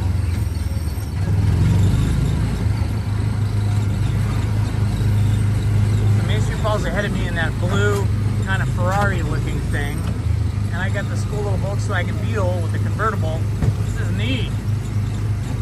First time ever being in the convertible Volkswagen Beetle, powered by Honda. Guy's looking for, he's a hitchhiker. He's like a robot hitchhiker. Whoa! Disneyland, Route 55.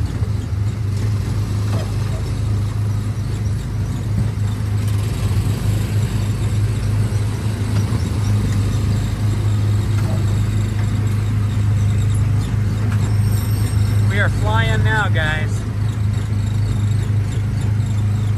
Hard to catch up with Paul. I think these cars only go like maybe 7 miles an hour, if that. Somebody could Google that and find out how fast these Autopia cars go. Ah, a camper. They're out camping. Ah, looks like a biplane crashed into the water tower.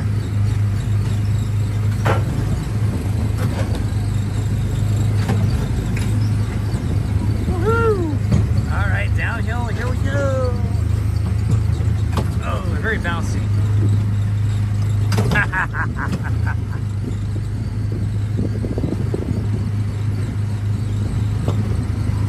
I like the rubber padding on these steering wheels, very nice.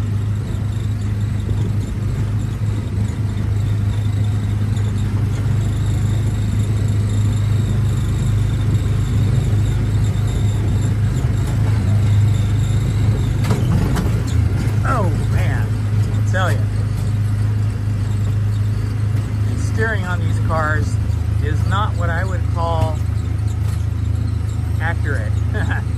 Not accurate at all.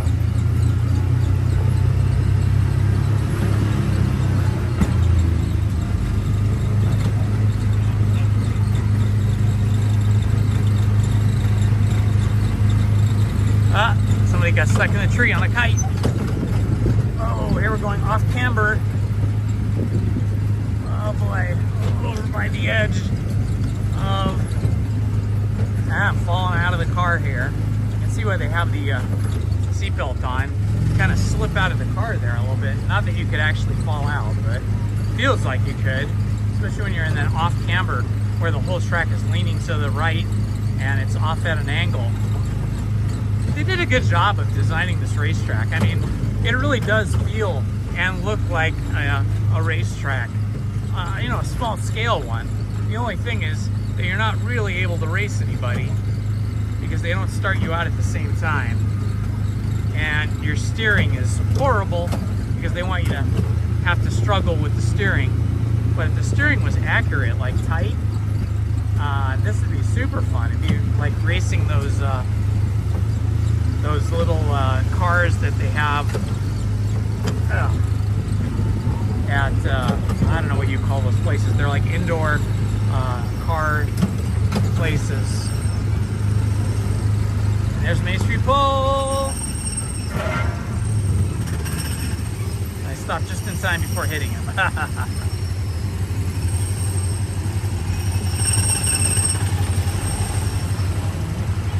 And away he goes. Drivers, prepare to stop. You are approaching the unloading area. Please slow down and keep at least one car. Oh, he's even got a, on Paul's blue car up ahead of me, he even has a wind scoop there at the top.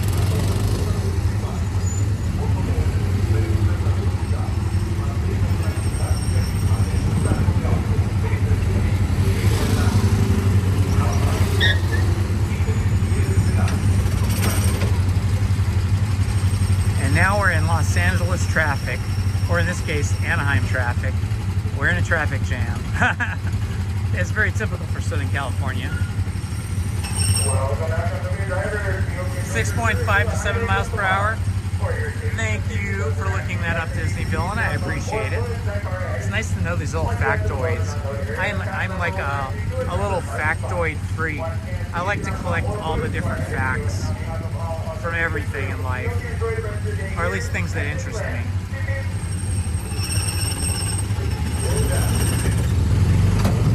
Ow! I hit my own leg with my arm when the steering wheel whipped around. Are you from California or Southern California, Disneyville?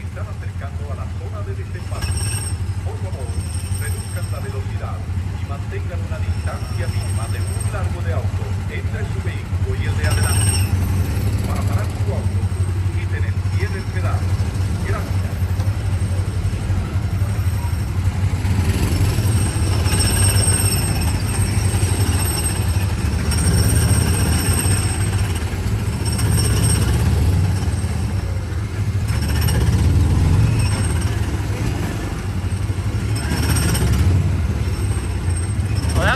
Trip around the racetrack.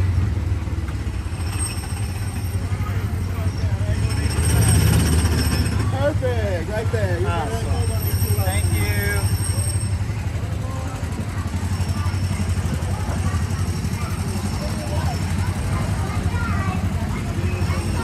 All right, that was fun.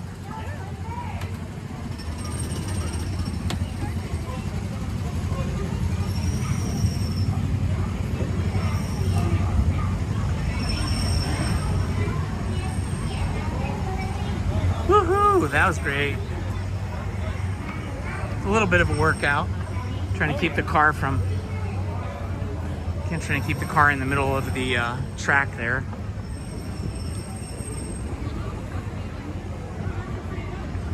Yeah, it was. I went farther away from you. I know, you took off and I couldn't catch you because those cars only go 6.5 to 7 miles an hour. I was like catching up to that guy, but he's not even going that fast.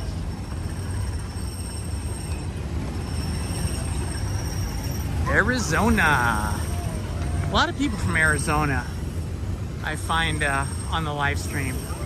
I think I have a lot of subscribers from Arizona.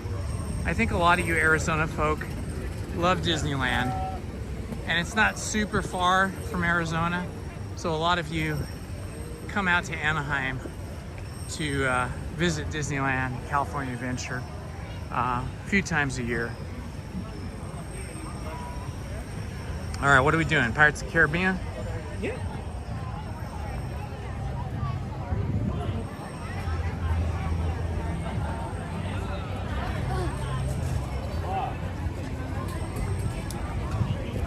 Stroller Land, the most popular land in all of Disneyland. Boy, they must have like all of the monorail trains out today, because I keep seeing them like one after another after another. Yes! Yes! I literally was like, that's good.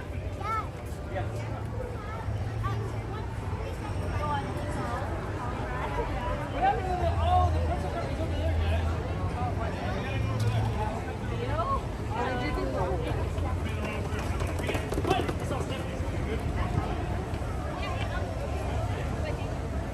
$3.54. Not bad. I think I got here a little bit before 10:30. Started live streaming about 10:15 or so. 10:20 maybe. If you missed the beginning of the live stream, either now or later after I stop my live stream, you might want to rewind to the very beginning of the live stream. I was imparting some Disney history about the creation of Disneyland, the early part of it, where Walt first came up with the idea and then was trying to convince his brother and his wife that Disneyland was a good thing when they thought it was not going to be a good thing. And then I talked about how he roped in a former Disney artist to help him draw the first and the most correct original drawing of the layout of Disneyland with all of its lands, or at least all the lands that he had planned to build in 1955. So there's some good history there if you guys want to listen to that. It's probably only maybe 20 minutes or so, maybe 25 at the most. You can do all three today: parades, if I can, right here, parade, fireworks, and oh yeah. Well, I think you can, but I don't know if you're going to be able to get to the spot you want to get to in front of the castle unless you're sitting in front of the castle at least an hour to an hour and a half ahead of time. It's okay. I can probably just be right here and then just go this way, maybe, if there's room. Yeah. There might be room still. There could be. If not, I can watch from right here. What is it? They'll be putting the ropes right here later? Yep. They'll have ropes up here, and people will be camped out on the bricks here. And they'll have the street clear, but you'll be able to sit on the bricks. The same thing on the other side. Just be right here and watch the parade. Yeah. You know? That means I'm still like near the castle. Absolutely. Oh, yeah. We can do both. The fire engine. That's so awesome. I just want to get a shot of the fire engine. Oh yeah. The very older gentleman. Yeah, I've ridden with him many times. He's worked at the park for like 55 years. Yeah. And he told me that he has a coworker who has worked here like since the park opened like 70 years ago. The kid, he must have been like 15 or something when he started. Crazy.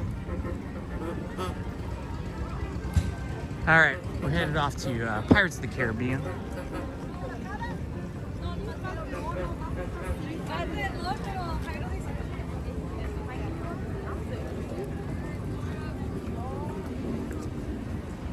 Heading through Frontierland, Fort Wilderness. 65. Very soon you will be at the thousands. People watching. Yeah, I think that happens more if you come like every night, like Ace did for about 90 nights in a row last year. Oh, it was crazy. Then I think you get your numbers up higher, but I'm not that dedicated. Yeah, just like that code, right? I like to come when I like to come and leave when I like to leave, and not force myself to come every single day. I like to come when I'm, you know, needing my Disney fix. It's a special day because you're with me. Absolutely. Yeah, that's why I'm able to be here so long, because, you know, with you, I feel like, you know, I have a friend with me, and so I feel more motivated to stay longer and enjoy the park longer. When I'm by myself, I get a little homesick after about 3.5 hours, and I want to get home so that I can hang out with my wife Lizzie and my dog Meadow, our little white staffy with the brown patch over her eye.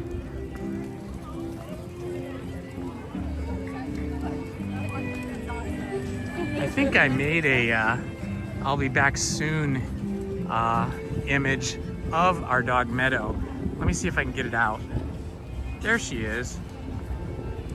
There's Meadow. So you guys should be able to see her.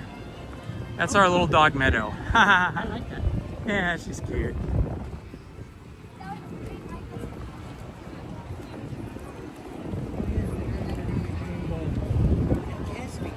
Yeah. But let's hope there's fireworks. I like pyro, because last time It was just the water? yeah, it was only water. They didn't do power right here.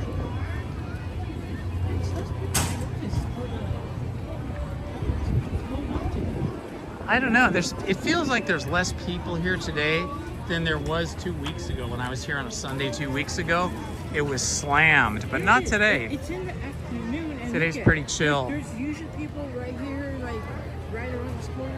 Yep, wrapping all the way around for sure. Not today. I think it's all the games that are on. I think it's all the sports games.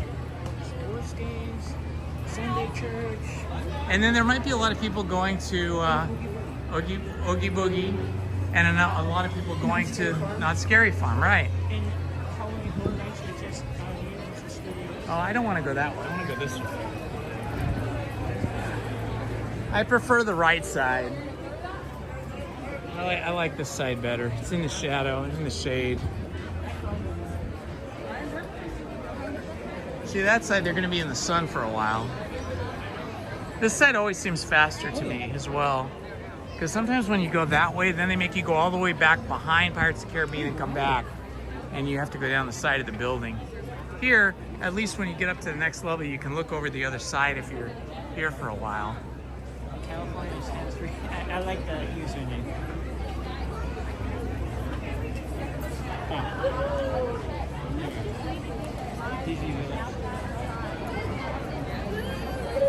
Oh yeah, for the Autopia, yeah, California's hands-free.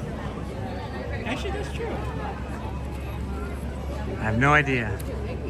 You know, for the Autopia. Oh, for the Autopia, yeah. That makes sense. Oh, yeah. Hands-free driving. Like if we had a Tesla or something. But I remember someone jumped the curb or whatever during the Autopia. Yeah. It was all over the news. I'm sure you could do it if you really wanted to. I think there's places where you could whip your wheel in the opposite direction of the curve. I bet you and that you'd guy, go over. he turned, so. Yeah, you would have to do it on purpose. Maybe he got kicked out or something. Yeah, he probably got in trouble.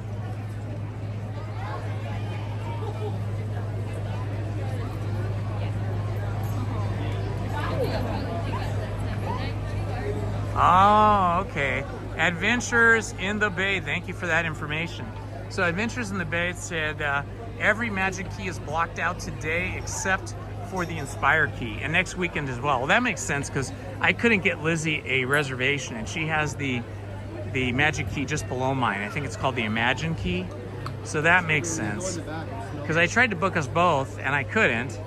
So then I unchecked her name and tried again, and I could book myself. So like usually I book us for Sundays like 2 to 3 weeks in advance. And when I tried to book us for today, I couldn't. And so I didn't even try again until Friday, thinking, oh, well, maybe more reservations will open up. But then when I tried it again without her, I was able to book the reservation. Main Street Paul. Check out Main Street Paul's rig. This is quite a fancy rig he's got here.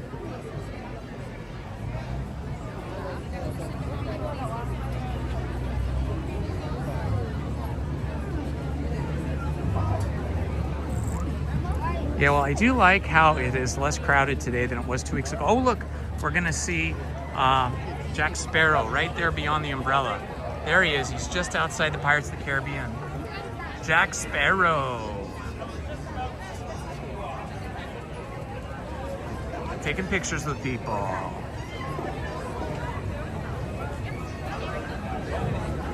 Looks just like Johnny Depp. My gosh. I know it's all hair and makeup and clothing, but still, he looked a lot like him.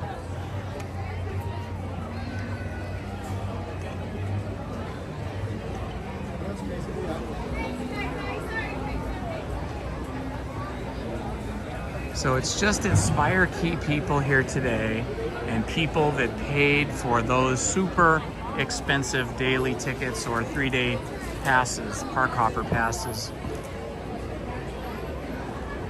I know, it is really expensive this time of year. We bought a ticket for our youngest daughter, Willow, so she could go with us next Wednesday coming up, which is Lizzie's birthday. And both Lizzie and I like to have our girls with us on our birthdays. My eldest daughter couldn't make it. She couldn't get time off from work, but the younger one could. And the 1-day ticket for Meadow's our dog, for Willow, our younger daughter, for 1 day on Wednesday was $200. $200. Not exactly $200, it was like $195 or something, but basically $200. That was a little bit hard to stomach, but you know what? Yeah, it's expensive. But we get to spend the day with our daughter on my wife's big birthday that ends with a 0. You'll have to guess what year she's going to be this birthday. It will be revealed on Wednesday. She will be wearing a badge with her birth date on it on Wednesday. And we're gonna try to be here at Rope Drop, so sometime around 8 o'clock, 9 o'clock at the very latest, but we're shooting for 8 o'clock. Just depends on at what time my oldest daughter gets to our house. Sometimes she has a tendency to be late. Right? Who doesn't love Captain Jack Sparrow? Everybody loves him. I love him. He's awesome. I love that character. I love all the Pirates of the Caribbean movies. You know that the Pirates of the Caribbean movies were made because they were inspired by this ride. That's right. So the Pirates of the Caribbean movies were inspired by the Pirates of the Caribbean ride, which is pretty cool because this ride, the Pirates of the Caribbean, was Walt Disney's original idea and was designed from the mind of Walt Disney. I think he would have loved that they made a film franchise out of his idea for a ride.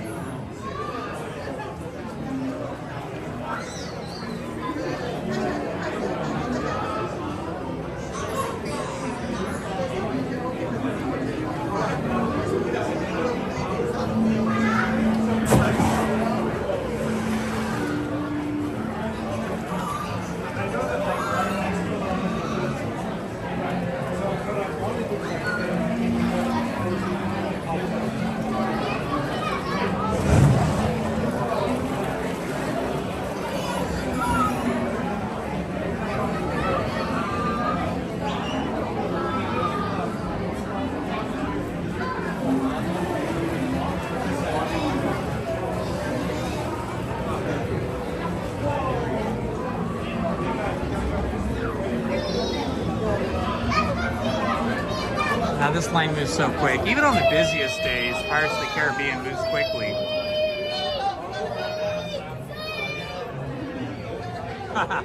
We got some wild princesses. They had some kind of flashlight toys that they bought here at the park, and they were zapping people with them. They were very excited in their little princess costumes. It was quite funny.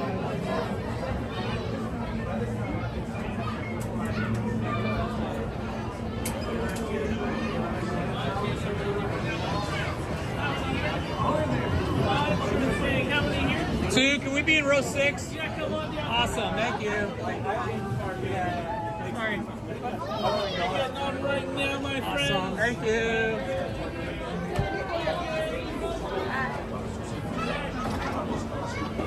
Thank you. Okay, I will not be talking on the ride, so feel free to chat amongst each other.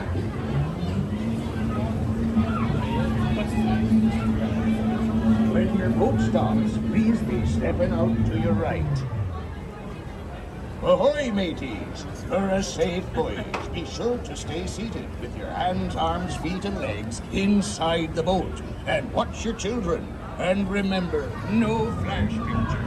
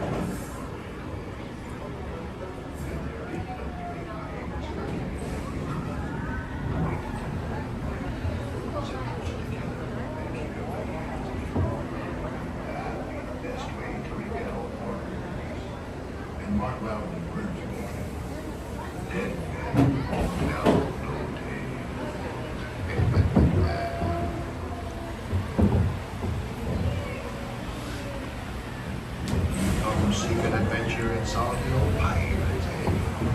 Sure, you'll come to the proper place.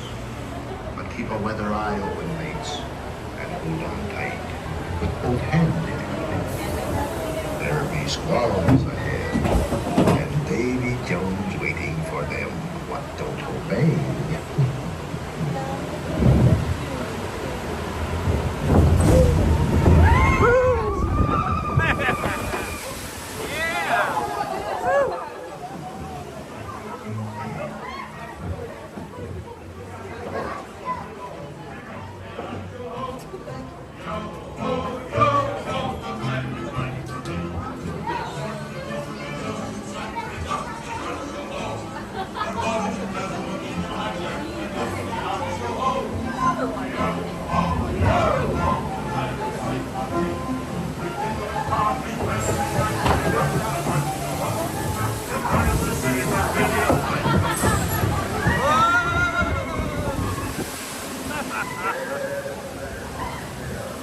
Oh man, got a little wet there.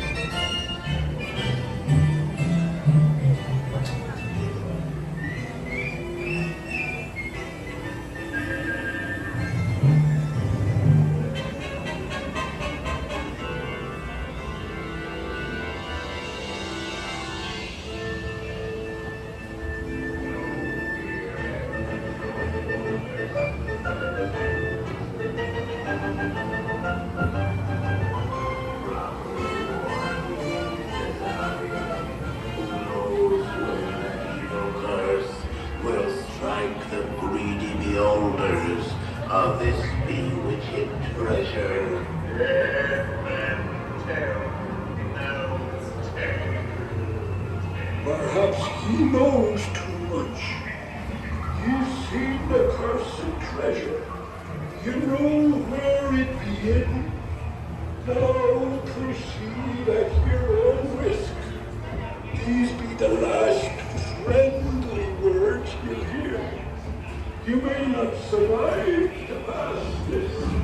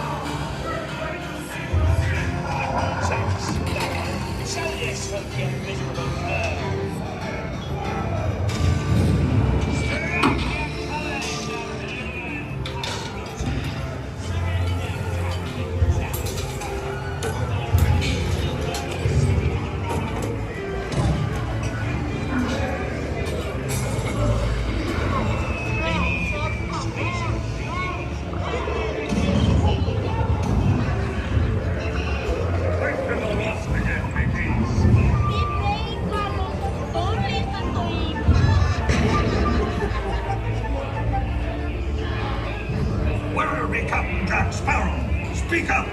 Or do you fancy a swim with Davy Jones? Tell him, Carlos, don't be cheating.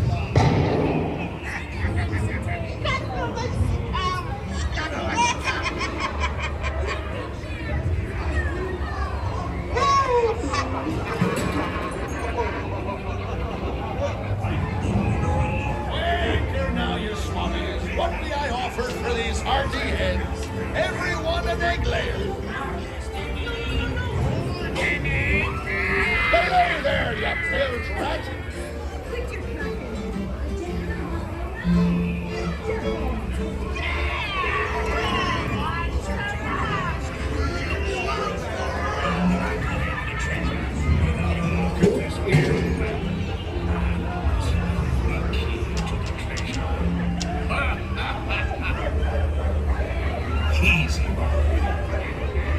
Here I be, holding the treasure map and the key as well.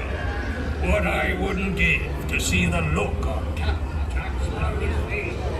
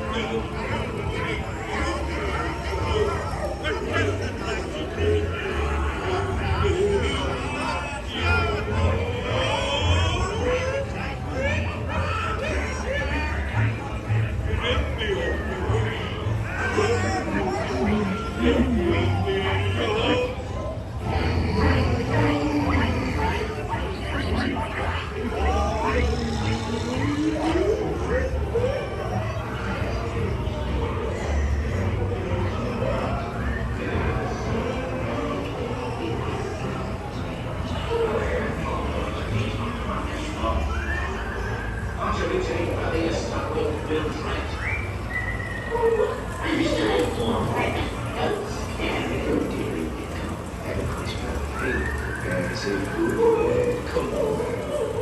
Oh, steady now, steady. Yeah, that's it. Slip a cape off his ruddy neck.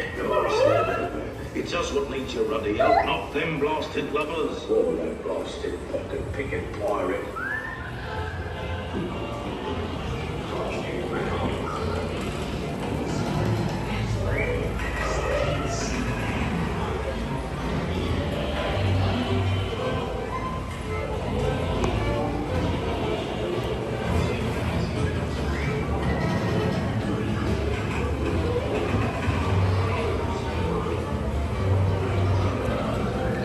Hi, how you doing?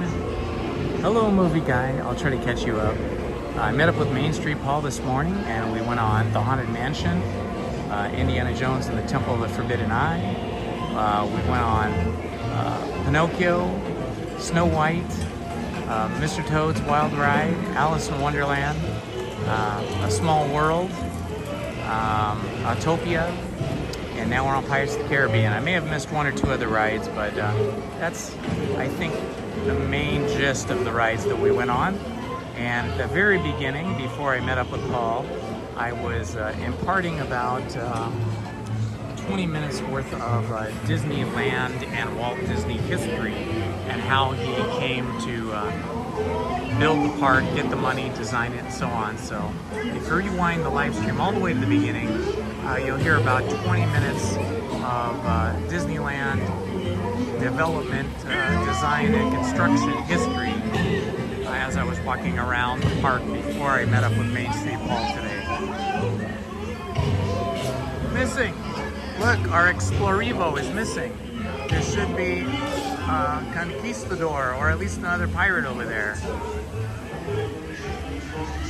That's like 2 weeks that that guy's been missing. These guys are shooting at nothing.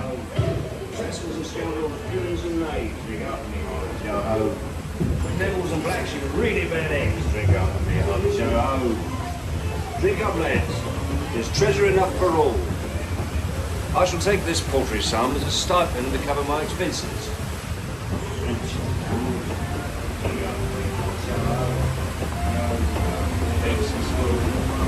And guided you well. You may not survive to pass this way again. Everything is awesome, Matthew Kent. We're having an awesome day. I've been live streaming for over 6 hours now.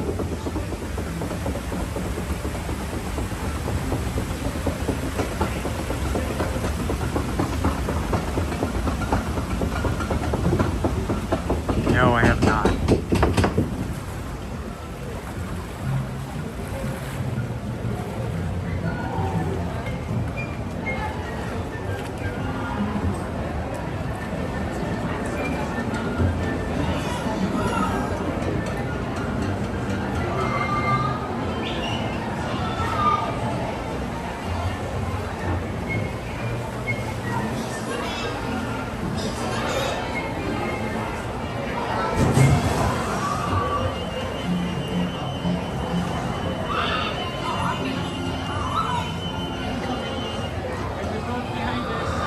Yep.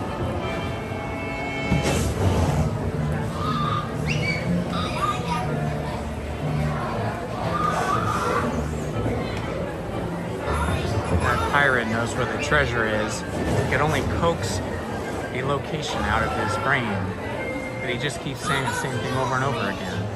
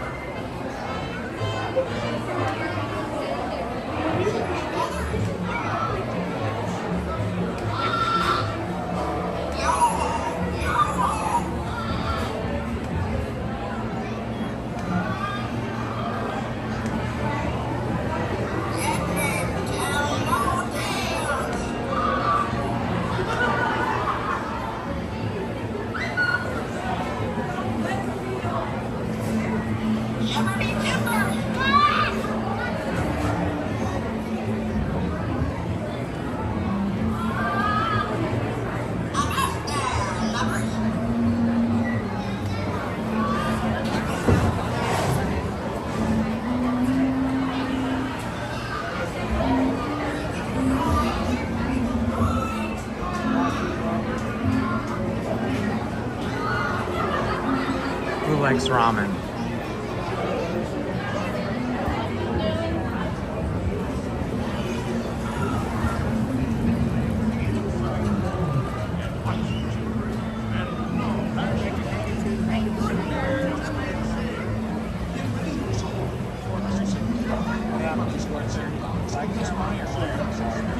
I'm gonna skip that.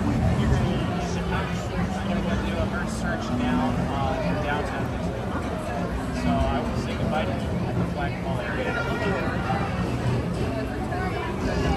It's nice meeting you. Absolutely, me too. I really appreciate seeing you and getting out with you. Please be stepping out to your Oh, that'd be awesome. Ahoy, matey. Hi, how are you?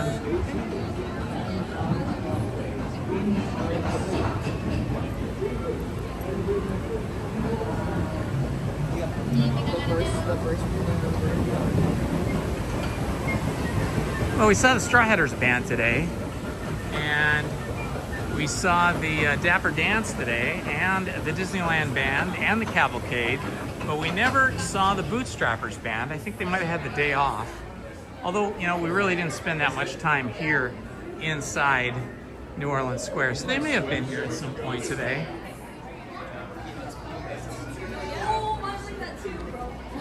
Your bat, your shirt.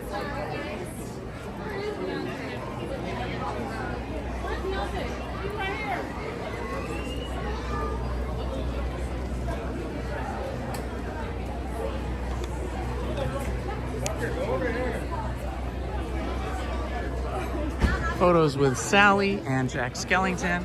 People are in line for that.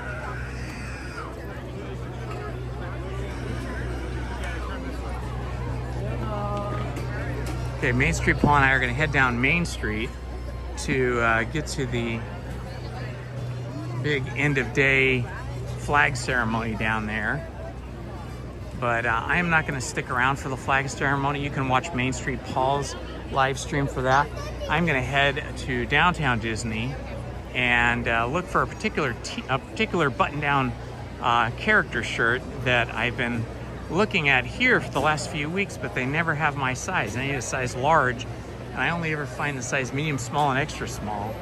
So I'm going to see if they have it down there. And then I might go down to the live stage and see if they have a band. Yeah. So for me, after the flag tree ceremony, I'm going to head over to DCA for a little bit. Okay. And then get on some rides and then come back to Disneyland for the rest of the day. Okay, cool. I'm going to tell everybody. Hey, so you're not going to do the flag, or you are? I'm going to do the flag. Okay, so Main Street Paul is going to stick around for the flag ceremony, where they lower the flag and they do the band and the Dapper Dans, sing all the patriotic songs, and salute all the different services or service branches of the U.S. military. And then after he does that, he's going to go to DCA and ride some rides. So when we get down to the bottom of Main Street by the flagpole, if you want to switch over to his live stream, you can watch all that stuff and then continue watching him when he goes to DCA and does some of the rides over there. I'm gonna go to downtown Disney, go into the big Disney shop and look for a particular shirt that I've been looking for. And then after that, I'll probably walk down to the Disney live stage to see if there's any bands playing. So I'll be live streaming that. The Halloween merch here this year is amazing. That's right. That's right. Later tonight, when it gets dark, I will be watching Main Street Paul's live stream, because he's going to be live streaming Fantasmic, the projections and the fireworks on the castle and behind the castle, as well as all the different events, the parade and stuff here. So once it gets dark, I'll be watching Main Street Paul's live stream from my house. I hope you guys have had a good day with us. It's been really fun live streaming with Main Street Paul. Main Street Paul is one of my moderators on this channel, and he also sometimes hangs out on my other channel. And if you guys are interested in my other channel, it is called Storytime with Indiana Holmes. And on Storytime with Indiana Holmes, I read famous books So Monday, Tuesday, Wednesday, Thursday, and Friday, 5 days a week, from 6 p.m. to 7 p.m., just 1 hour, I read as many chapters or pages as we can get in an hour. This year I've read Mary Shelley's Frankenstein and Bram Stoker's Dracula. Well, I'm gonna walk down there with you. And I've read Sleeping Beauty, and yeah, you have to walk a little faster, I guess. And I've read, let's see, The Island of Dr. Moreau and Treasure Island. I'm currently just finishing up, probably will finish it tomorrow night. Just finishing up reading A Silent Witness, which is a murder mystery.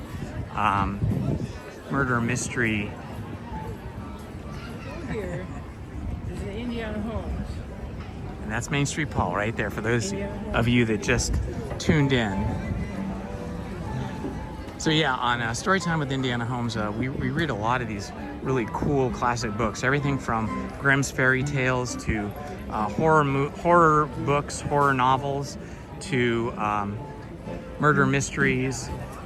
Later this week, probably Tuesday or Wednesday, we're gonna start reading The Great Gatsby. So if you guys are into that, if you like listening to somebody read stories to you while you're relaxing or eating dinner or something, tune into that channel and subscribe to that channel. The channel is called Storytime with Indiana Holmes. It's okay, I'll see you, take care. Okay, Main Street Paul is heading on down there. He wants to get down there because the flag ceremony is just starting, so he's running quick, or he's walking quite quickly. So yeah, Storytime with Indiana Holmes. That's my second channel where I read classic books. 5 nights a week, 6 p.m. to 7 p.m. for just 1 hour each night. I think we have maybe 1 hour left, maybe an hour and a half left of the current murder mystery that I'm reading, The Silent Witness. And so I'm thinking that Tuesday or Wednesday at the latest, we will begin the new book, The Great Gatsby.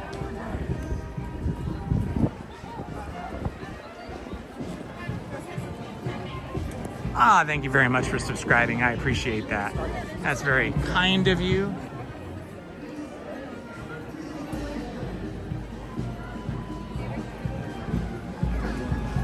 You can already hear the Disneyland band playing.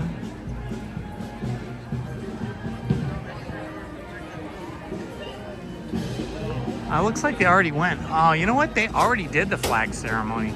I think Paul missed it. Usually it's at 4:30, but they did it early today. See that? The flag is down. So the flag ceremony, which is usually 4:30, is over. Interesting. I've never seen the flag ceremony start and end this early. Paul's going to be disappointed.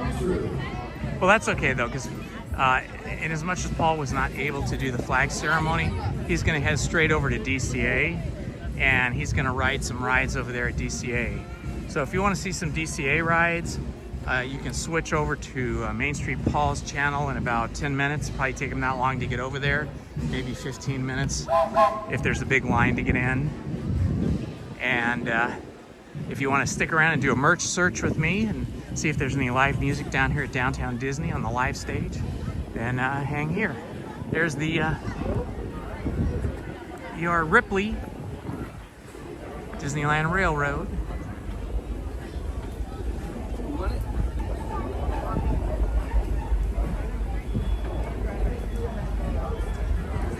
What a gorgeous day it has been. I got here, it was 72 degrees today at about 10:15 when I got here. And then it peaked at about 78 degrees. And I think it is now 76 degrees. So it's been lovely all day. And it's been breezy, which is nice. Good night. Good night. Have a good night. You too. So yeah, even when we were standing in the sun, it wasn't that hot because we had a nice breeze going.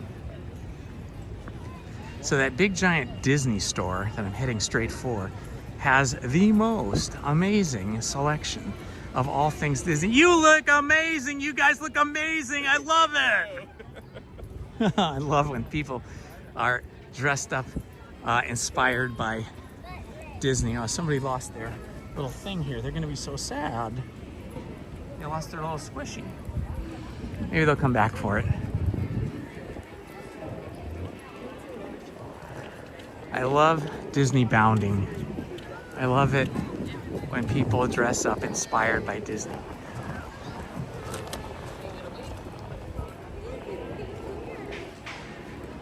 I myself do that, as I am always dressed in my regular uniform, which is an adventurer's uniform, much like Indiana Jones.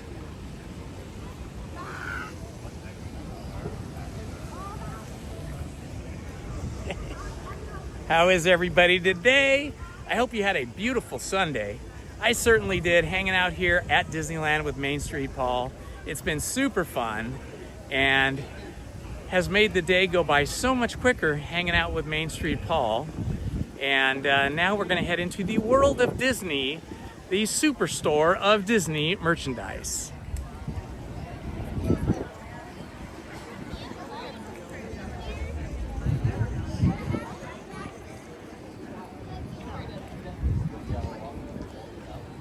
So one of the cool things that downtown Disney has is it has this live stage, a stage where they have live music, and they have good bands here. They have bands flying in from Nashville, from the East Coast, from down south, and of course, locally from out here in the West in California. And they're playing both original music and cover band, covers of other bands' music. So it's pretty awesome. And it's completely free. You don't even need a ticket to Disneyland to enjoy it. All right, in we go. Look at this. They've got a little mouse guitar. Little mouse guitar is pretty cute.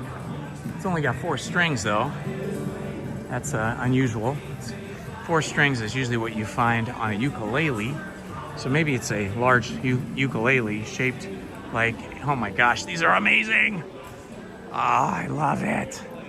It's a sweatshirt. Double bubble. Oh my gosh. That's awesome. Oh, look at this. I love that they're celebrating Pluto. Lizzie and I are major dog fans. We love dogs. Okay, here's the shirt that I've been looking for. Right here. Do they have it in large? What in the world? Every time I find this shirt, it's only extra small, small, and medium. This is exactly the shirt I'm looking for. And they never have it in my size. What is the deal, man? I don't understand. Is it not a guy's shirt? That is so disappointing. I love this shirt.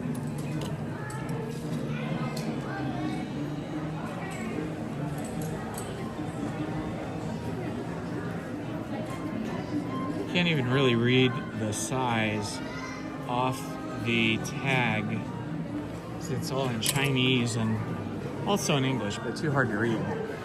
Maybe they'll have it further down somewhere else. Maybe they'll have the larges. Yeah, because these are sort of the men's shirts over here. So that is the shirt I'm looking for. I found it right off, but just like on Main Street, they did not have my size, which really bums me out. I also love these shirts, but I want a collared shirt because I'm gonna start doing a podcast from my home studio. And oh, that's a cute Tigger shirt. That is super cute. And so I want a shirt with a collar. That has a collar, but this is like a sports shirt. It's like that dry, what do you call it? I don't know, where it wicks the water away from you, where it wicks your sweat away. Like a soccer shirt. Hi, how are you? Good. So I really want a shirt with a collar, but I you know, this is neat. It has a bunch of Mickey's on it. This is like a golf shirt. That other shirt was more of a button-down dress shirt kind of thing.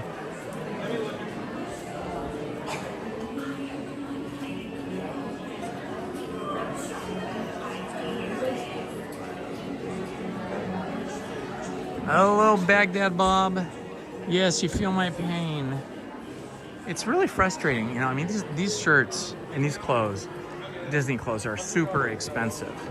You know, like that shirt that I'm looking at is $70. It's cheaper because I get like a 15 or 20% discount with my Magic Key. But even so, with tax and all, you're still back up to like 65 bucks. This is a Pixar shirt. So it's like, it takes a lot of decision making and a lot of confidence to decide to buy one of those shirts at that price. And then when you finally decide, you find out you can't get your size, and it's such a disappointment. I mean, you know, it's first world problems, right? It's not like the end of the world, but it's frustrating nonetheless.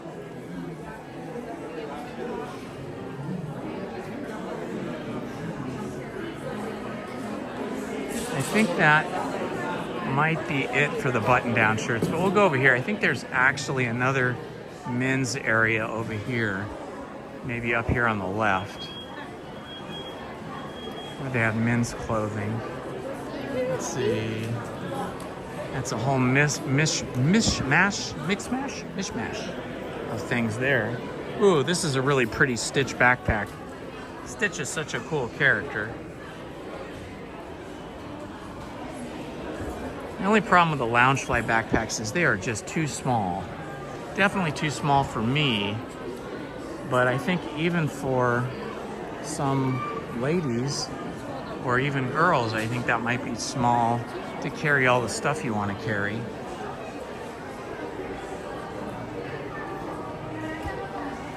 Okay, we're just gonna... Okay, here's some more men's shirts over here. Looks like a lot of t-shirts. Ooh, look at the Halloween display though. That's pretty cool. Check it out. It's like a Halloween shop within the Disney shop. All kinds of cool Disney stuff.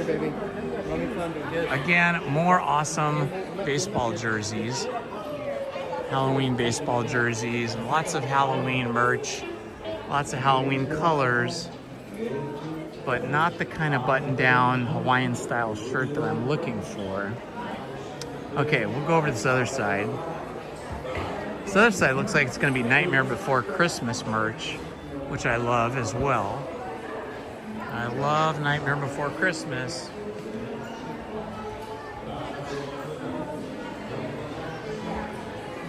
They've got all kinds of stuff over here. Coco merch.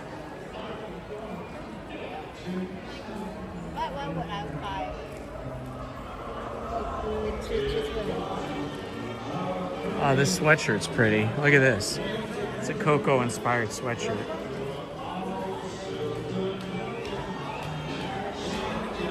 Good evening, NorCal girl. Love to you too, my friend. Thank you for popping in and joining us. Oh, this is cute. Oh, that's really cute. It's Oogie Boogie heads that go on your shoelaces. Now that's pretty freaking cool, right? And then zeros can go on your shoulder. There's a giant Oogie Boogie bag, a giant Oogie Boogie long sleeve t-shirt. Long sleeve t-shirts are gonna be definitely welcomed as the weather gets cooler. Here you can have your own Oogie Boogie. That's cool. Oogie Boogie. Sally and Jack Skellington. And Jack Skellington sweater. That's a nice sweater, actually. Button-down sweater. That's pretty neat.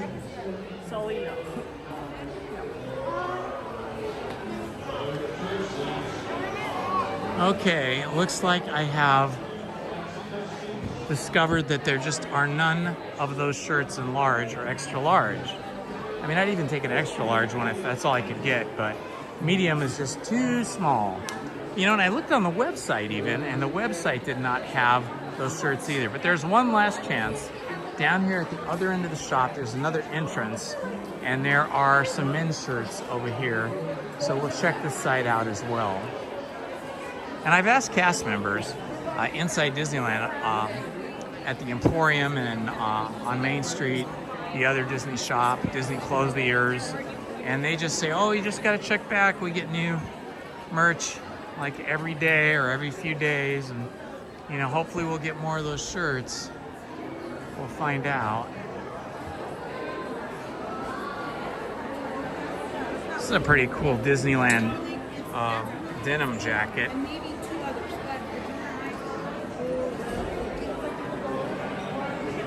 Now this shirt's pretty cool too. The Disneyland 70s shirt with the castle on it. It's all monochrome, but the other shirt I have, which is a character shirt, is blue with different Mickey characters, or it's just Mickey in different costumes, like as a astronaut, or as a hiker, or as an athlete, different things like that. So I kind of don't want to spend $70 on a Disneyland 70s shirt, because I already have that really nice black Disneyland baseball jersey that is, in fact, this one here. I bought this as soon as these came out, thinking they might sell out, but they've had them all year long. But the other shirt that I want, they seem to have sold out of, the larger sizes. Ooh, that's cute for a lady. This is a lady or a girl shirt.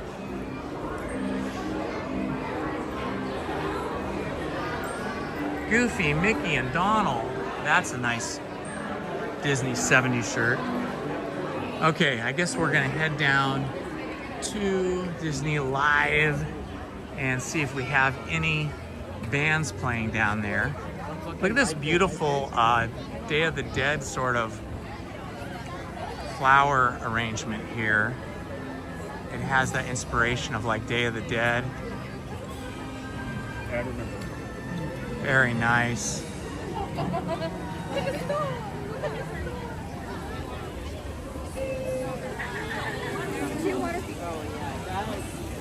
Okay, we're gonna walk through downtown Disney. It's at the end of downtown Disney where Disney Live is. So we'll check that out.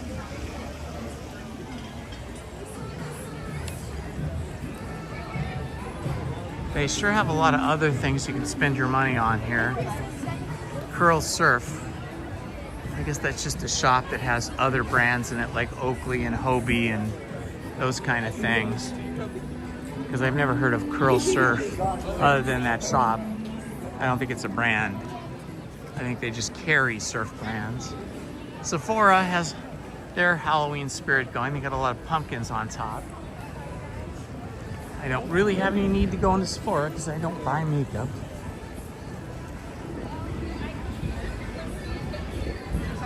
I think my youngest daughter's first job was at Sephora, or I think there's another makeup company, retailer. I can't think of the name of it. Hey, how's it going, bud? Chat.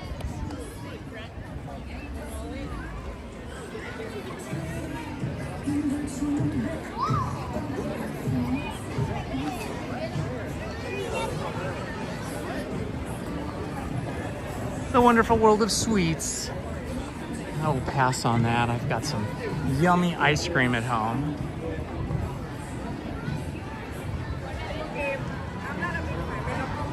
Wow, this outdoor restaurant slash bar here is very busy. And there's a waiting line. Centrico.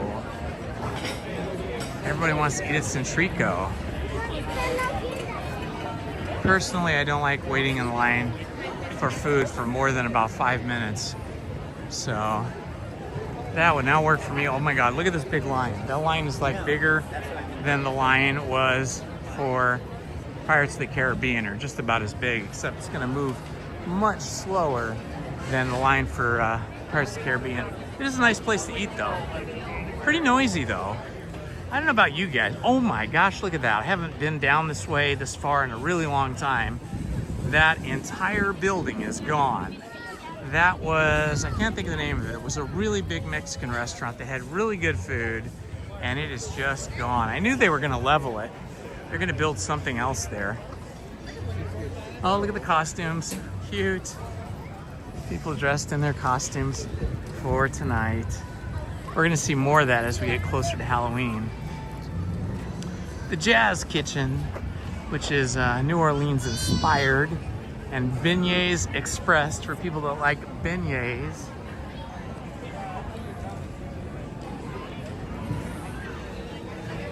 Okay, we're almost there.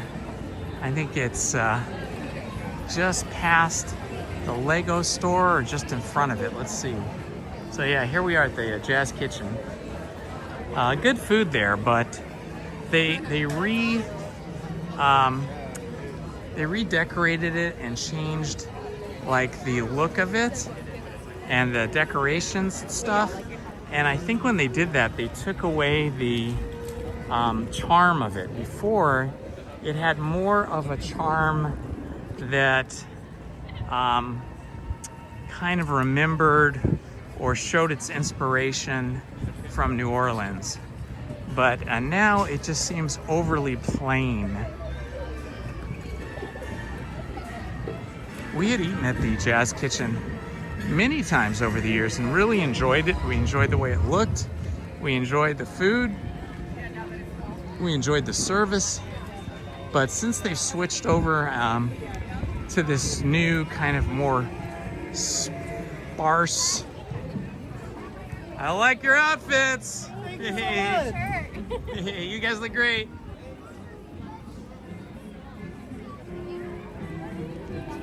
Those were my people. Adventureland inspired people. Goofy in a skeleton costume. He's like skipping over some pumpkins here. How fun is that, guys? Look at that. They got the pumpkins and they got Goofy in a skeleton costume. That's fun.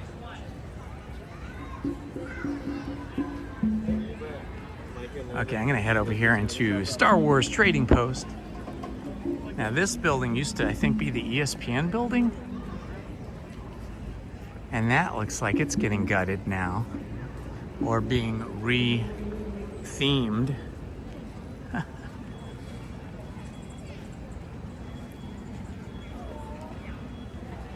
They have like some unusual stuff here that they don't have inside Disneyland, like this cloak kind of poncho. I've seen some people with these water spritzer fans. Those are cool. Let's see what else they have in here. I believe this used to be the restaurant. I forget what it was called. It was like an island themed restaurant. Ooh, this is neat. That's a cool button down shirt, Star Wars themed.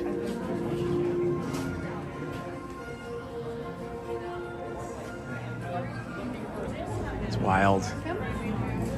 Kind of busy, but it worked. It's really cool in here. This is a big Star Wars shop. Oh, Yoda. Try me. It's a training remote. That's pretty cool. Ah, this is neat.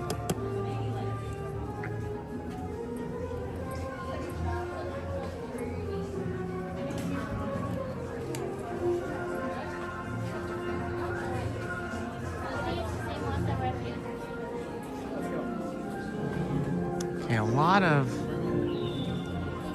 plushies and a lot of kind of collectible merch, like these guys.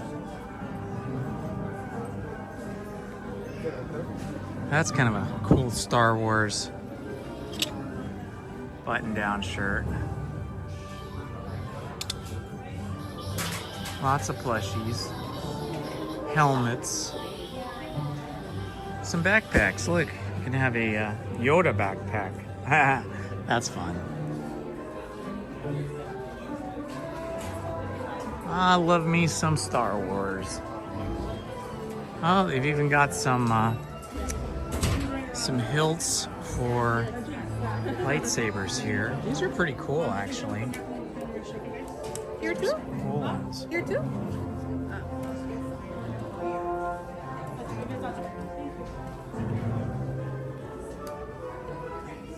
And more over here.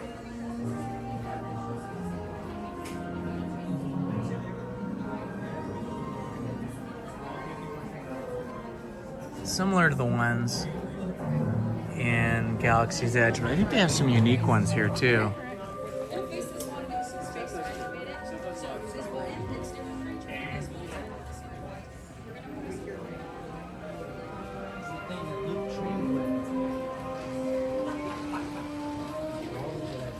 Haha, we got some remote control droids over here. Looks like battle bots going on. Haha, that's fun. That one droid is all dressed up in, he's all dressed up like a mummy. He's the Halloween droid. We got R2-D2 over here. Oh, R2-D2 just crashed. And this guy over here, more primitive looking droid.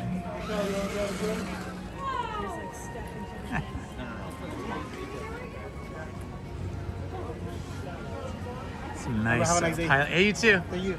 Some nice pilot helmets.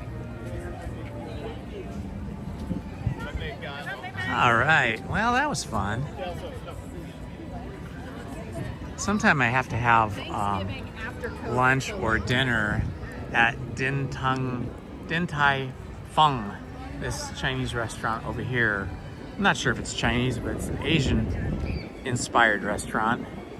Din Tai Fung. I understand it's very good. I don't know if it is a chain of restaurants or if it's a standalone restaurant. Oh, look, over here is the other security entrance for downtown Disney, because even coming through downtown Disney, you have to go through security, and then there's another one down that way from the other parking lot by the Pixar Hotel. Well, it's unfortunate that band wasn't starting till 6. That's okay. Ah, there's a sort of a wreck of a speeder over here on our left. Looks like it's been made from salvage. It's got a steel saddle on it, almost like a horse's saddle. Saddle for a horse, I should say. Ooh, I want to go into the Lego store because I think they have some new Lego sets that I haven't seen before. Legos are amazing. Fun for all ages, kids and adults. There's Woody and Buzz on a rocket, all made of Legos. Can you imagine having the job of making all these big Lego sets? Oh, it looks like you gotta go in one way and come out the other. All right, let's see if we can work our way around here and do that. Oh yeah, something bright and colorful is coming. I wonder if it's gonna be a gigantic Lego, because they have one big Lego up here, but maybe they're building another one. I don't know. Hello, how are you?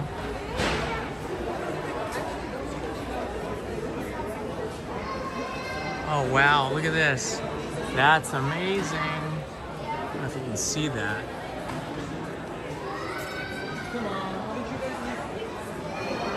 Oh, this is cool. C-3PO Lego.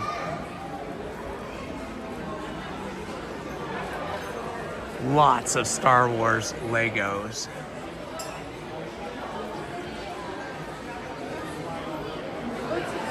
Oh, they got a gizmo.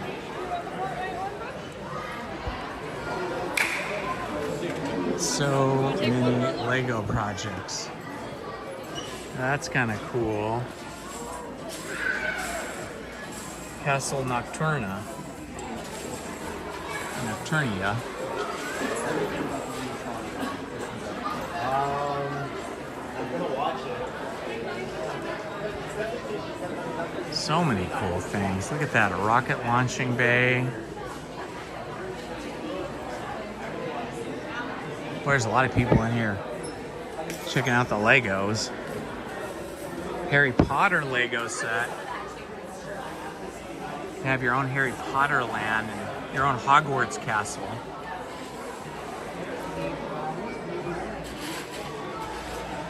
Oh, these are cool.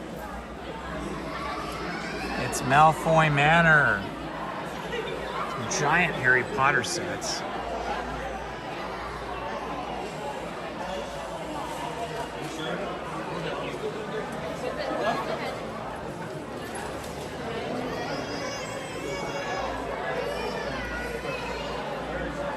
Medieval castles.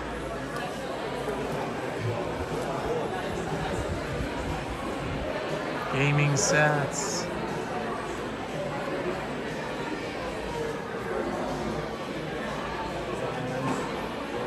Oh my gosh, look at all these cars. Lego race cars. Look at all these race cars and Corvettes. So many cool Legos. Oh my gosh, a Bronco. I need that.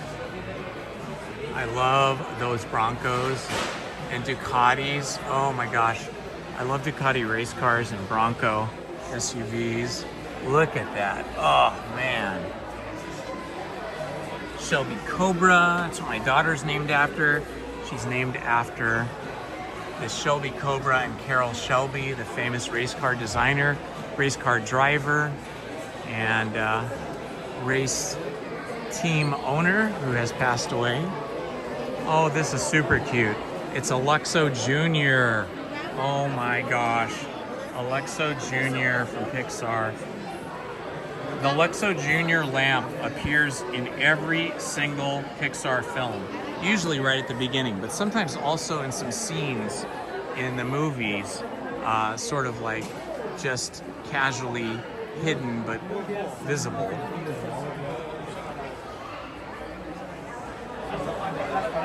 Notre Dame.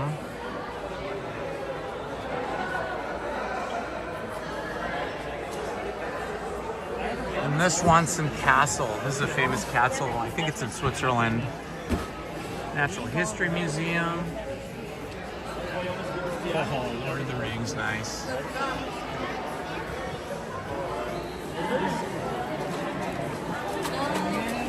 Wow, they have so many great Lego sets in here. Me too. They're spendy though. Legos are not cheap. Legos are very spendy, pricey, expensive.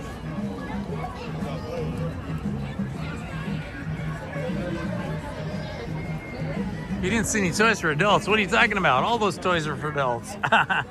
You just have to tune your mind to toy time.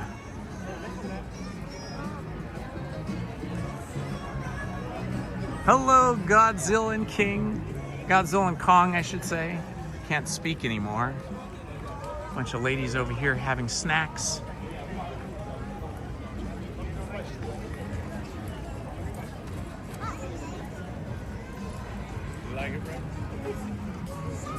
The weather has just been spectacular. You know, that's one of the things, like in the summer when it gets to be 85 and above, or even if you're in the low 80s for, you know, several hours in the hot sun with no breeze, it kind of wears you down. Like all summer long, I was coming twice, sometimes 3 times a week, but I seldom live streamed for more than 3.5 to 4 hours. But on a day like today, where it started out at 72, peaked out at 78, and now has come down to 74, I could live stream for much longer. So let's see, I am now in my 7th hour of live streaming. I've been live streaming for 7 hours and 12 minutes, and I don't feel nearly as tired as I felt when I was live streaming this summer in the heat for 3.5 hours. Of course, live streaming with Main Street Paul was fun. That made the day go by pretty quick. Oh, there's Disney Storyland Boutique. I'm gonna go in there and see what they have in there. Disney Storyland Boutique. Maybe they'll have some kind of a shirt that I'll like. I see some Halloween inspired sweaters. Those are cute.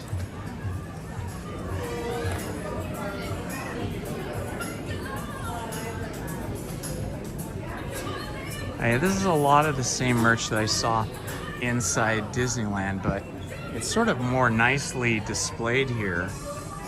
This Haunted Mansion shirt is pretty awesome.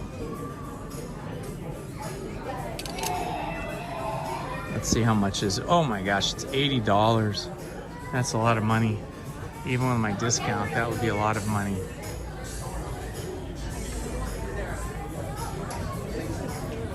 I think I have to draw the line at maybe $70. Look at these cute things.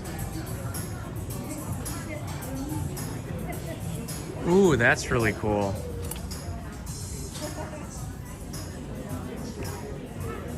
That's really cool. Ursula inspired. Oh, these are all villains. Yes, they definitely do have some different merch here than they had inside the park. Definitely have some different merch.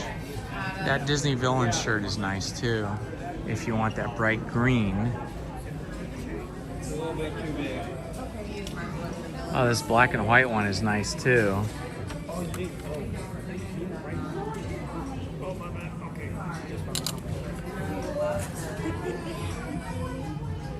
That's better. That's $65. All the villains. Thing is, I just love Mickey Mouse and Minnie Mouse and Goofy and Pluto, so I really liked that other shirt that had all the different characters on it with lots of Mickeys that they didn't have in my size. Oh well, it's fun shopping for merch. The other thing that's good about this merch search window shopping is you kind of get some satisfaction out of just shopping and then not buying anything. Because when I buy stuff like a $70 shirt, I feel extreme guilt afterwards. Like, oh my gosh, I can't believe I spent that much money on a shirt. Why did I do that? I love it, but why did I do it? Why I shouldn't have done it? I should have held back. So when you're just window shopping and taking everything in and soaking it all in, you don't buy anything, but you get to see everything, and then you don't suffer any of that guilt. You feel good about yourself.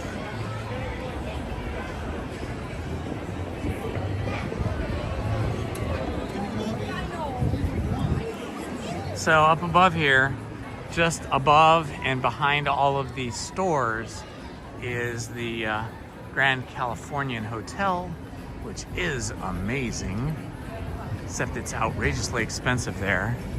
I think it's anywhere from $650 to $800 for a just lowest priced room, and then it goes up from there, way up per night.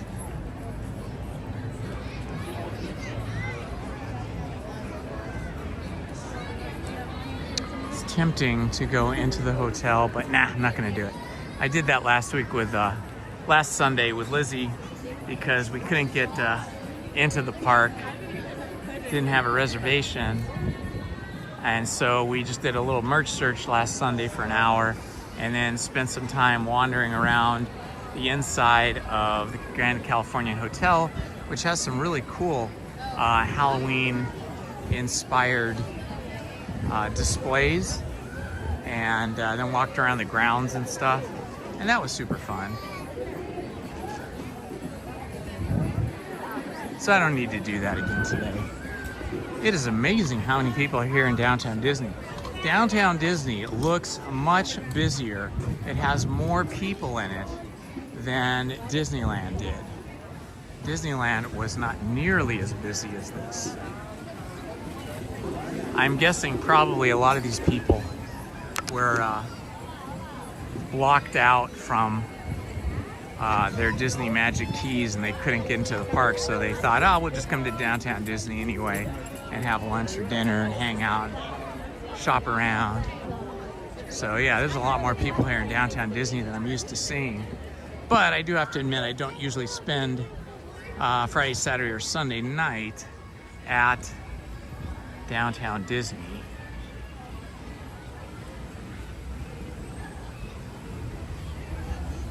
So maybe it's always crowded down here. I don't know. At night on the weekend. Mickey! So cute! Here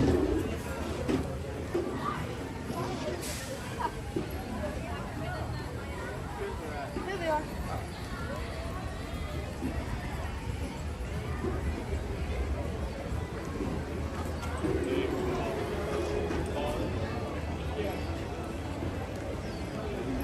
Hi. How are you? Good, how are you? Good. We got a lot of pumpkins here. I think these are real pumpkins too. I don't think that they're fake plastic pumpkins.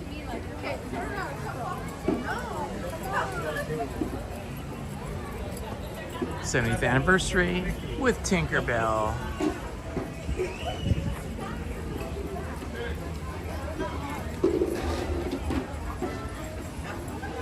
Coco, the Hatbox Ghost, Buzz, Woody, the parrots.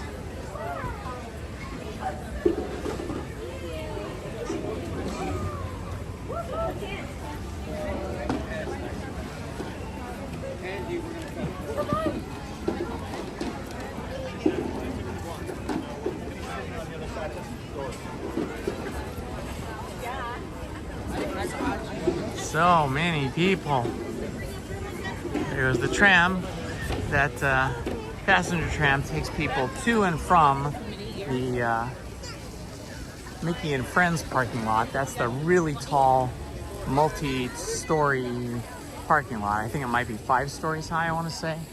At one time, the Mickey and Friends parking lot, after it had first opened, was the largest parking lot in the world.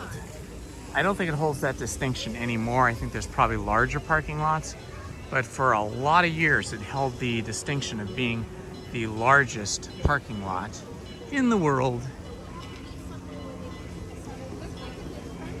These poor bushes are basically imprisoned in steel.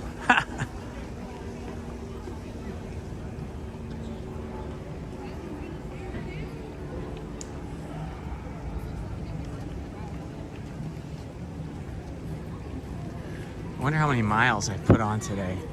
I'll have to check my health app on my phone when I end my live stream. I'm gonna guess that I did 5 miles today.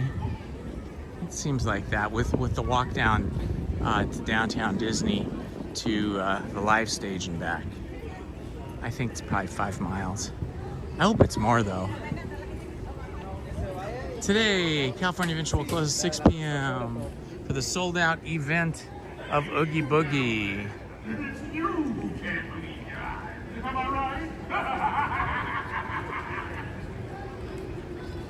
There was a huge line out there earlier for Oogie Boogie, but for California Adventure because of the Oogie Boogie. The Oogie Boogie ticket holders get to enter the park at 3 p.m. and by 6 p.m. everybody that doesn't have an Oogie Boogie ticket has to leave.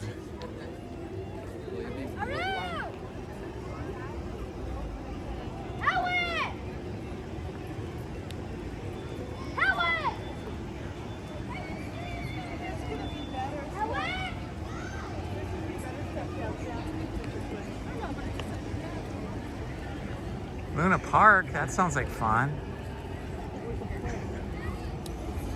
I know, right? It would be fun to stay a child, but it is fun being an adult and being able to do what you want and eat what you want when you want.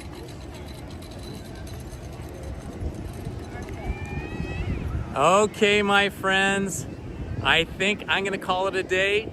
I've been live streaming for over 7 hours. If you missed any of our ride-throughs or any of the live entertainment or any of the history lesson at the very beginning of the live stream, just rewind the live stream and you can live all of those experiences and hear all that history and enjoy watching Main Street Paul and I walk through the park, go on rides, chat, have lunch, etc.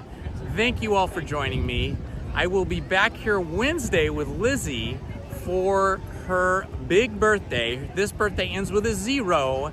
So we'll be here probably at Rope Drop with our daughter Willow, and we'll be probably live streaming just for a short time because it is her birthday and we have to put all our attention on Lizzie and not on live streaming. I might be back here tomorrow.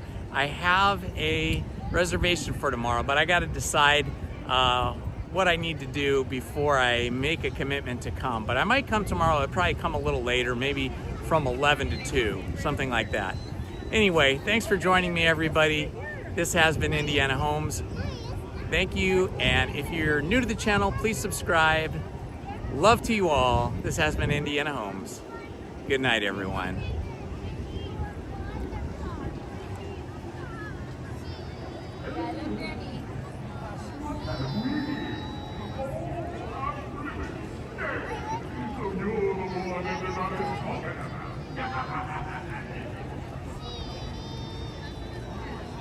Please hit the like button, subscribe, and hit the notifications button. Thank you very much.